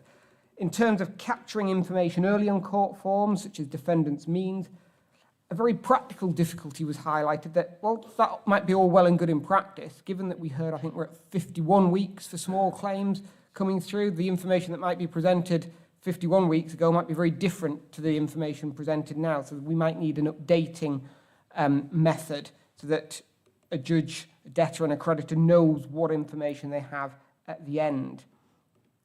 A really helpful matter was raised about looking at what current methods we have for getting information and using information orders. That's certainly something that the working group is going to feed into. Length of time for bailiffs to enforce was another matter discussed. And it was also raised not only the lack of staff, but also the lack of safety equipment for bailiffs. And that it was well received by the workshop today that investment is needed there, but of course we don't hold the purse strings. The lacuna of accountability in private sector agents was raised, and that debtors sometimes do not even know who it is who's performed an eviction. I should say that the working group is only looking at monetary claims, but it was recognised it's important to understand the wider landscape. And just in case anyone else is wondering, the reason why it is restricted to monetary claims only is because we've got the Renters' Rights Bill working its way through, significant changes that will come in the pipeline, and so it may be that there needs to be a phase 2 of looking at enforcement later down the track. There was a comparison with other jurisdictions that was helpful for discussion, and again, will be fed in. It was also raised that it was suggested that a debtor can delay providing information for a number of months once a judgment is given, and that should the court have information at the time a judgment is given, then there can be a quicker mechanism moving forward. So again, delay being one of the key elements raised. And an interesting matter, and one that actually fed into a different group this afternoon as well, in relation to litigants in person, is that there needs to be a distinction of litigants in person, whether a creditor or whether a debtor. And we need to look at how that's going to work moving forward and factor in what support is needed. That very much gives a very quick overview of what was very lengthy and very helpful discussions. Enforcement is clearly a matter which impacts very heavily, whether on the creditor or the debtor, and that improvements are long overdue. And the working group's report is going to be pivotal to really helping that move forward with an evidence-based and well thought out approach. Thank you, Simon. No, thank you very much, David. As my fellow co-chair, I'd like to observe that he went 30 seconds over his allotted 3-minute time. But thank you, David. So then, Ellen, in relation to data. Yes, thank you. I'll start my timer so I don't go over. Yeah, thank you. So just first off, thank you so much for the CJC team for an excellent day. So we had Daniel Hoadley as our chair, and a few high-level points that he made about data in the civil justice system that I want to feed back. Firstly, obvious but important to remember, the civil justice system is very large and complex, and it will be impossible to understand the way it actually functions as a system without a data strategy. And that data strategy needs to speak to how we collect and how we analyse that data, referencing the report of Dr. Natalie Byron, which came out 4 or 5 years or so ago. That data effort has to then be coordinated between different actors, and it was noted that the theme of today around working together was very appropriate in this regard, and that the impact of collecting all of that data together and various actors working together aligned on a data strategy isn't just so that we can have further academic insight, but it really matters to knowing what impact on the ground is being incurred to people and their access to justice. And it matters to know when we change things, how those changes are actually having effect beyond anecdote. We heard from Emily Oliver, who's at ADR UK, and she spoke to us about the value of administrative data sets, which give us a population level view of what's happening. She spoke about the Data First initiative between the MOJ and ADR UK, which enables researchers to access linked, de-identified, and research-ready data. And that while it started within a criminal context, now includes a civil justice data set. What that can do is it can really help us to understand who, when, and why people are entering the justice system. She noted, however, that capacity building of those who are using that data is absolutely vital. We also heard from Professor Neil Rickman, who made an important point about the decentralization and the role of the private actors who are collecting data within the civil justice system, comparing it, for example, to the criminal justice system, where there's far more centralization of the state in driving cases, whereas a lot of what happens within civil justice happens within a solicitor's firm and within settlements that are never seen by administrative data sets. And we also heard from Rowena Ricks at Denton's, and she spoke to us about data from a private legal services perspective. The importance of understanding if we want those private actors to collect data for us so we have a more holistic view of what's going on in the system as a whole, we need to understand we need to value our data inputters. They need to understand the purpose of that collection, the why. And for the busy practitioner, they need to understand how that links to delivering better services and to delivering better access to justice. Finally, just for 10 more seconds, our questions identify that this goes wider than just solicitors and that the third sector are an incredibly valuable data inputter, and that we need to, and there may be a real value in local data strategies. Rather than boiling the ocean, what can we do on a local level to make that data collection and analysis deliver results to improving access to justice through data-informed policy interventions? Thank you very much, Ellen. Thank you very much indeed. And then Graham, in relation to university law clinics and pro bono. This was a lively and engaging discussion, and my summary will not do justice to the breadth of the discussion. Working together is the theme of this conference and was very much the focus of our discussion.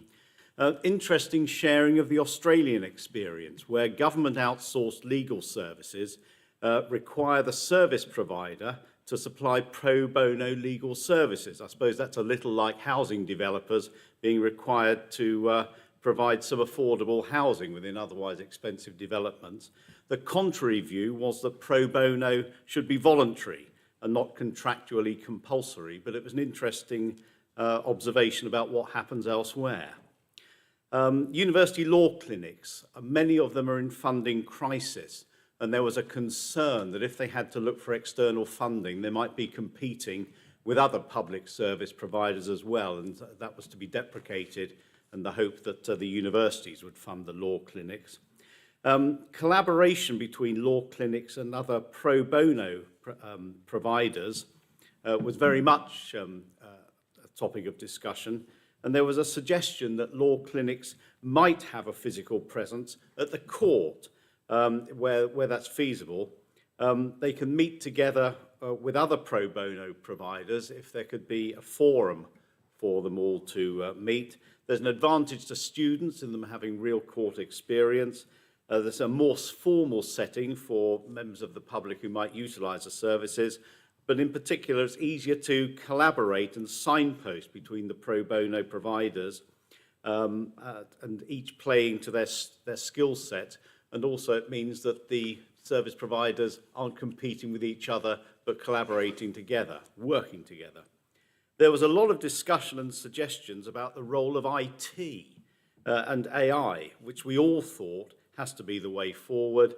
And there was some indication that despite all of the work that's been done over the last 13 years, there's still issues with accessing pro bono advice, so there's still work to do. Thank you, Graham. Well, Graham wins the prize. He's come in well under 3 minutes. Good. Well, thank you all very much. They're going to leave the stage to be replaced by the next cohort. Thank you.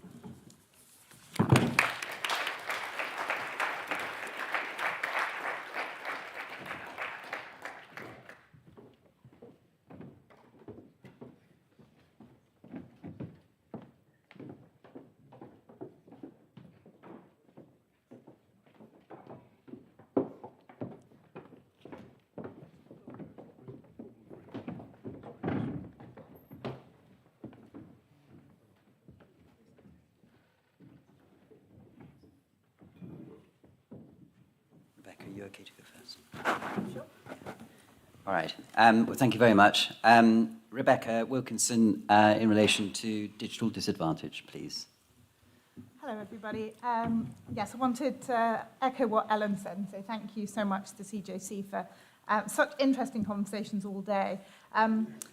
The topic of my session was digital disadvantage, which ended up becoming quite ironic because of the discussions that then went on within it. I'm trying to work out if I should be doing it chronologically as the discussion came or as others have done, and thematically. The reason I have my phone is because we were asked to consider 3 key questions, and they're quite long, so I am going to read them out, so I didn't write them all down. But the first one was, let me get this right.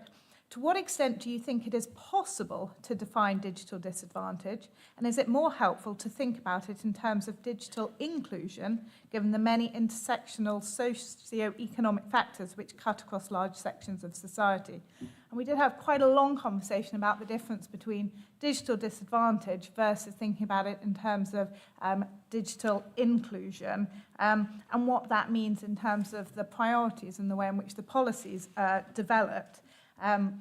A lot of the framing was around the fact that almost anybody can end up being digitally disadvantaged, especially if they're in a situation of high stress, emotional stress. And I mean, it was played out when we were all asked to use a QR code and go to find these questions, and half of us in the room couldn't work out how to do it. And I suppose the concern is that if we're talking about digital disadvantage, you might end up just talking about everybody, and how can you then prioritise the work that you're trying to do. And also, it ends up being temporary or circumstance specific, and that's very difficult to then fit into your design principles. So it was a really, I enjoy these sort of discussions about theory, and it was great to think about the risk that comes with using the wrong terminology and using the wrong starting place. So I'm not sure we all agreed, but I think we definitely agreed that there was a discussion to be had there. The next question, so I'm going to start, and this is even longer, is, I know this is a short one. How could we use agreed inclusive guiding design principles to influence change in civil justice and government policy more broadly? And actually, in some ways, this ended up being the shortest bit because everyone agreed that there were already, it was important not to recreate a wheel, and there were already a lot of good principles out there. And someone talked about the 4 A's, which I did write down, which was available, accessible, acceptable, and adaptable, which was talking about how these are already used in other disciplines. And instead of spending the next 3 years trying to agree a set of inclusive principles that no one's going to agree to, how about we use some principles that someone out there has done a lot of thinking about, and that can help sort of turbocharge a lot of our conversations. So I thought that was very important point, but also someone did point out that we're working within law, so we also need it to be reliable, and the importance of that, and remembering there is a difference in terms of what we're doing to some other digital design work. And then the final one, was, whilst the focus is rightly on the end user, to what extent could or should we look to focus on legal tech and innovation in the legal sector from the perspective that many SMEs possess neither the time or resources to keep abreast of and utilise effectively some of the innovations in the sector, which I think boiled down to what extent can we work in partnership? To what extent is there work that's already going on in the other sectors, and can we bring that into the access to justice space? And a lot of people talked about the cultural issues and the problem with being busy people who don't necessarily know all that much about this and the fears of it going wrong. And actually the need for people who understand this work to come in and work with us long term on what the solutions might be. And we discussed, what is the right forum to make those collaborations together. And someone from the tech sector did say to us, don't just give us a field to work in. We need the sandbox. We need to have a defined goal. We need a defined problem. We need to understand the rules and regulations of your system that you're asking us to work in. But if we can do that, let's look at how we can work together. But I think there was a real request from the third sector actors in the room, which was, you can't just give us things that we don't understand, because they'll work in the short term, but not necessarily in the long term. I'm out of time, aren't I? Yeah, I'm so out of time. Okay, the final point was there's no money in it, so we need companies to step up and want to work and help with us. And yes, a call to all the Googles of the world that are out there to step forward and work with us. Rebecca, thank you. Rebecca, thank you very much. Donald Gallagher, in relation to creating network ADR, please. Thank you. Thank you very much. Yes, the ADR session was a very broad discussion, much like the ADR sector itself. One of the things that was touched on was, which of course we've been touching on all today, is what does better access to justice actually mean? A strong feeling from the panelists that ADR is an alternative to the courts. A lot of it is about making fair and reasonable decisions, particularly in the ombudsman sector world where I'm from. Not about specifically being in line with the law. And it's also not just about resolving disputes, but also about trying to repair relationships as well. We heard from a few different providers. We heard from the small claims mediation service and about that movement to the automatic referral for claims under 10,000, that they have an ambition to move to doing 100,000 mediations a year, and also that a recent example where end-to-end, it was 13 working days for a case. So that point about swift justice. We heard from Calm Mediation, another mediating company providing services, particularly to local authorities, trying to make the world conflict neutral in their words, which I think was a nice phrase to come away with. We heard from CEDA, who deal with 20,000 disputes a year across 15 different industries, a lot of it adjudication, but mediation as well, again, playing into that variety of approaches. And we heard from the Financial Ombudsman Service, which if you work in the Ombudsman sector, FOS is the organisation that you can see from space because it's so big. They are just one of 22 ombudsmen in the UK. Between them, they deal with over 500,000 complaints in a year. So we heard more then about good practice, and this was common across a lot of those organisations, but particularly talking about channel of choice, not just providing online forms, which most organisations in complaint handling ombudsman sector do now, that kind of push towards digitalisation, but also people being able to contact via email, via post, via call centres as well. So really heavy emphasis on that, not one size fits all. You're talking about dealing with people's neurodiversity, about making reasonable adjustments and the rest. We then talked a little bit about the future. The Financial Ombudsman Service in our sector is a bit of a leader in this area, the digitalisation, digital tools and use of augmented use of augmented technology, stroke AI. So there was a lot of talk there about case summary tools, about automated chasers, but another nice phrase of not robo-judge. So still this thing that it should be a human at that centre, and you're using these tools to make your service more efficient, not to delegate responsibility for that decision. And again, the point being that the purpose is to resolve cases more quickly. We then came on to a big question, which I don't have time to completely cover, but around that point that awareness is still too low of all of the options across ADR. And a question about whether there could be a network to connect different platforms together and help people. The negative part of it was that would all be quite difficult and quite expensive and not quite sure who would lead it. There was examples of the EU ODR platform and the failures there. And it made me think particularly of a report from about 7 or 8 years ago that was done by Citizens Advice, Confusion, Gaps and Overlaps, which absolutely describes the ADR sector on the tin. What we do really need is a review and reform of the ADR sector to really get that full potential and to assist the moves that we want elsewhere in the justice system. But the point in that report was you need to plug the gaps, you need to raise standards and apply standards. We agree with the point that they make that you should have a single mandatory provider per sector, but it's after you do those things, that's when you then bring in a portal.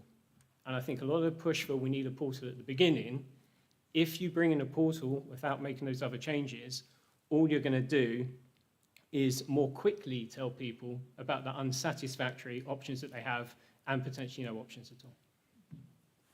Thank you very much indeed. Now, the next speaker is Mrs. Justice Maura McGowan, a colleague of mine. She's going to speak on LIP Liaison Judges Network. When I told her she had 3 minutes, she said, that's far too long. So let's see. I'm really not going to talk for too long, just in case they make me a Minister for Transport. Before I come on to the general topic, I would please publicly like to thank Mark Dyte, my successor in this role, who has done sterling work leading the network and on behalf of litigants in person, and he deserves our thanks as well as theirs. We dealt with the question of what the network should be made up of. Have we got the right judges on the network? Are people simply there because somebody else said, I'd like you to do this? Have we got the right people in the right place? That's something we need to look at. We dealt with the issues of who we are providing information for, and we want to start looking at the outward facing, what we can put up available for litigants in person.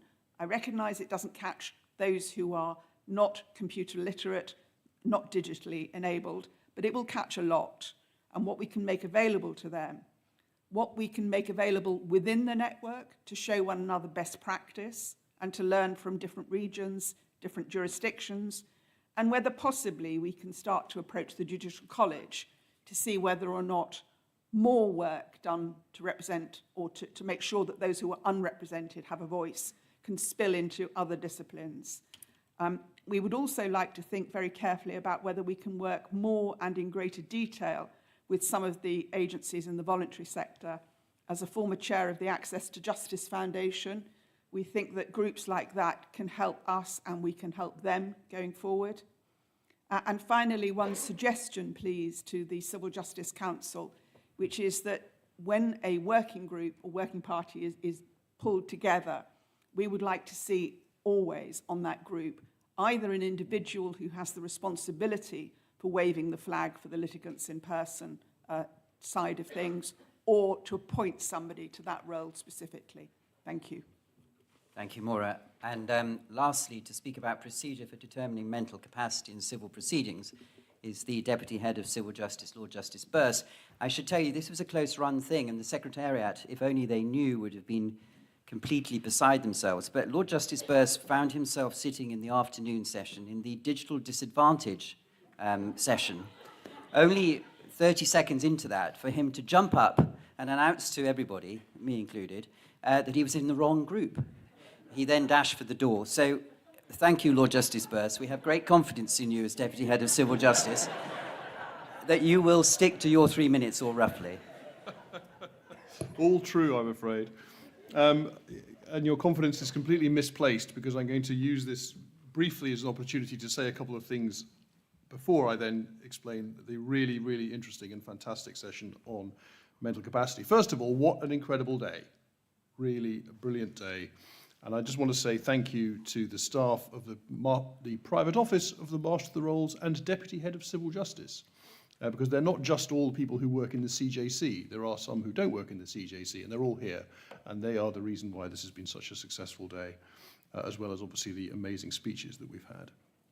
Secondly, I want to just say something about the Online Procedure Rule Committee, because that's been mentioned a couple of times today, but hasn't really had a chance to really be taken out, as it were, take the horse out and run it through the paddock a little. So I just want to say a few words about that, because it does provide something that's relevant to what we've been talking about. We've now focused the work of the subcommittee of the OPRC, which is what I chair, in 3 areas. The first one is working on possession. This is the new possession system. And one of the things that we've done there, which has never been done before, at least in digitization projects in this jurisdiction, is we've written on a single sheet of paper what the requirements are from the rulemaking point of view for this system. Now, no one's ever done that before. They're not complicated, they're easy enough to understand, but they're rather important, and that's been a really useful first step. The second piece of work that we're now working on is a model for the principles that apply in the pre-action, pre-action. That's, you know, the OPRC has a specific remit relating to pre-action proceedings, and to get the groups thinking about a model for what the principles could be. And the reason I say the word principles is that what we recognize, and this is a theme that's been throughout the day, that we can't have Byzantine, I think somebody used that word today, rules of enormous complexity at that level. What we want is to identify principles. It's not just one sentence, it's not just an overriding objective, it's something in between a single overriding objective and about 15 million pages of pre-action protocols. There is somewhere in between those two things that we can work on. And one of the particular things that we're very focused on, which I wanted to mention because it came up this morning, is data standards. And the discussion on data this morning was very, very interesting. And the point that was made is that there's no standardization for the collection of data in this world. And with any luck, the OPRC will be able to work on that. Now, it's only, of course, its remit relates to online, but actually there's no reason at all why that shouldn't apply across the board, and at least lead in that. So there's a very interesting piece of work. And then the final of the 3 is the future. And that takes me to the third and final thing I want to mention before I get to capacity, is another theme for today is harnessing the power of technology. And I don't know how many of you took the opportunity to pop into the room over there, I can't remember what it was called, at the beginning of the day when there were some demonstrations. But I did, and it's worth calling out 2 things that I saw. I didn't manage to see everything. First of all, Tony guys, with your brilliant bag, your plastic bag, you brought along the plastic bag, which all judges are familiar with that plastic bag, working in the courts. We've all seen litigants in person come into the court with that sort of thing. And what you've been working on, Tony, as you showed us, is an expert system that helps people pull together their story and put it into a form which is useful to take on to a provider, a mediator, a solicitor or something, which I think is a fantastic use of technology. And then my personal favorite, and I'm afraid it wasn't you, I'm sorry, is Garfield. I hope you all saw Garfield. Garfield is an AI-driven lawyer, and it was there in that room for debt claims. You go in, you tell it your story, you give it your invoice, you give it the contract, and it will write you the pre-action letter, it will write you a claim form, particulars of claim. If you're happy with it, it will file it at court using the API that we already have. It's all there, and it will take the defence back on the system. That is an artificial intelligence-driven law firm right there in the room across the wall. So anyone who thinks that this sort of technology is not absolutely at the core of what we can do for access to justice, because that's what this is about. This is access to justice in the real. This is something where the cost of running it is not at all high. It won't cost the earth for people to be able to use a system like that. Enormous power there for good. That's what I wanted to get off my chest before going to the best session, which I did miss, you're quite right, the first 5 minutes or so. And I think I did say out loud, and I'll say it to you, I thought the Officer Rolls would tell me off big time if I forgot to go to capacity. So Diane, Astin and Daniel Clarke have done a brilliant job leading the work of the Civil Justice Council and producing a report on capacity. And the discussion this afternoon in the group was really fantastic, very wide-ranging, a huge range of perspectives from different people, and really showed the Civil Justice Council at its absolute best. The highlights. It's clear, and the report that Diane and Daniel have produced makes this very, very apparent, that the process itself needs a significant degree of clarification. It's a real problem in our courts, and we need to deal with it. There's very clear evidence of a wide variety of different experiences. Very good judges do it very well, but the truth is that not every time does it work as well as it should. So there's a real need there. But there is a huge lack of data. We don't really know what's going on in the courts in this area. So it's another common theme that came out this afternoon. One of the ideas is to give the court the power that the Court of Protection has. The Court of Protection, COP, has some quite useful powers in this area, which the civil courts don't have. So one of the recommendations is to look at whether those powers should be provided to the civil courts. A really, really interesting idea that was supported by a number of people this afternoon. That would lead into the question of disclosure of medical evidence. So the court actually ordering that the NHS or the GP would disclose relevant medical evidence in the case in which there's some question over the capacity of the litigant. Really interesting, I say interesting in the sense of complex, a complex issue. You can see why, as was explained this afternoon, why it might well be the way to solve the problem in some cases. On the other hand, it raises all kinds of privacy questions. You've got to make sure that there's a nexus between the information you're seeking and the reasons for wanting it, and the real concern about maybe a potential breakdown of trust between the person who, of course, at the end of the day, well, this is all meant to be helping someone, but they may well not want, may well not recognize that they lack capacity. So there's all sorts of difficult issues there. Importance of judicial training. There is judicial training on capacity, but a good question is whether it should be compulsory and whether there are details that we need to fix. The direct access bar, I think it's fair to say, if I can embarrass the report writers, that isn't something they thought about particularly, but that's why we have these discussions, because the person speaking from the direct access bar perspective was indicating that that's a specific area which might need a bit of thought. And then the other critical recommendation, the idea of a fund of last resort. Now that's something which is very clear in that report, big support in the meeting about that, and I hope MOJ are still here. I don't know. They probably got to see who their new minister is going to be. And then I should also mention the idea of, I thought it was a brilliant idea, of very highly targeted, non-means tested legal aid as an interim measure for the process of assessing capacity. So really interesting stuff. And finally, the other thing that came out of that was a thought for future work of the Civil Justice Council, which is to do some work on litigation friends, which I'm sure is a good plan. Thank you. Sorry I went over my time. So. No, it's fine. At least you got to the right room. I think it's over to Sam now.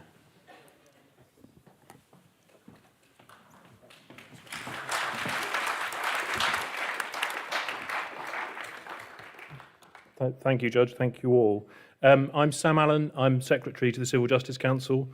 I will be more brief than planned given the time, but there must be some thanks. I hope you would agree with me that today has been a good day for civil justice, and I'm so pleased that the Council has again been able to bring you all together. I hope you feel we've provided an opportunity for the sharing of efforts and ideas, the identifying of connections, and perhaps most critically, through mutual support, an energising of each of our efforts. We know that the Council's task is its very reason for being is reflected in the theme of today's forum, working together.